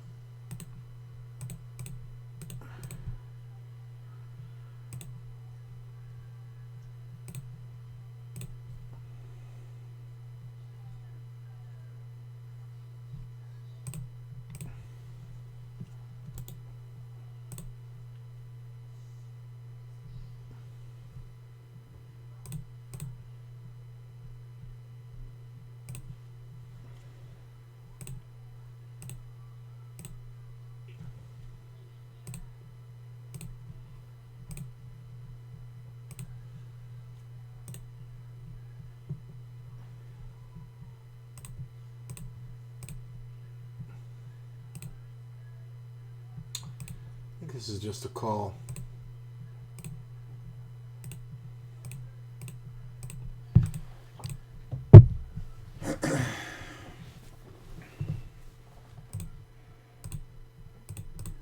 Kind of really want an ace.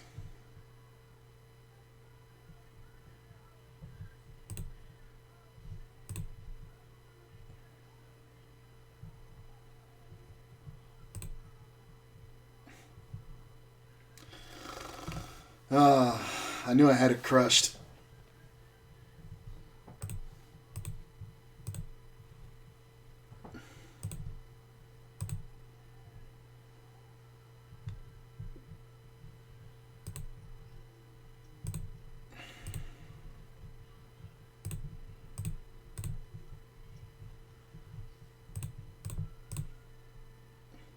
Hey, lots of people here. Good to see you guys. Don't forget, I do have the YouTubes. You'll see every hand of the challenge on the YouTube, just like you did with the first one, the 100 to 1,000. And I put out a lot of different content all the time. A lot of edited stuff, fun stuff. I'm a huge Star Wars fan, if you don't know that, obviously. Putt. What happened to my kings? I meant to raise more. There's another 50 NL down here.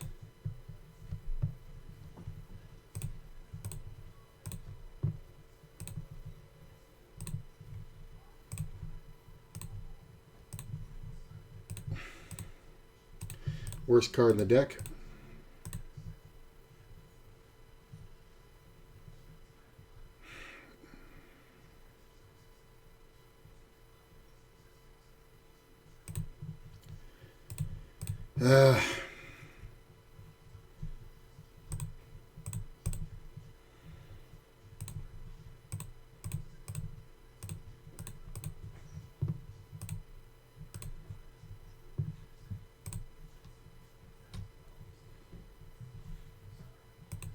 Also put out stuff on TikTok, Instagram, Twitter, all that stuff. So check out the link tree. Click on that. That'll take you to all my socials.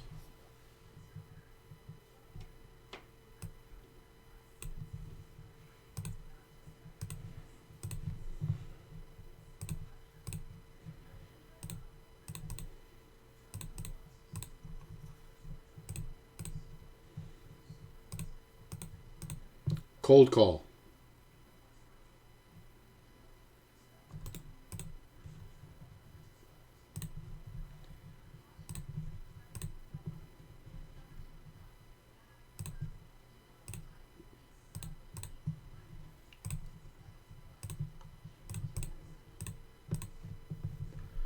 See, when he calls and then the king hits the turn, we just check back.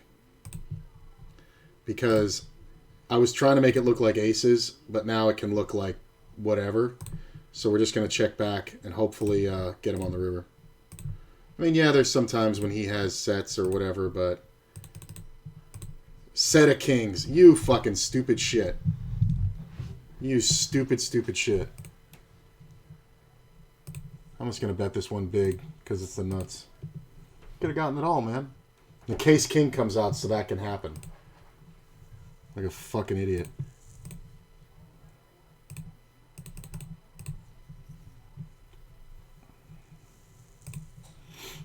I like my betting structure, though. I like my small bet on the flop. This fucking idiot actually was like, oh no, does he have aces?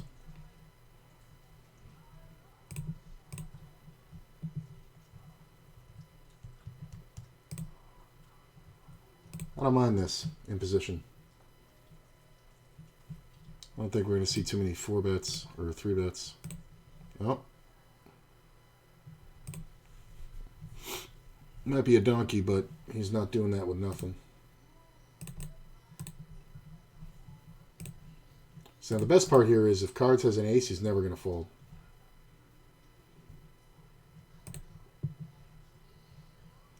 He's actually going to have queen jack a bunch here too. But we're not folding.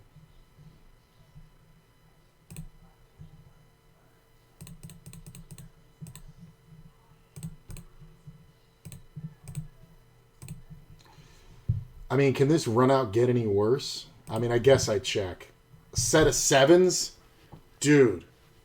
He would have folded. Oh my god. I can't believe that. That's annoying.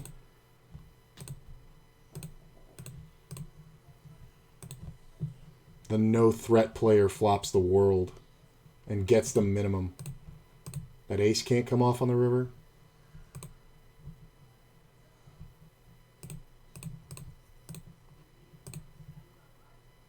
Oh, baby. Come on. You made a big bet pre-flop. Make a big bet post-flop.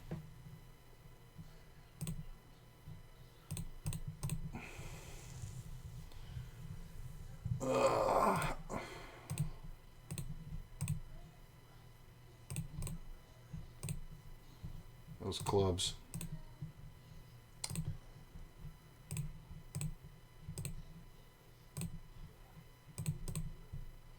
I mean, does Royal have to have it? Not really. He can just have a king with the ace of clubs.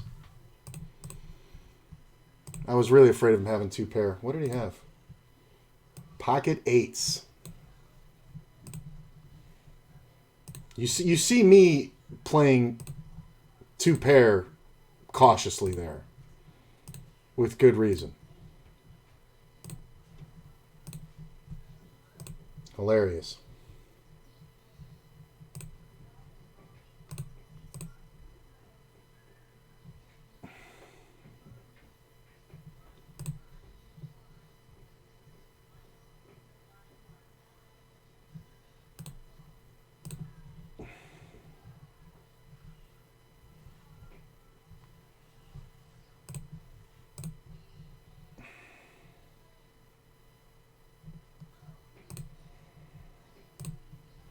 So many new players.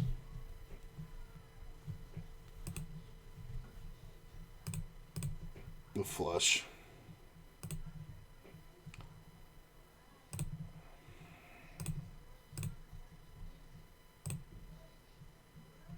I just checked.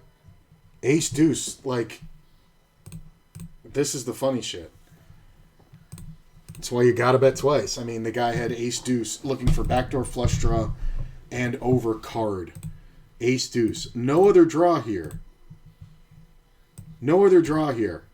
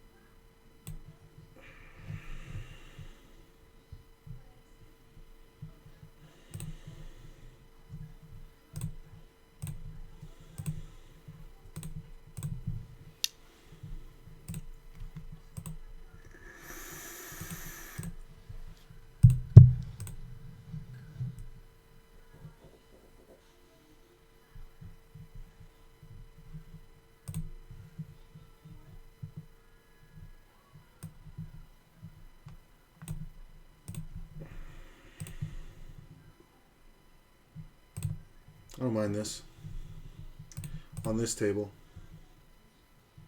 Elite sometimes will mix it up, but I don't think we're going to see too many out-of-line moves here.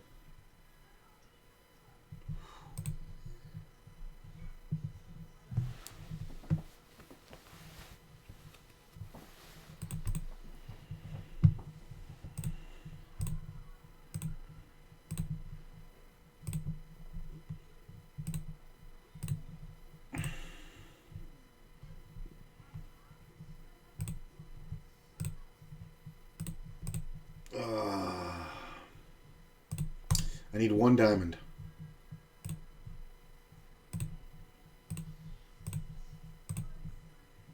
That's annoying. Any card but a 6. 8, 10, 9. Look at this fucking idiot. My deuce gets there.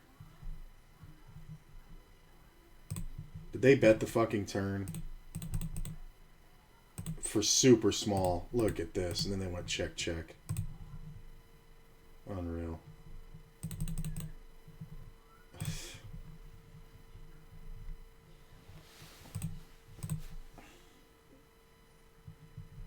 The fuck was that moron doing? 9-5. He just donked out a 9.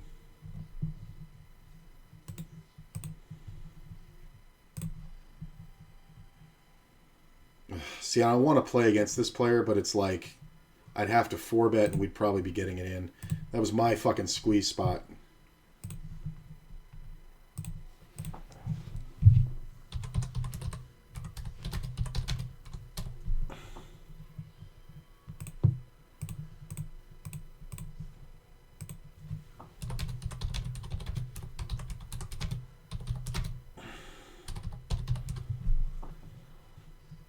Yeah. And I would have gotten stuck up here. Hit the fucking diamond. Thank you, Jesus. Give the fucking moron a stack, please.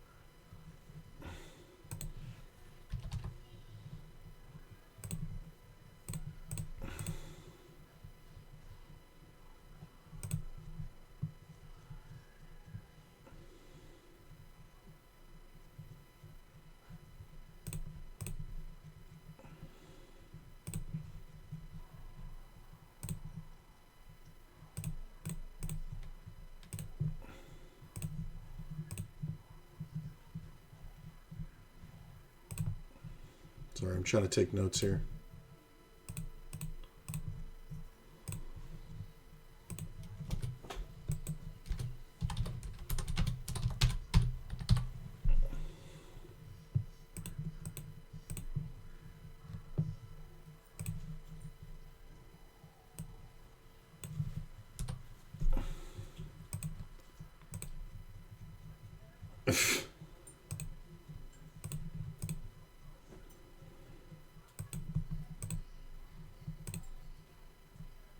Oh, that 8's awful.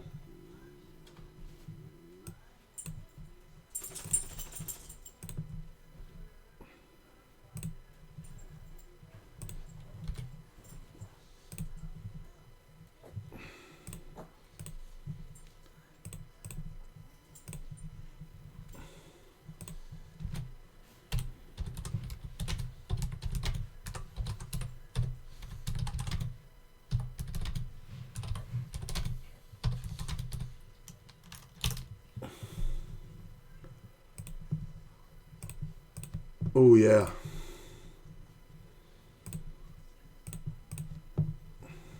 It's like my third set of 8s today.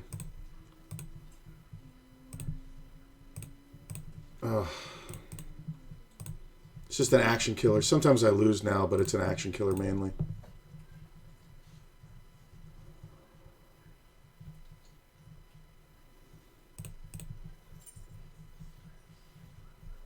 Nice. Once he bets that much, there's no fucking way I'm beat.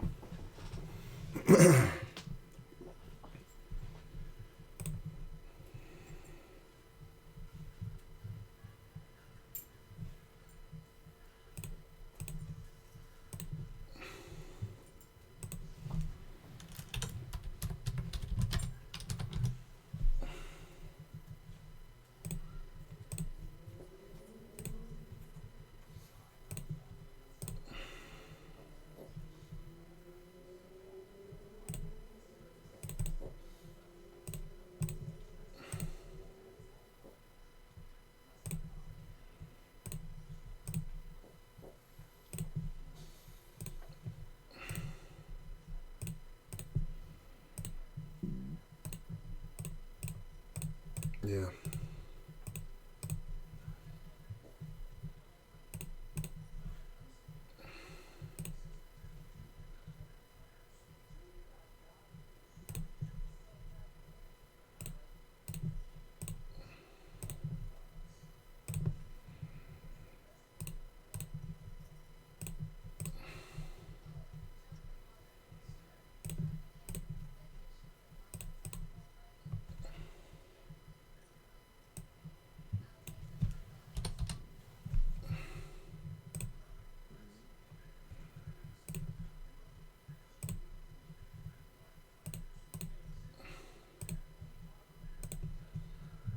I'm really trying to make these notes.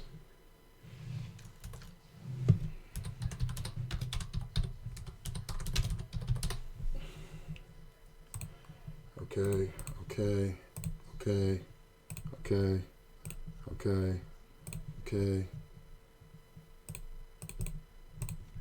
okay.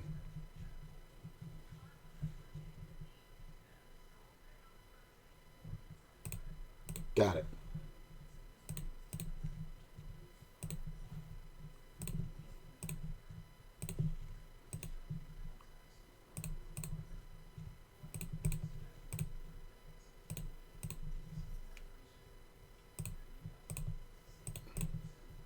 Look at this, I made the nuts.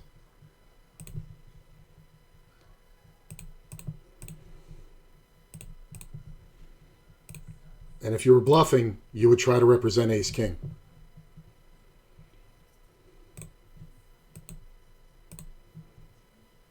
So you'd bet big.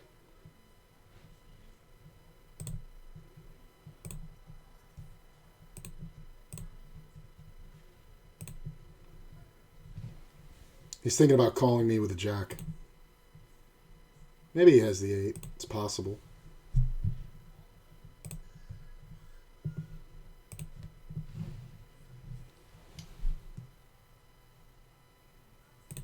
I gotta get off this table too. Doubled again.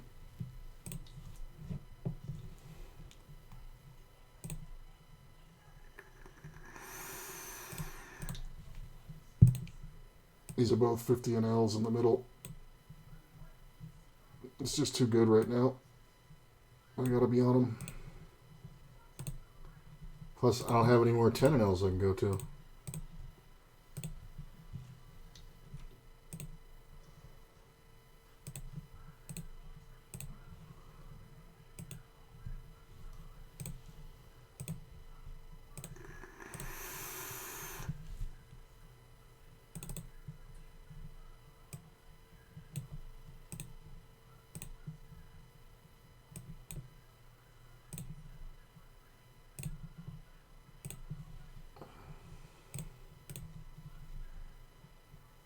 Okay.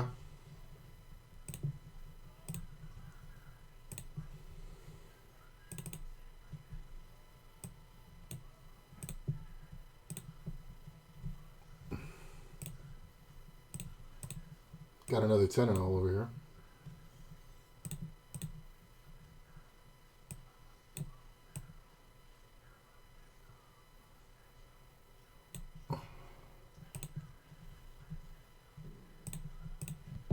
It's a small bet and a half pot bet. I do think we call. This is the fucking guy who fucking flip-flopped around at with the 9.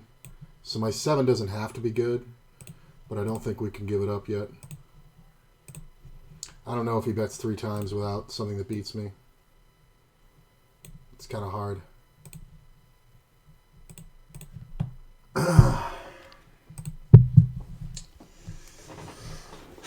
Problem is 7, 6, 4, 5, 8, 9. They all got there.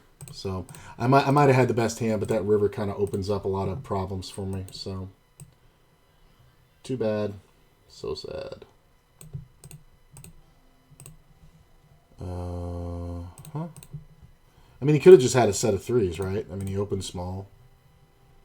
It's very possible.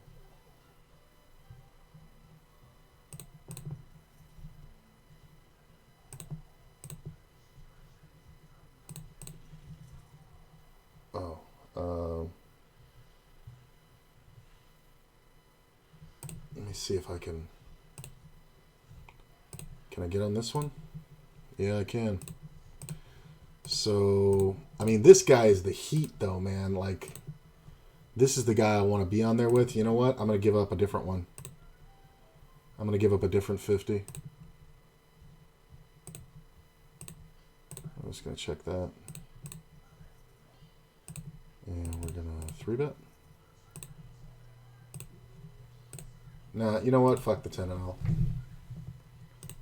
Having too much fun.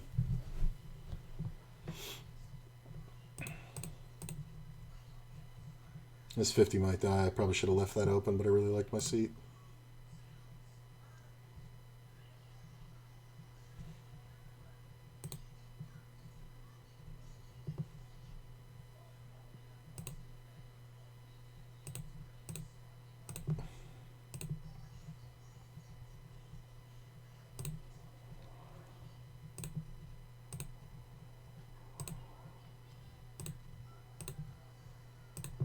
This is annoying. This guy's one of those guys who bets every time you check to him, but I haven't seen him showdown yet, so...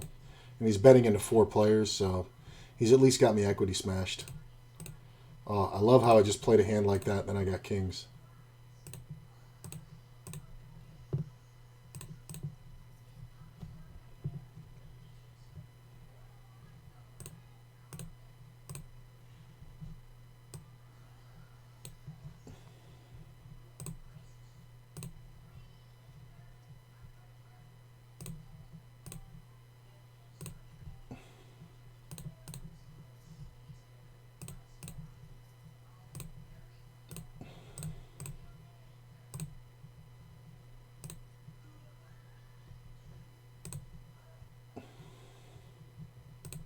Dangerous board.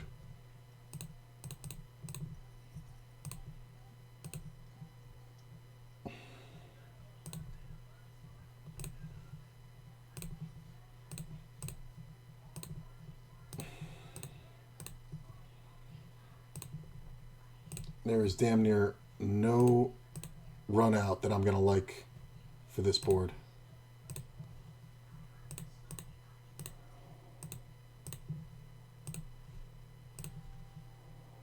Yeah, he never has anything but like king, queen. Queen, jack, I guess, too. Jack 7.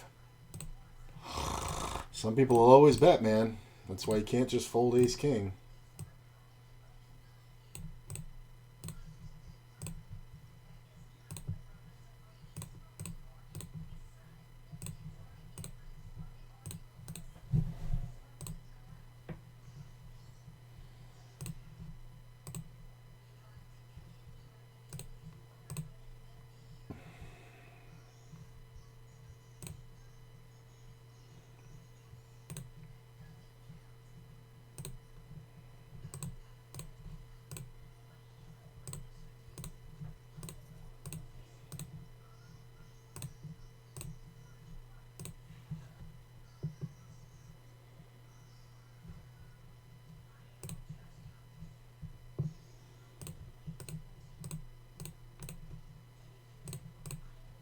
How long have I been on?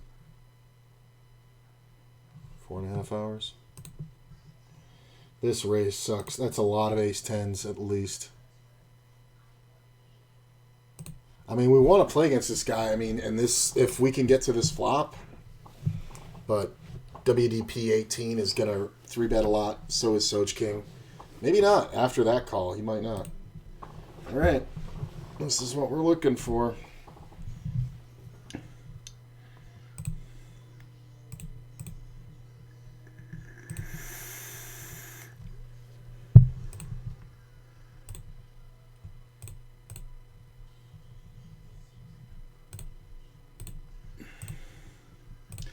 Wish I'd bet the flop now. I mean, if everybody checks, I'm going to bet the turn.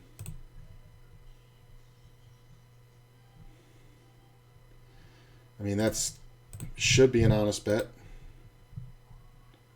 It's the raise that's the fucking problem. I'm up against a diamond draw here and the real hand here, so I got to fold. I wish I had bet the flop.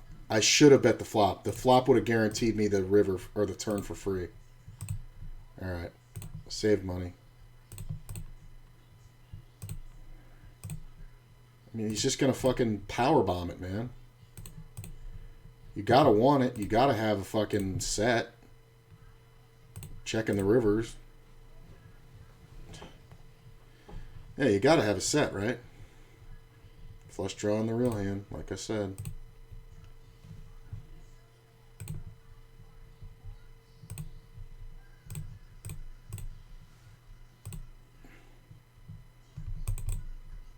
Oh, I should have called that one. Yeah. So red dog limps, spin raises. A ridiculously small re-raise.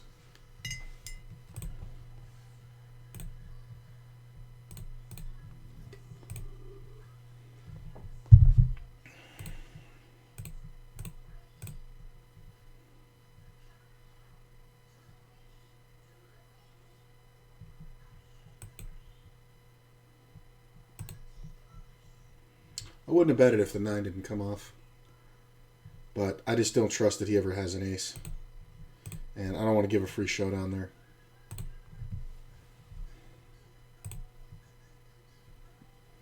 Look at this fucking nonsense.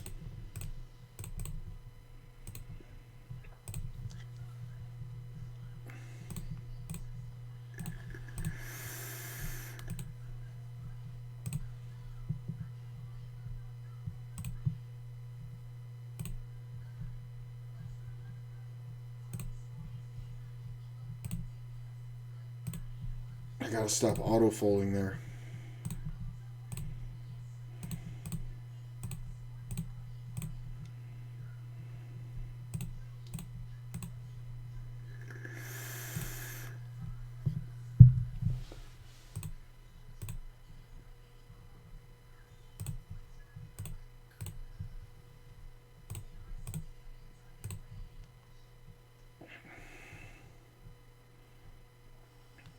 It's got to be Cali players. I mean, that's what this smells like. That one and this one. I'm just going to limp. And develop a limping range under the gun.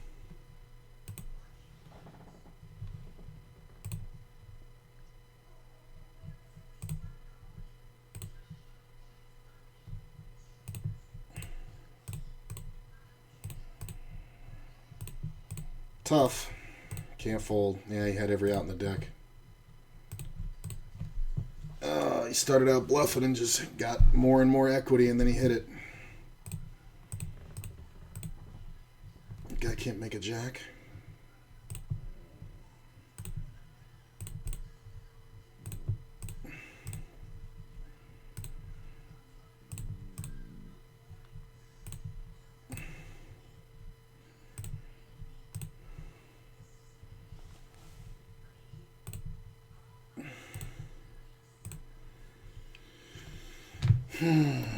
Patience. I'll get this guy. I just hope he doesn't go bust before I get him. He's fighting over meaningless pots. He's going to get stacked.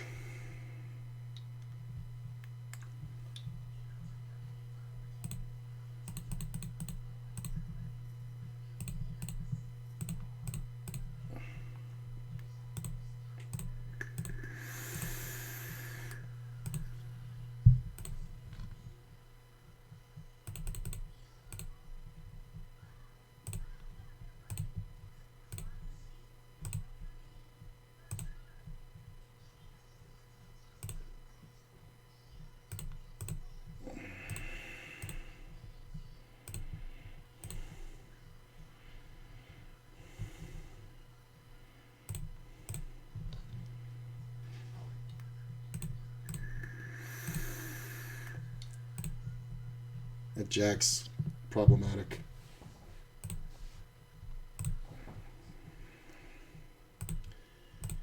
Nice. His bet was so quick on the river. Sometimes when players act that quickly, they're doing it on purpose to trap. But I felt like he was bluffing, but it's like I need some kind of showdown value. So I'm checking the river, but when the board pairs, it's like, fuck.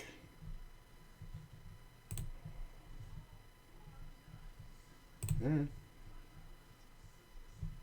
Look at this. Look at this.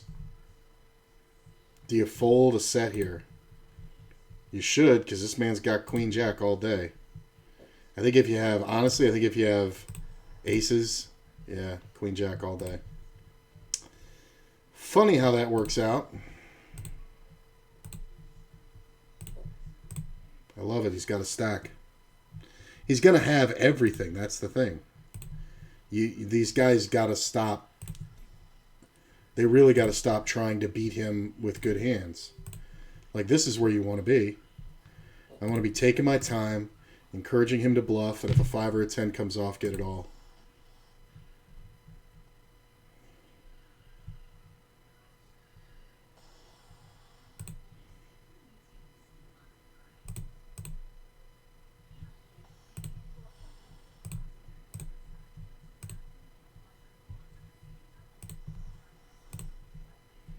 God.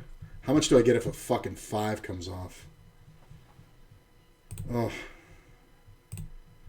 The 5 just pays me all day. Because, like, and then he picks up the draw.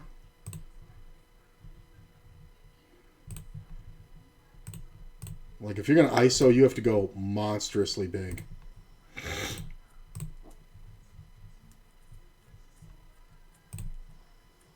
Oh, come on, gut shot.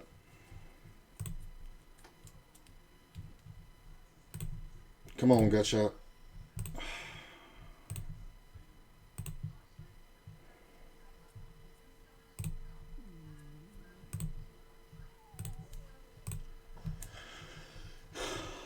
Wrong gut shot. Bet. You don't bet the 9? Shit, I'd have bet the 9.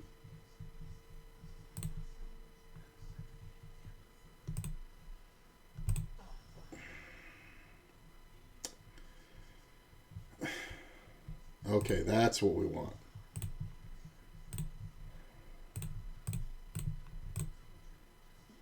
Because I'd have to play this hand if that fucker called.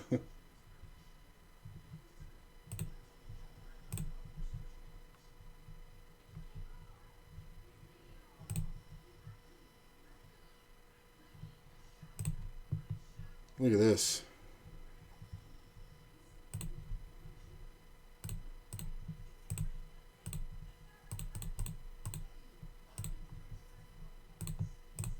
Oh. Well, the queen. I mean, I would have gotten it in on the flop.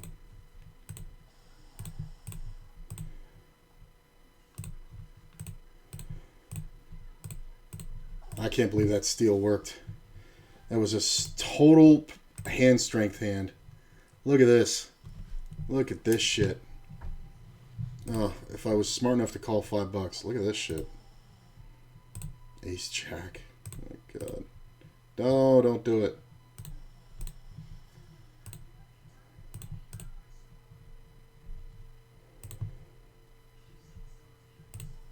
It's amazing that player went broke. That was the hero who fucking called me down with fucking third pair. For like no fucking reason.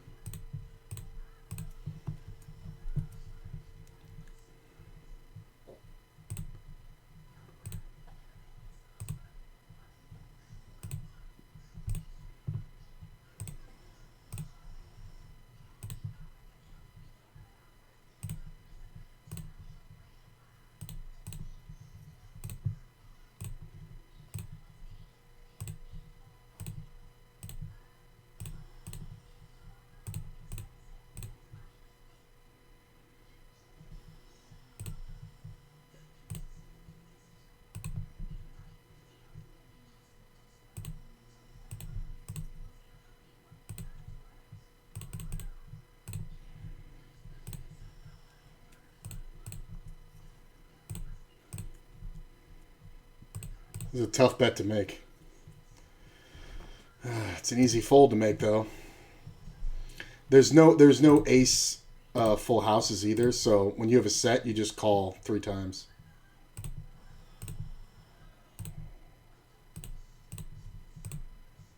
That's annoying.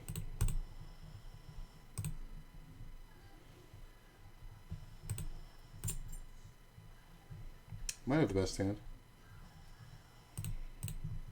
I don't know how often I'm going to get to show it down. Pocket 4s are a monster, sir.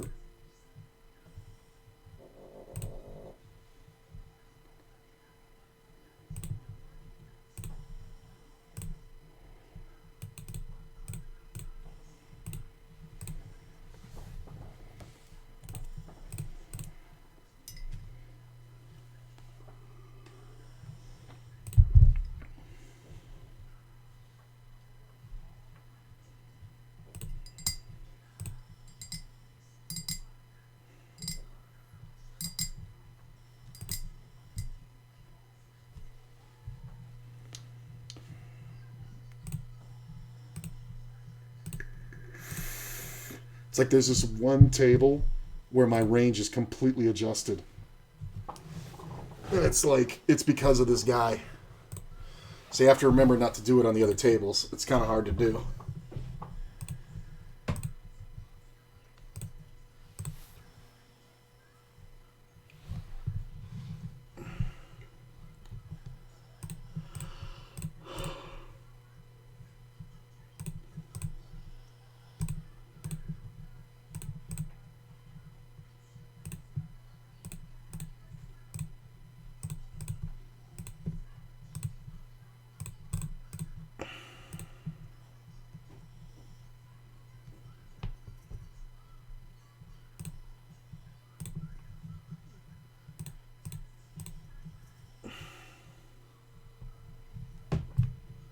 I don't know if these short stacks ever fold a pair. But I had the perfect hand to do it.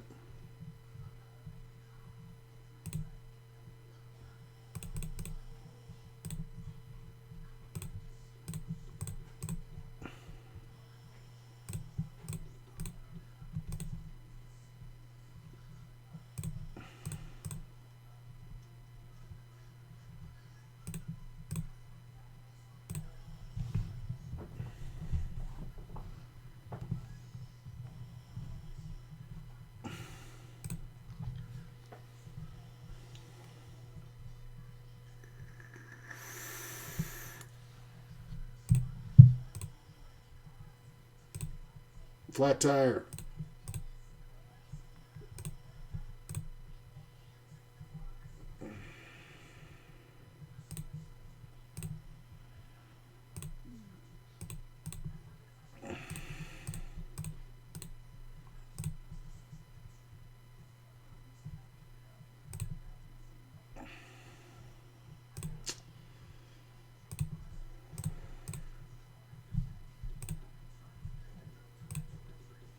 Ah, really thought I was going to hit the 6. Come on, flop a set here.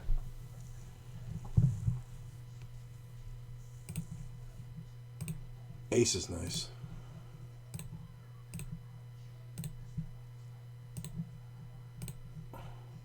Nine ball. One time. Not here, here. Aces and nines. I'm just going to call. I don't think we see too many raises. Well, come on. Oh. I definitely should have re-raised that one. Jack. Ugh.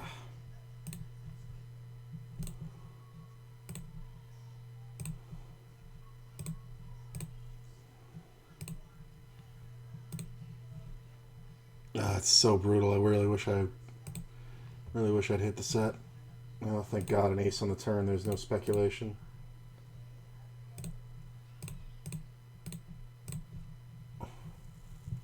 Look at this fucking ace-high flush draw that's going to pound it up your ass right now.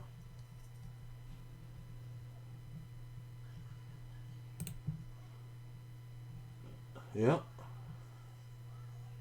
Yep.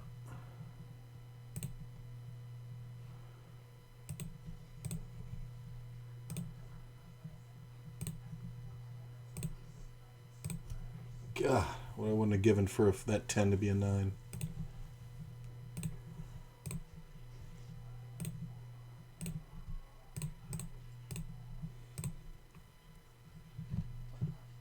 It shouldn't be 3-betting anyway.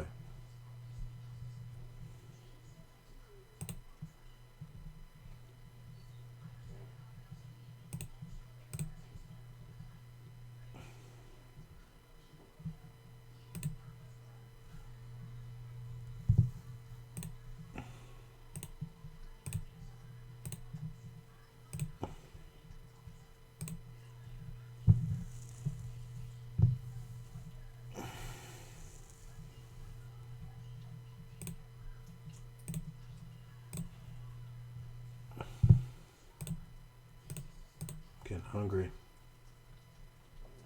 What are you taking so long for?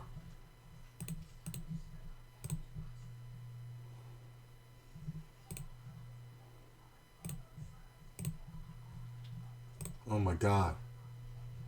Fucking guy took forever and then just calls. Normally I would raise this. God, why can't that 5 be a 6? Come on, man. And now he fucking bets. Look at this shit. He's gonna go broke. This is exactly the guy who has a 10 here. King, queen. You don't fucking raise? Look at this shit. Yeah, he's limping an ace.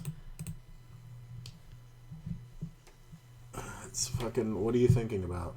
Alright, cool. Show me a 10.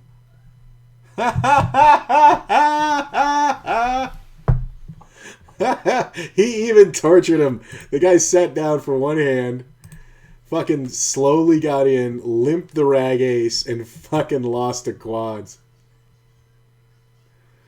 It's one of those situations where I'm going to get it all.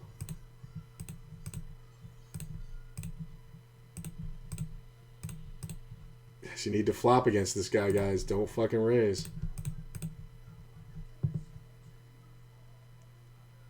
Ugh.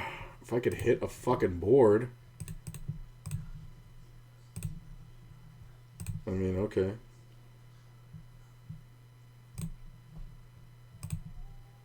Jack's nice.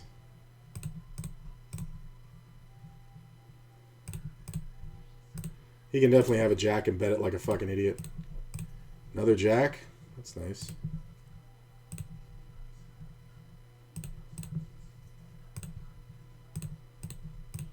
Can't raise.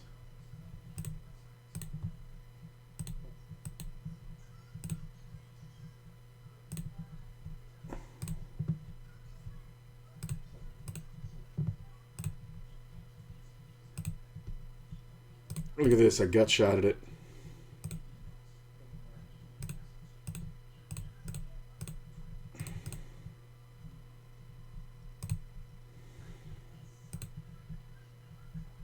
God. 4 and 7 with one club. And the third card comes off and it's just garbage.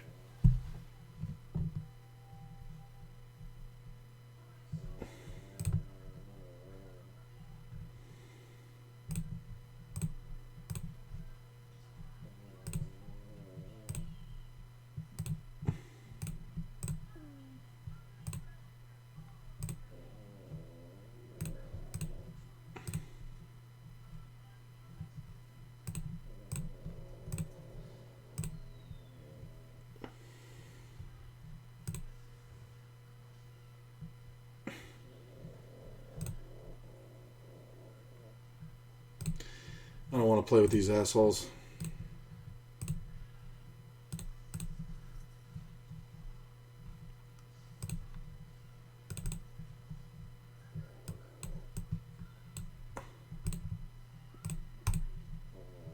Ah, damn it, I gotta wait 3 minutes.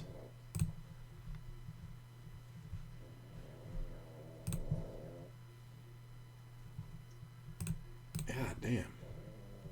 Just missed by a mile.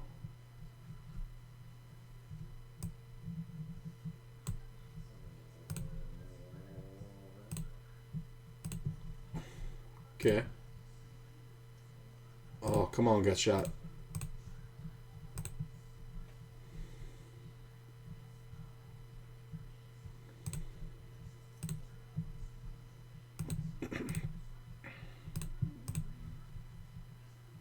It's not the worst.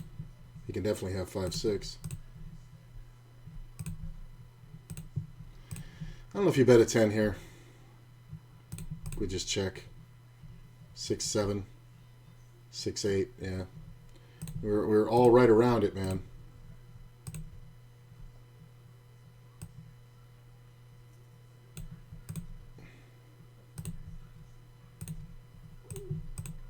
These are always tricky with credit.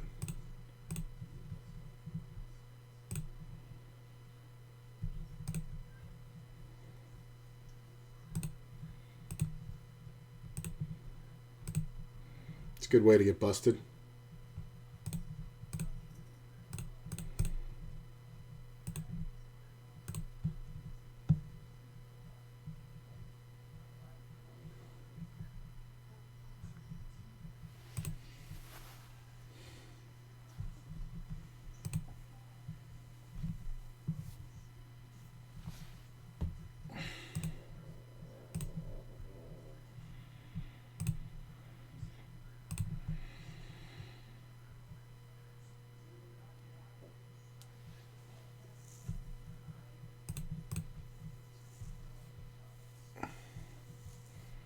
I love it because now when we have a trash hand, we're going to fucking stick them. So we see a limp and a raise on the button. I'm just going to call. I think that's pretty awesome right there.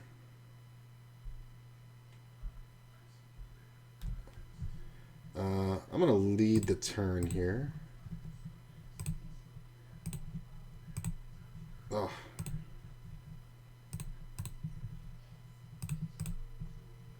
Come on, 3.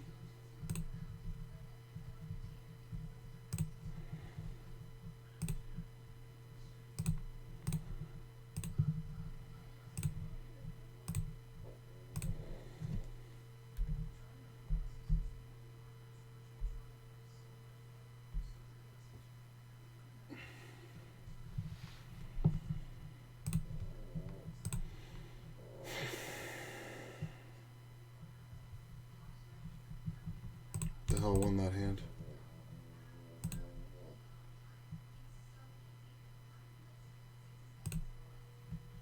Queen Jack, yeah, he's trying to gut shot it.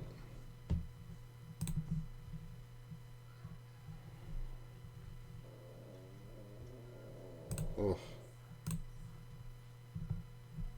6. Ooh. 4. Damn it.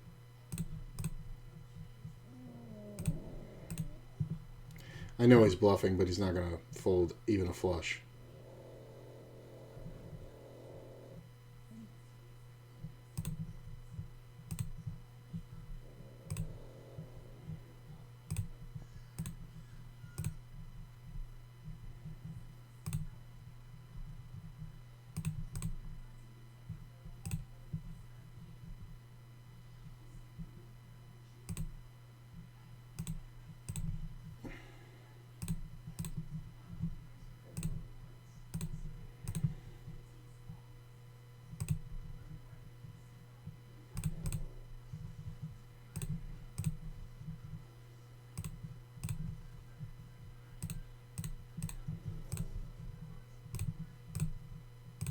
I don't think I get paid on 2 bets, but I'll take it.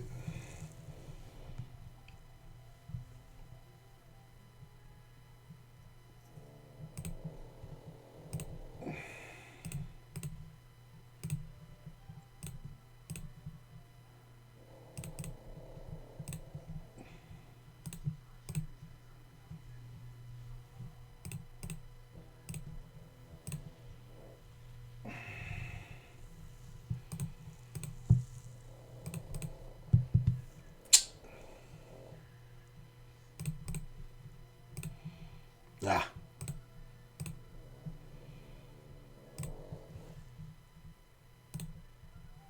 Queen 5 suited. Under the gun.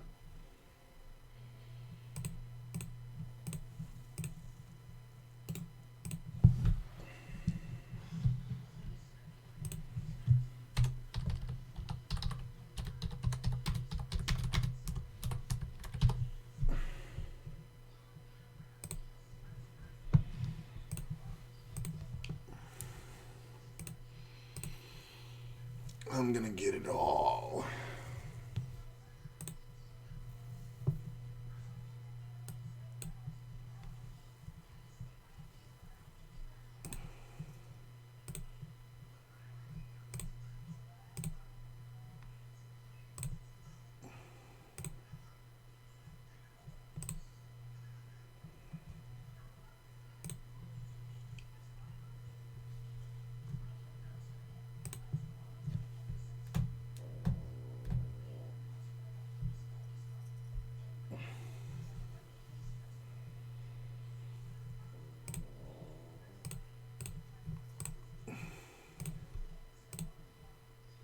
This huge open is meant to target this player. It's not enough.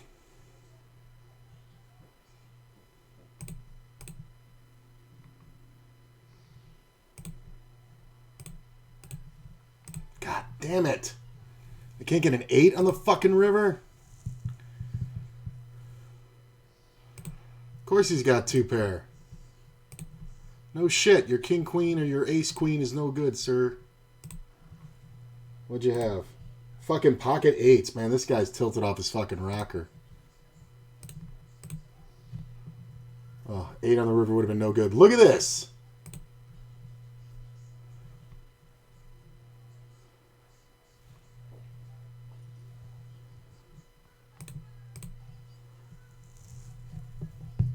I mean, like, he thinks getting pocket 8s cracked is a fucking big deal?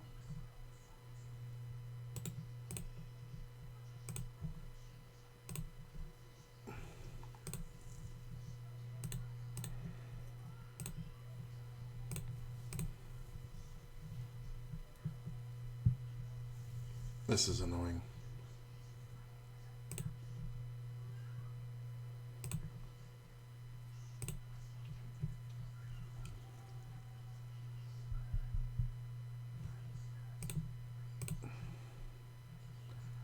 I want to call this one so bad. Can't. Because of the player behind. If the player wasn't behind, because Cred's going to give up on the turn, most likely.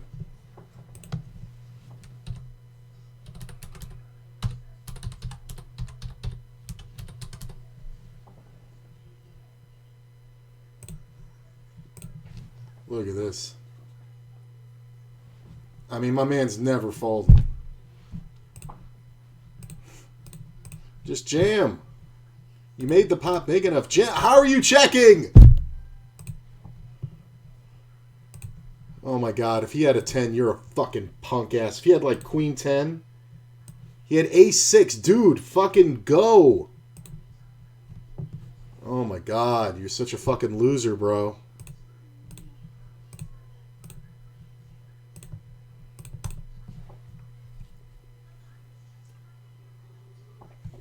He may have called him. He may have thought he was on the flush draw. He may have heroed that.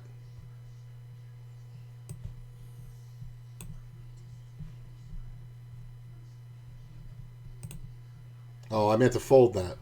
Misclick.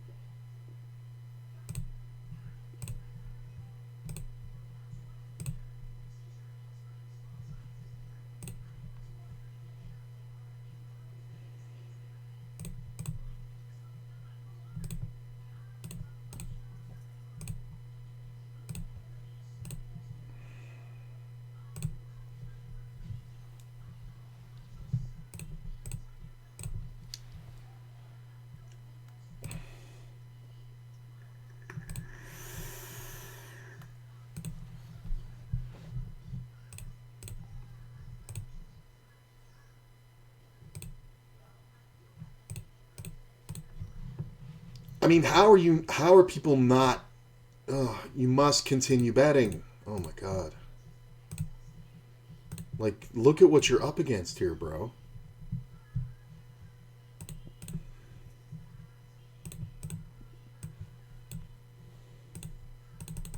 Checks the flop, gets raised on the turn, and bet out on the river.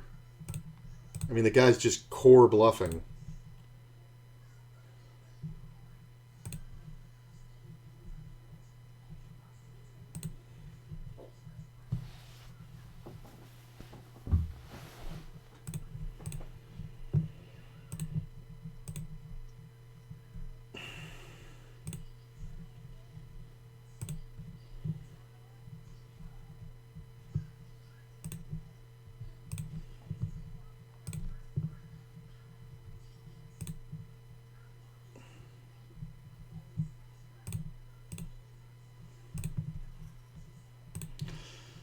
I know I shouldn't be ISOing too hard, but in position.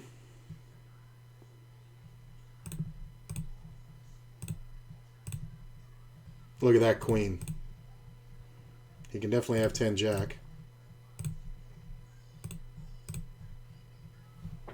Nothing I can do. It was such a garbage fucking board. Ugh. I mean, if I bet the flop, maybe, but he's got nothing. He's got like 6-7 or something. Oh, please. I'm going to get it all. These situations come up on WSOP. There was one, I think it has on YouTube. It's from about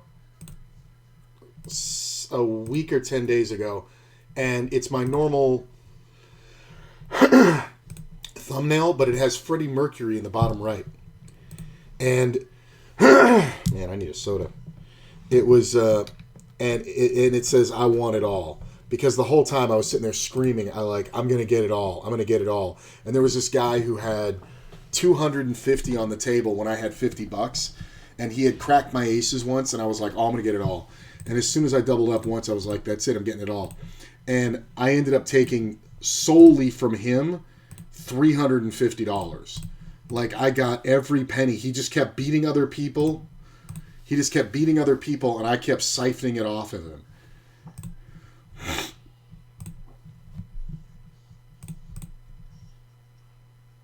This is what I want. And I want this player to bet. Fold. Hold. Bang!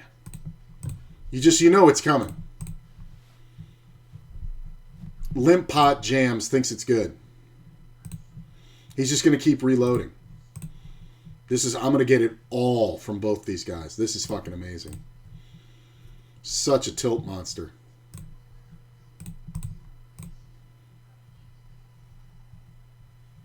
And this is the exact kind of situation. You just kind of play these spots. But you got to know how to play these guys. You can't like ISO too hard. You can't try to get them heads up. You gotta get them with your value hands. And it's like so many people don't know how to do that. Like, why c-bet? Don't c-bet. He has the deck. What are you going to do when he calls? On the button. What are you going to do? You're never getting any kind of value or draw hand to fold. And he has all the bluff spots on you. He's going so slow, he might have you fucking crushed. And you still have players behind.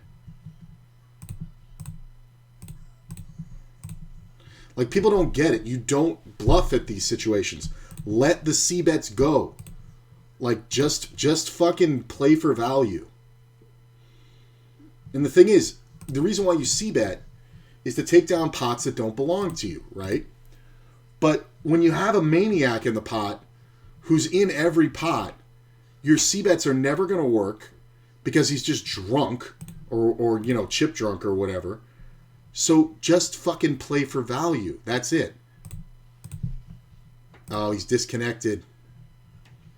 This guy left and then came back, and then this guy got disconnected. Now he's sat out. All right, I'm thinking these two might be together. You got to remember, it's a local room, so that shit does happen. If these guys are like in a hotel and decided to play with each other, it's very possible. No, the main candidate is not in the pot.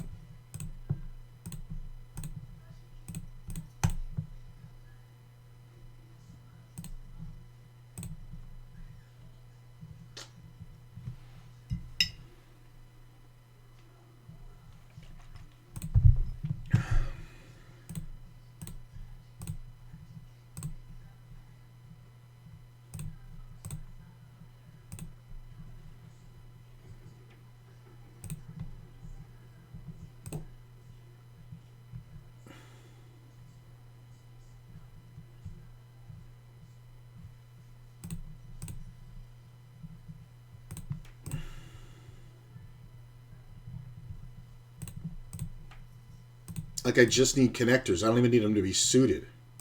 Especially when he raises. Look at this. In position? Are you kidding me? This is awesome.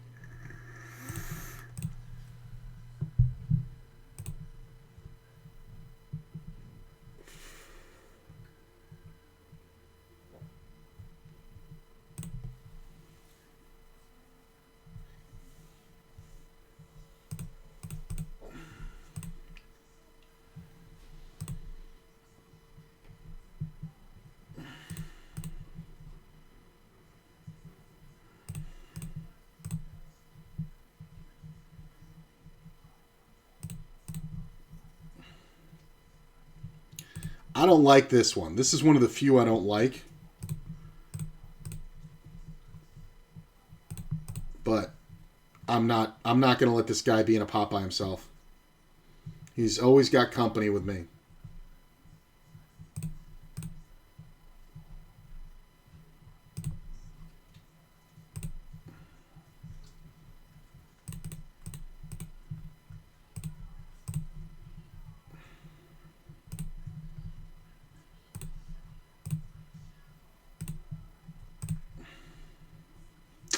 Seven's the worst card. He can have it. I think he had something like King 10. I need to be able to hit a second pair.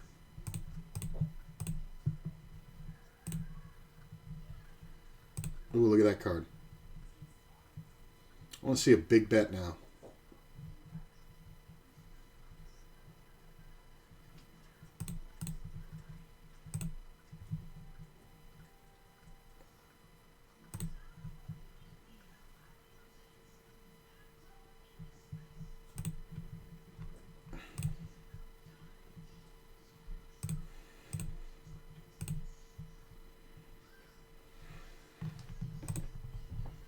I mean, if this player raises, it's a problem.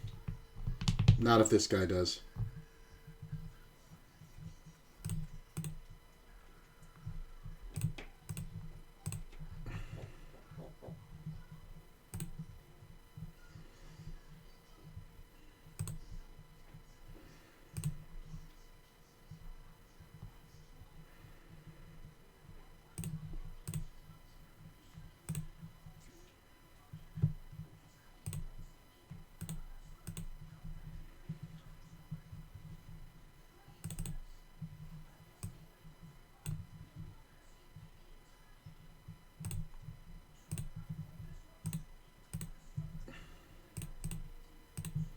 It's the one I doubled up in 9 hands.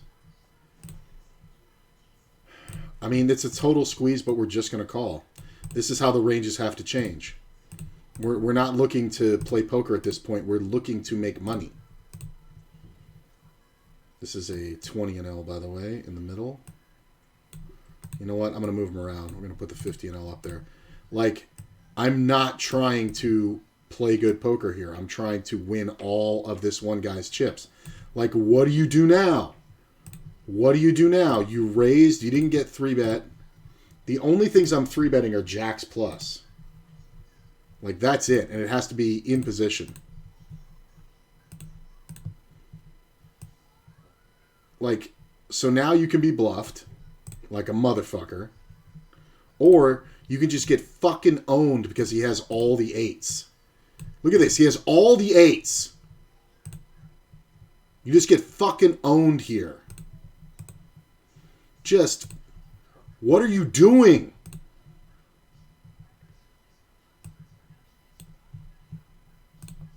And this was the thing that got me. And I think some people started watching my stream at a certain point because we went late. And my numbers went up and up and up. And I'm sitting there and I'm screaming about how to do this. This is the target. Don't fucking 3-bet. Flop well. Get it all.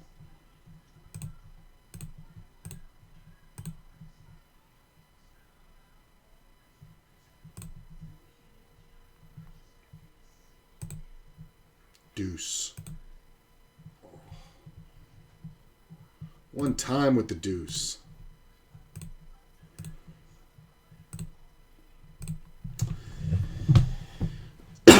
We win in a check down.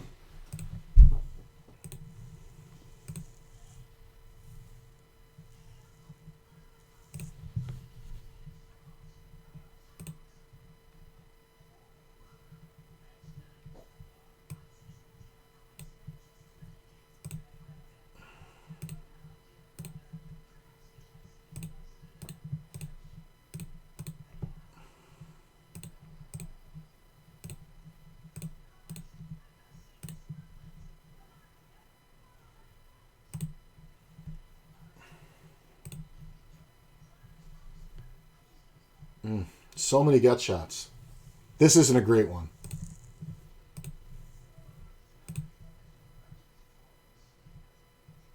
The thing is, when you flop 2 pair against this guy, you just have to have the discipline to call and call and call. Because he's going to keep firing and turn every hand into a bluff. So it's like, I mean, you're going to have to take it on the chin. So it's one of those spots where it's just like, this could get really nasty. But I'm fully prepared. Called off versus that guy in the I Want It All one. Trapped him. Made him call it off, or made him jam for 7x pot. All in on the river. Called him off with the king high flush on a paired board. Got it all. Knew he was going to do it. This is the dumbest fucking thing you could do. Even if you have fucking aces. Like, if you have aces here, you should be fucking pounding it. This should be jacks. Ugh, of course there's an ace on the goddamn flop. Watch, this guy's just going to tonk it in. If he has ace-king, he may check.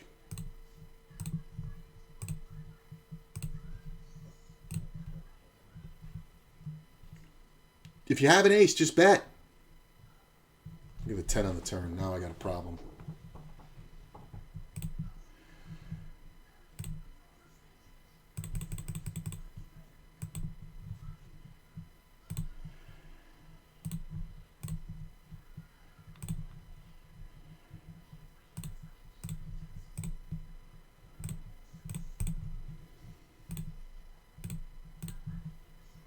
Him calling? No thanks. Fucking king on the river. I mean, I could just be beat by aces or ace-king. All in. Pocket sevens?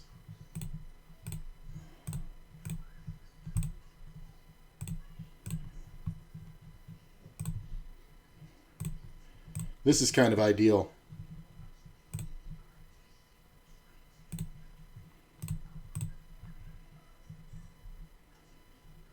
Except for the flop.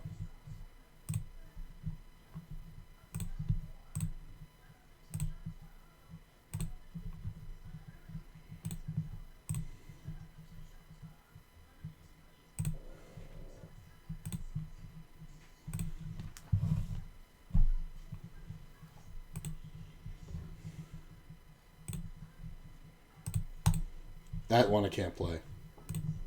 Not because of the hand, but because of the position. If I'm in the low jack, then yeah.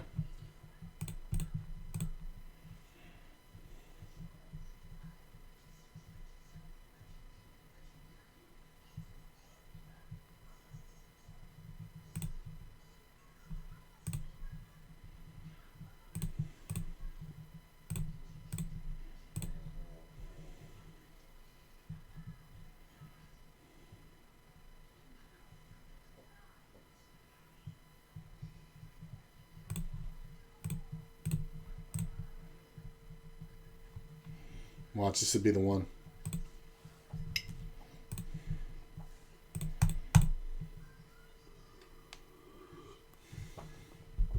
Look at this disaster waiting to happen.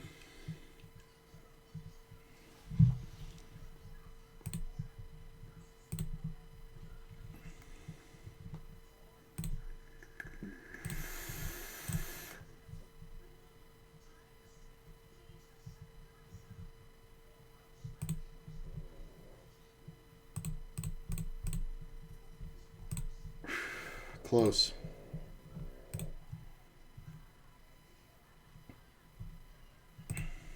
Ah, God damn it. I need like... I need a connector. I need like 10-8 off. A mid connector.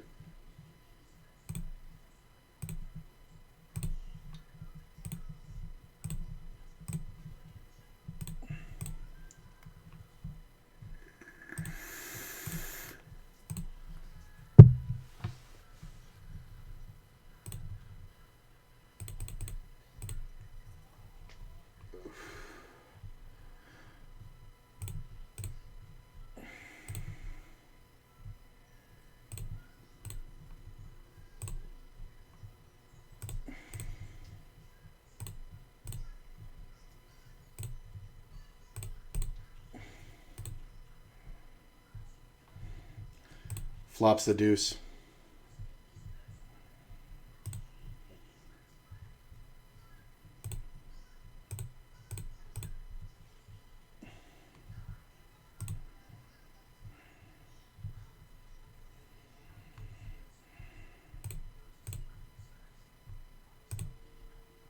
Why are you bluffing this guy? Like, do you see this shit?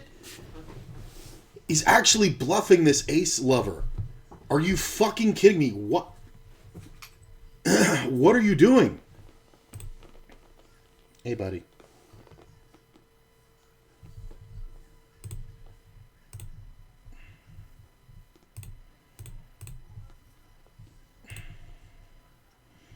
These other tables are fun too. It's just this is the focus.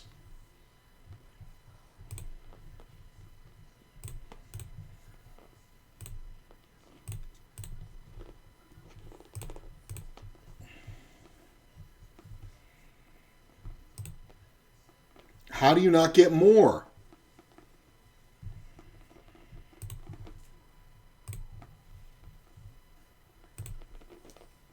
The guy had queen 6. How do you not get more?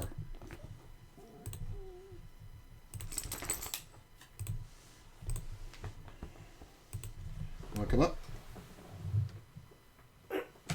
Oh. Sergeant's feeling lonely because mommy went out. Oh, that sucks. You know, buddy.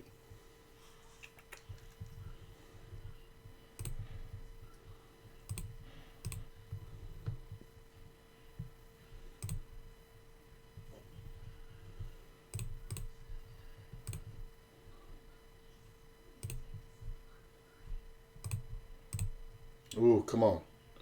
Pairs are what we need.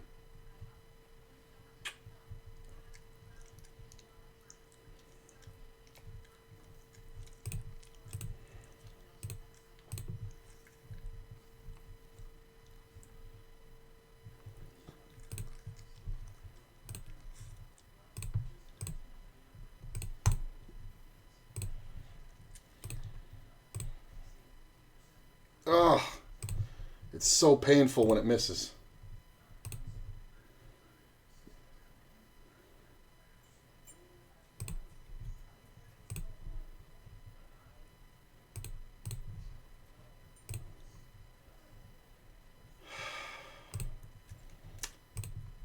want to call it. Cards fucking raising.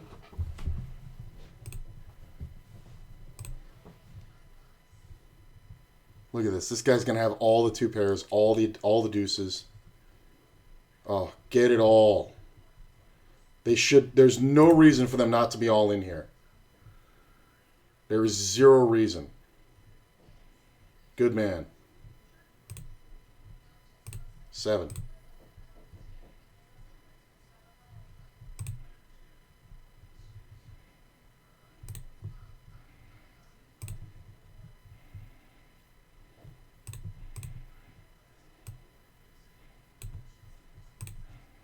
Seven. Queen will do. So the king 10 gets there. I don't think we can raise because of that, but we're just going to call. Hopefully we get overcalled. King 9. Yeah, he's never going to call any kind of raise without the nut there.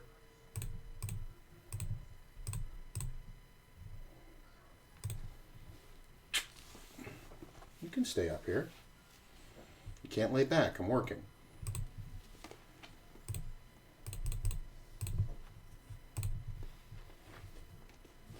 I mean, it's cards. He's min-clicking. I fold. Come on, 10 ball, one time.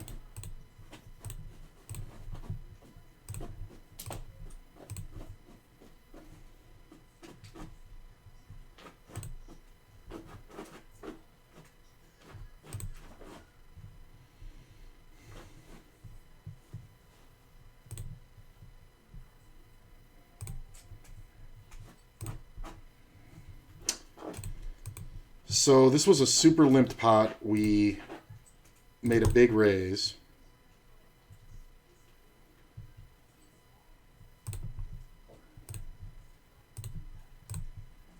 Tens again. Just calling.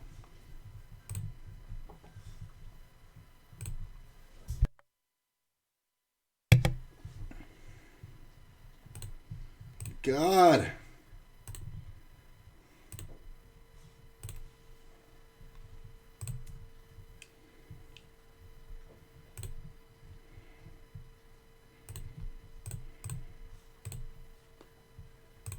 I mean, there's only the ace-4 full house.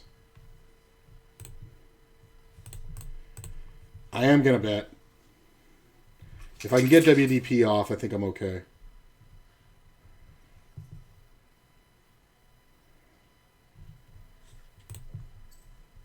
I mean, I was going to say if a club doesn't hit, I can win here.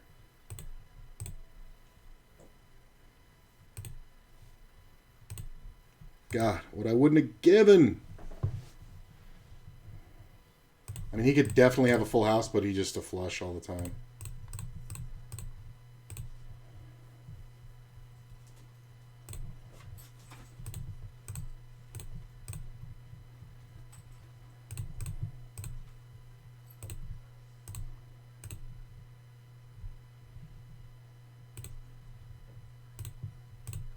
Huh.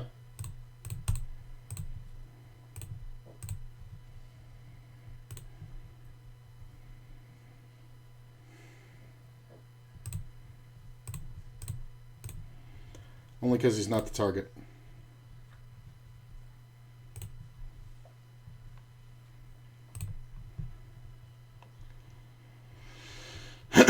People have kind of caught on. So I don't expect to get 3-bet.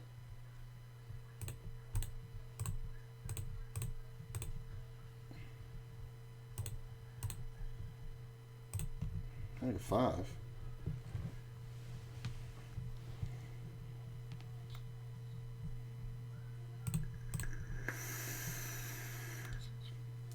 Five ball.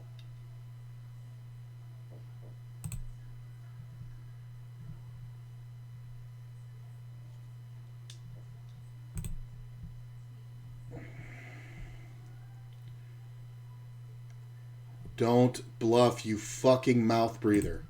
9. He's got the 9. This guy.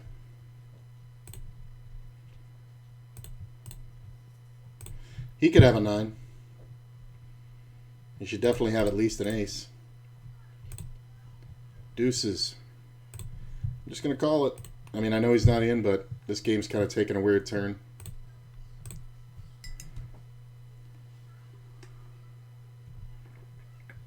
There you go, princess. Come on.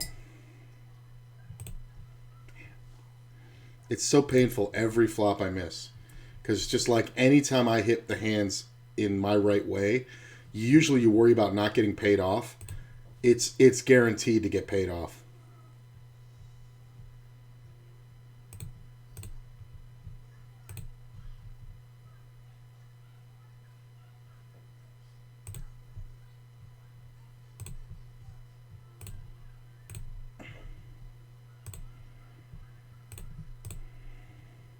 Look at that 4.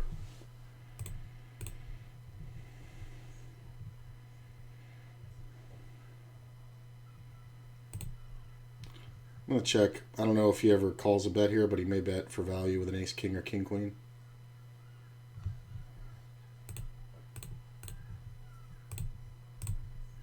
$10-9. Yeah, he also bluffs.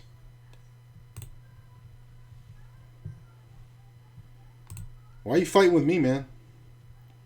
I'm the reg.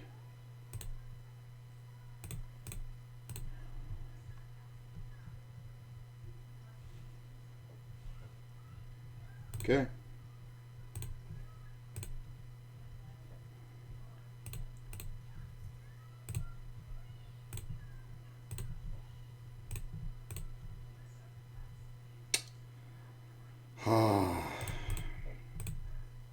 It's a blocker bet. He's got a straight draw. Why are you doing that? Fucking moron.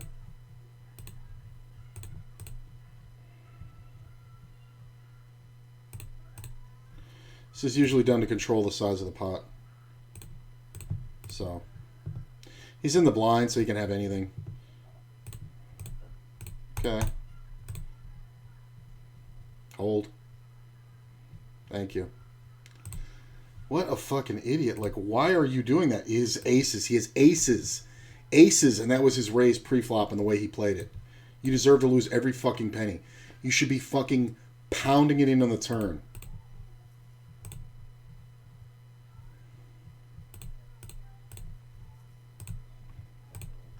Look at this. So this is a funny scenario because this player only has 20 bucks. So I'm going to raise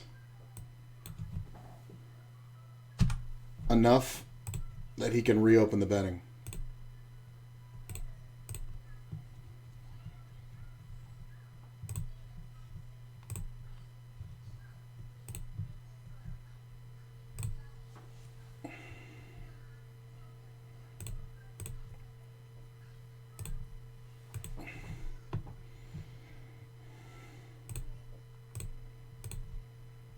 This call is kind of worrisome now that the flush draw is there. Yeah. Set. Fucking straight.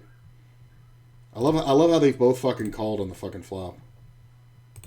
With fucking air balls.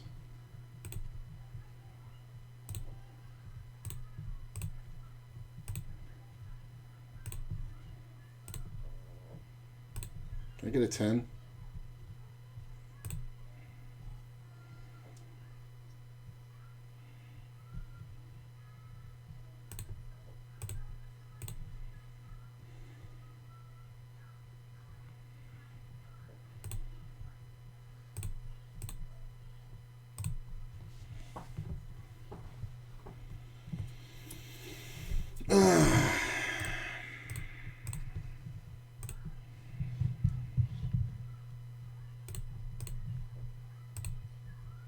Right? Why are you bluffing? You don't understand the assignment, sir.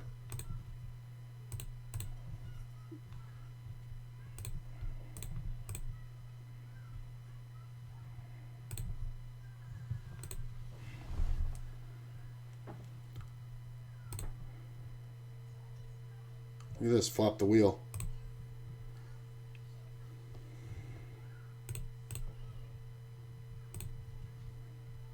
Make the flush.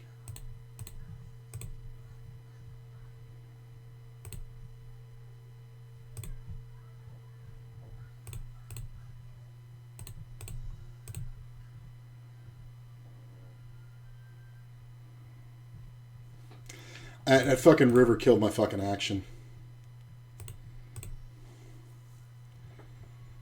I was seriously, like, I was sitting there going through my head, and I'm like, if he jams, I'm calling. There's just no reason not to. For fucking $120.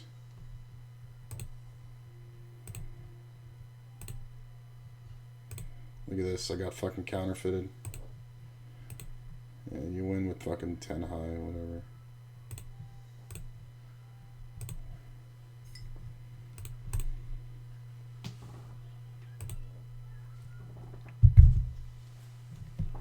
Top pair.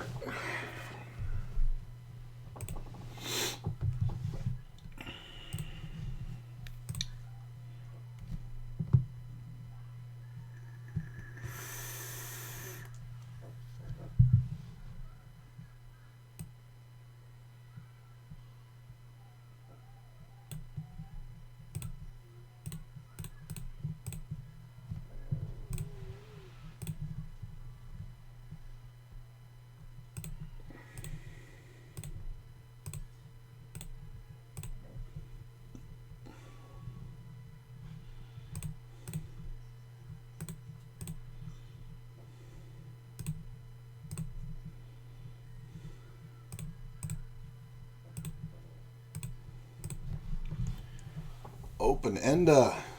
This is what you want. You want a 5 here, and you want to let him go fucking bananas when he has a 7.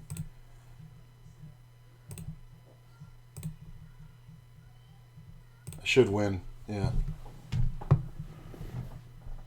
But see, I'm not abusing him. I'm giving him showdowns. I'm letting him know where I'm at. And that's the thing. Usually you don't want that. Usually I would bet there just to protect the information because I know I'm not going to get called. But I want him to continue. I want him to continue. I want him to think he's my best fucking friend.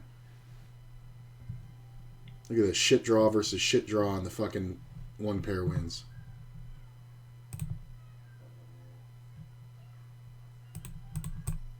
How about that? Anybody want to play for it all?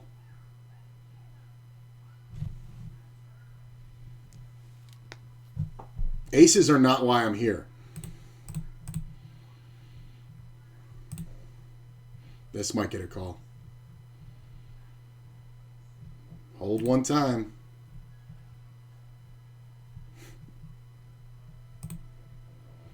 There is zero money to be made there out of second position with aces. I guarantee you. The only thing I could do is limp it and trap. Maybe that's what I should have done. But in all honesty, I really thought this player is going to call off way wide. Like, they're going to call off with fucking 9s there, believe it or not. All right, my friend's out of there. We get out.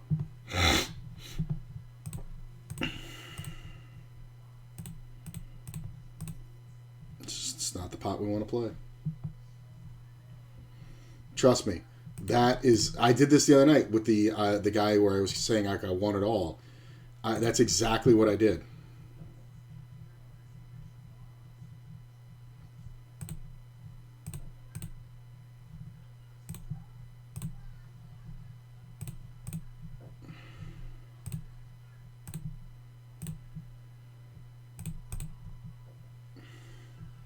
You limped. Take as long as you want. I'm betting.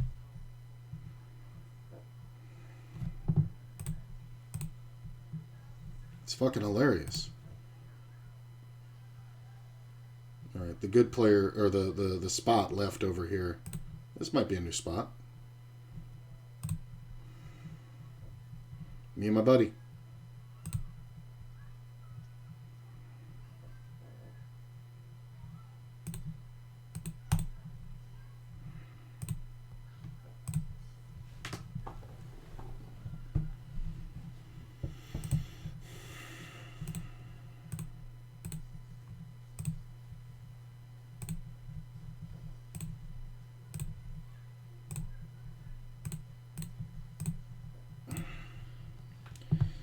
Don't want to go crazy. I mean, the thing about situations like this is he is deciding how much I get. Him and the deck.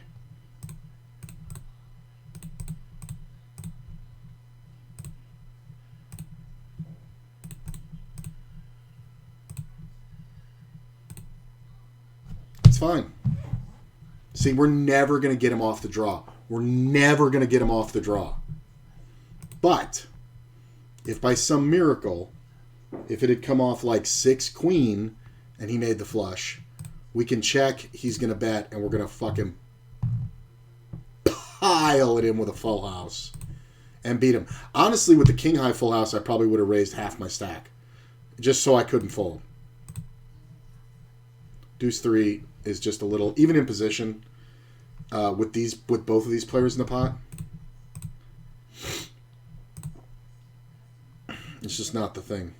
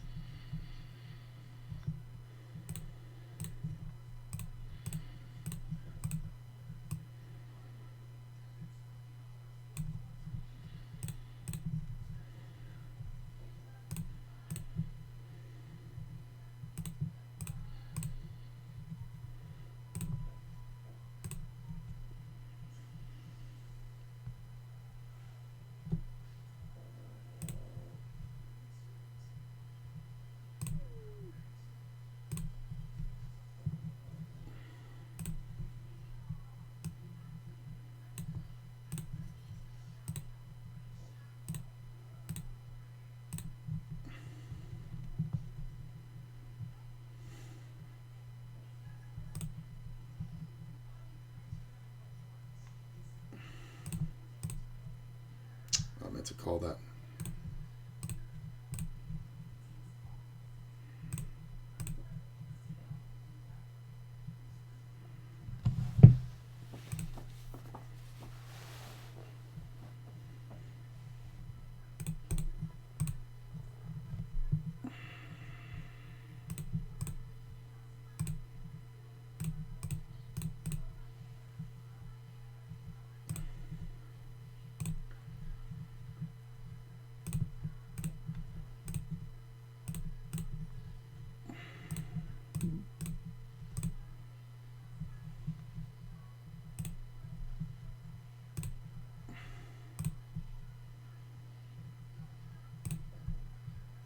It's a bad bet.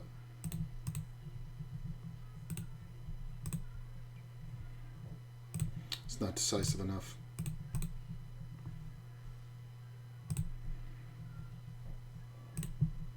Oh, flushes.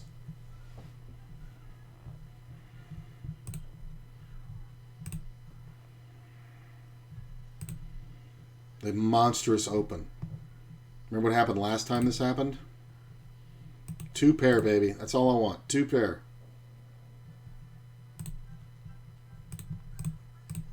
Fuck that. Give me the fucking flush.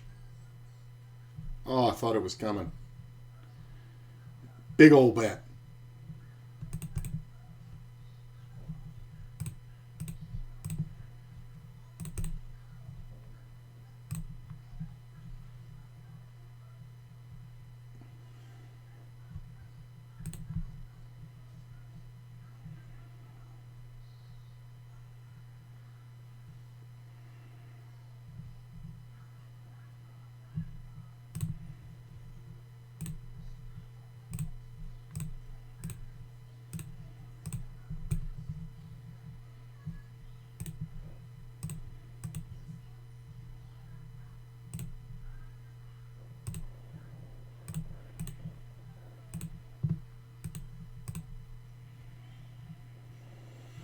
This player behind is a problem, and his friend is the problem. I'm going to let this one go. I normally wouldn't, but... Alright, maybe they're not together. The check down. Jacks. I mean, You see why I think they're together, right? I mean, he did raise pre-flop. Oh. Sorry, Sarge. Kicked Sergeant. Should have called this. I keep auto-folding. It's stupid. This fucking idiot. He's not even raising enough. Like, if you have fucking aces here, you need to make it like 15, bro.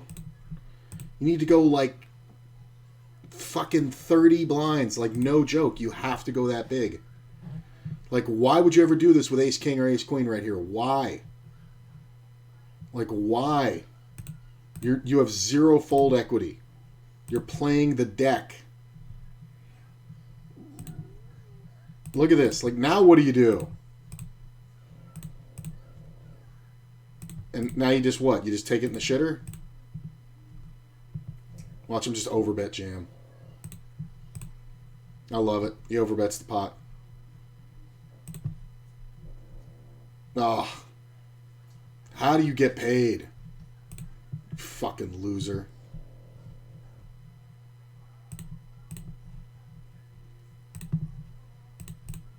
He gets aces to fucking hold up.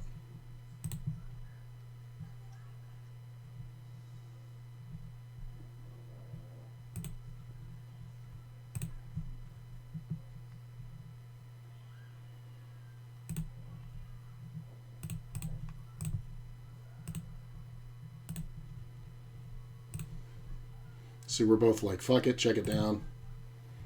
Like, we don't give a fucking shit. And that's a super competitive player. He's never checking down.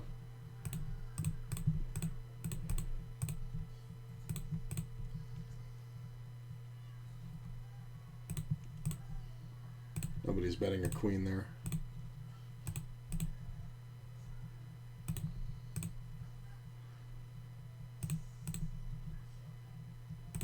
He can have some straights, but nobody's betting a queen there. What are you doing?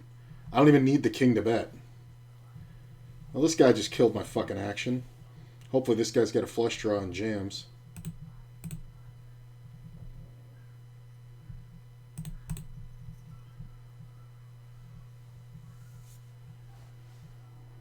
Ah, 8-ball. 8-4-7. Damn it. I lose to the shorty.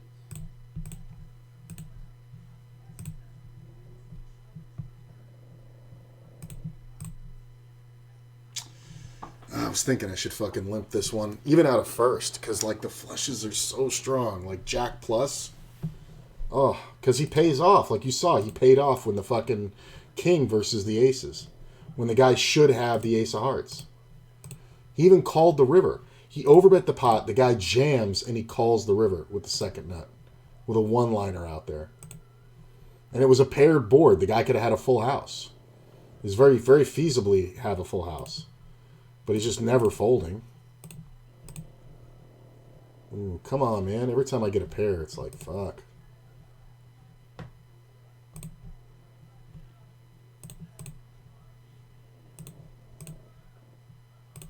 Just a stupid bet.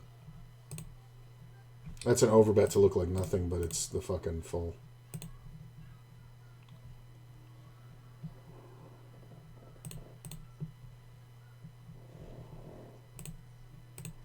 Ace is a problem.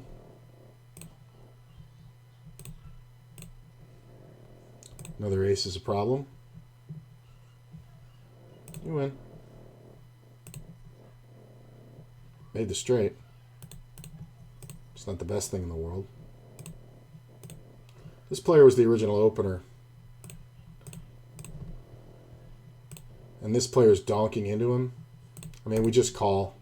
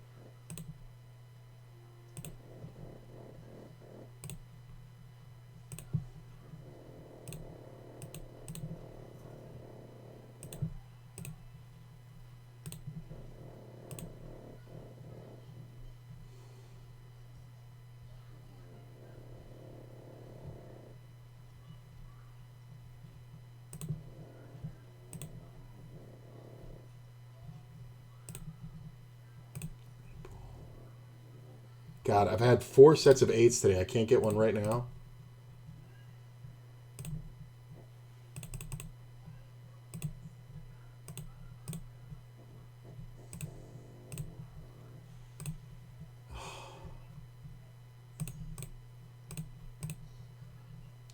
This sucks.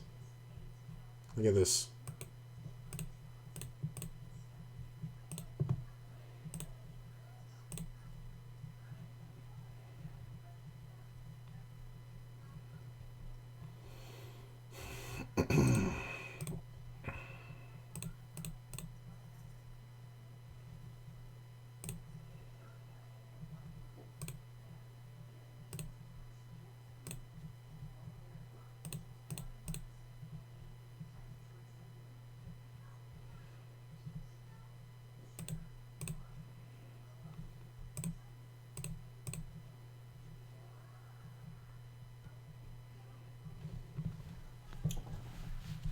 What's going on here? My internet's strong. What's going on?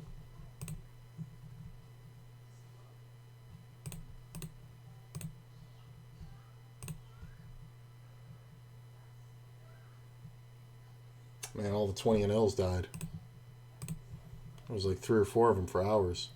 Credible's fucking timed out. He's on every table timed out. It's like taking a leak or something.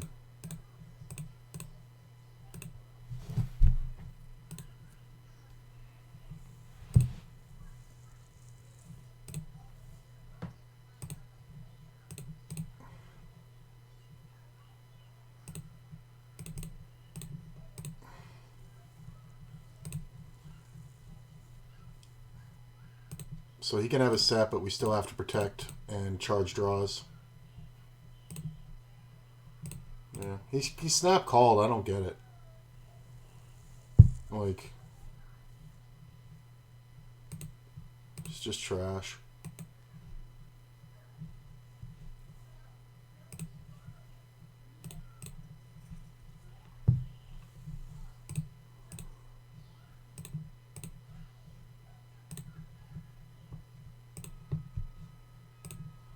Oh, I got the trickster.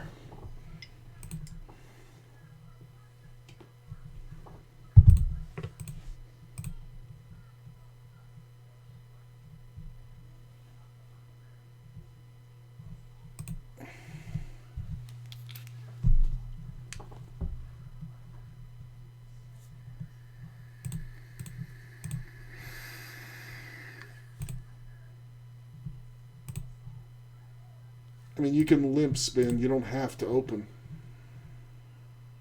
Ugh.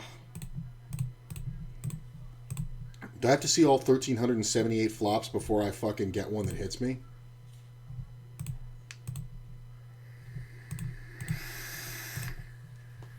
I'm gonna run to the fridge and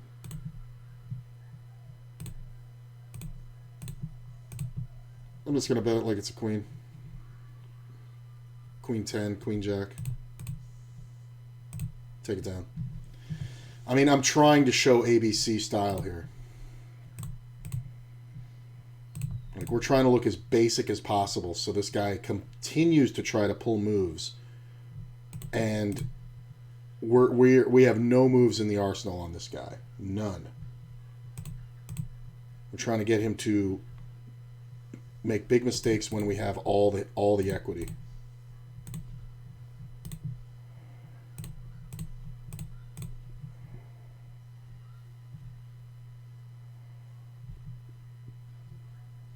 Oh, I saw the 5 and I got so excited.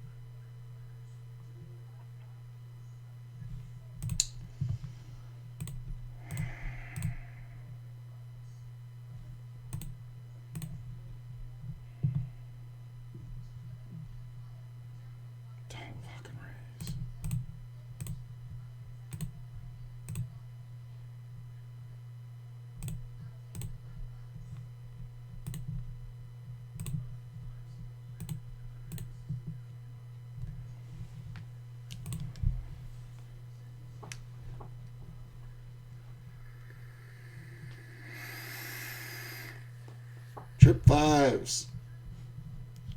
Look at this. 2 pair. This is really tempting. I mean, this player's... I can't do it. It's the wrong price. I can't do it. This player behind can do anything stupid.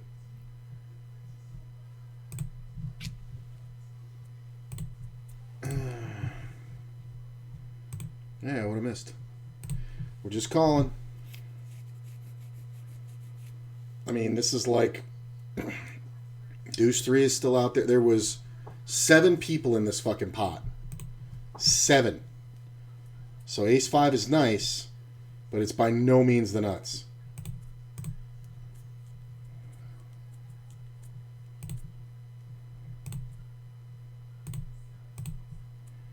We're still going to get called by a lot of 2-pair combos.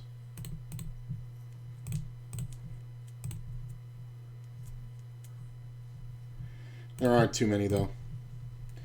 Oh, thought that was going to be it. Maybe I'm supposed to bet the turn.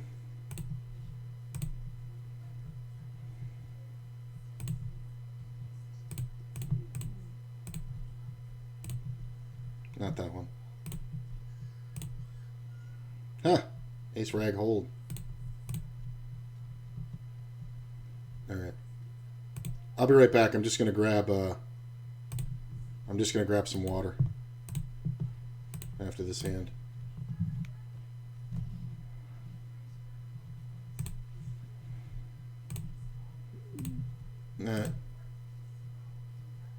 You know what? I got to admit,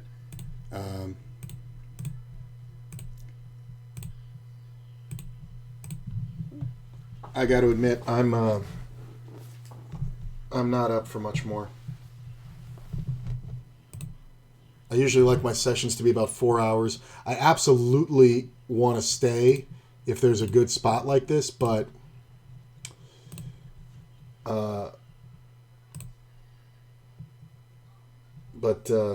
don't think I can't confidently say that I'm gonna be playing at my best. So I think I'm going to play out the free ones and kill it. So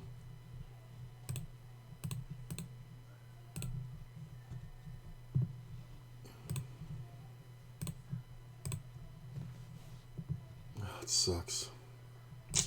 But I'm at way too much risk, and when you have somebody like this, you need to be sharp. And I'm just not there. It's like 12:30, and I would definitely be winding down by now. I got to walk the dogs and all that, and so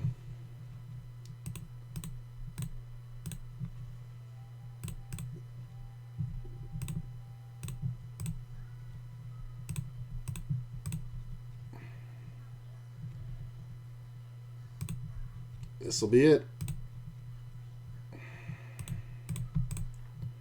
We got a good hand to crack with. This is like playing out of the rack when you've already announced you're going to leave. Oh, and he's not even in the pot.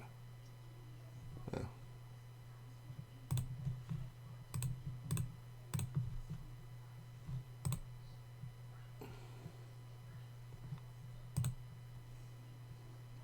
Couldn't have been the 10 of diamonds.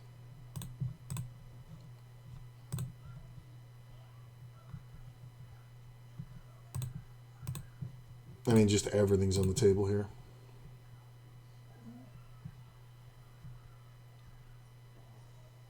Yeah, I'm out of it.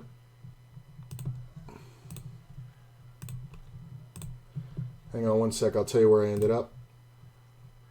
I got to say, my method of dropping down and playing better stakes definitely worked out. Lowering the volume. I had been on a real bad tear for the past, 5 days. And it was just very depressing. So I lowered it, did well, made sure I played comfortably. I found the spots that I was fucking up, and I feel pretty good. Started the day at 23, 28, 87, which is, after the downswing. Ended at 24, 40, 94. So up a little over $112. So, 2.5 full buy-ins. But you know what? I'm just happy that I did well. And yeah, so not my usual hourly rate, but you know what? A hell of a lot better than the last week. And yeah, so I'm going to go ahead and send you guys over on a host. Stick around for it. I'm going to be releasing some new stuff on TikTok, so make sure you follow all the links. And we'll see you tomorrow, man. I really feel good, and I like the way I've been playing. And it's very hard because I was very tilted. Yesterday especially, it was awful. And I was like, I need to take 3 or 4 days off and just fuck it. But I don't really want to do that. But I was in such a state. But then I just kind of thought about it, and I was like, you know what? No, I'm going to drop back down. I'm going to focus on the fundamentals. I'm going to make sure I find the spots I've been fucking up. And I did. And I feel like I did much better. I didn't run particularly well today, but I didn't really have any spots to get it in. I took 2 beats early on for like a total of like 120. But, when I'm playing right, that money just kind of keeps going up and up and up and up and up. And if you hit a good hand, it goes boom. And if you hit a bad hand, it goes, you know what I'm saying? So, but I'm not stuck amuck like I was. So I definitely feel good about it. I think finding a way to keep playing and reset my mind was paramount here.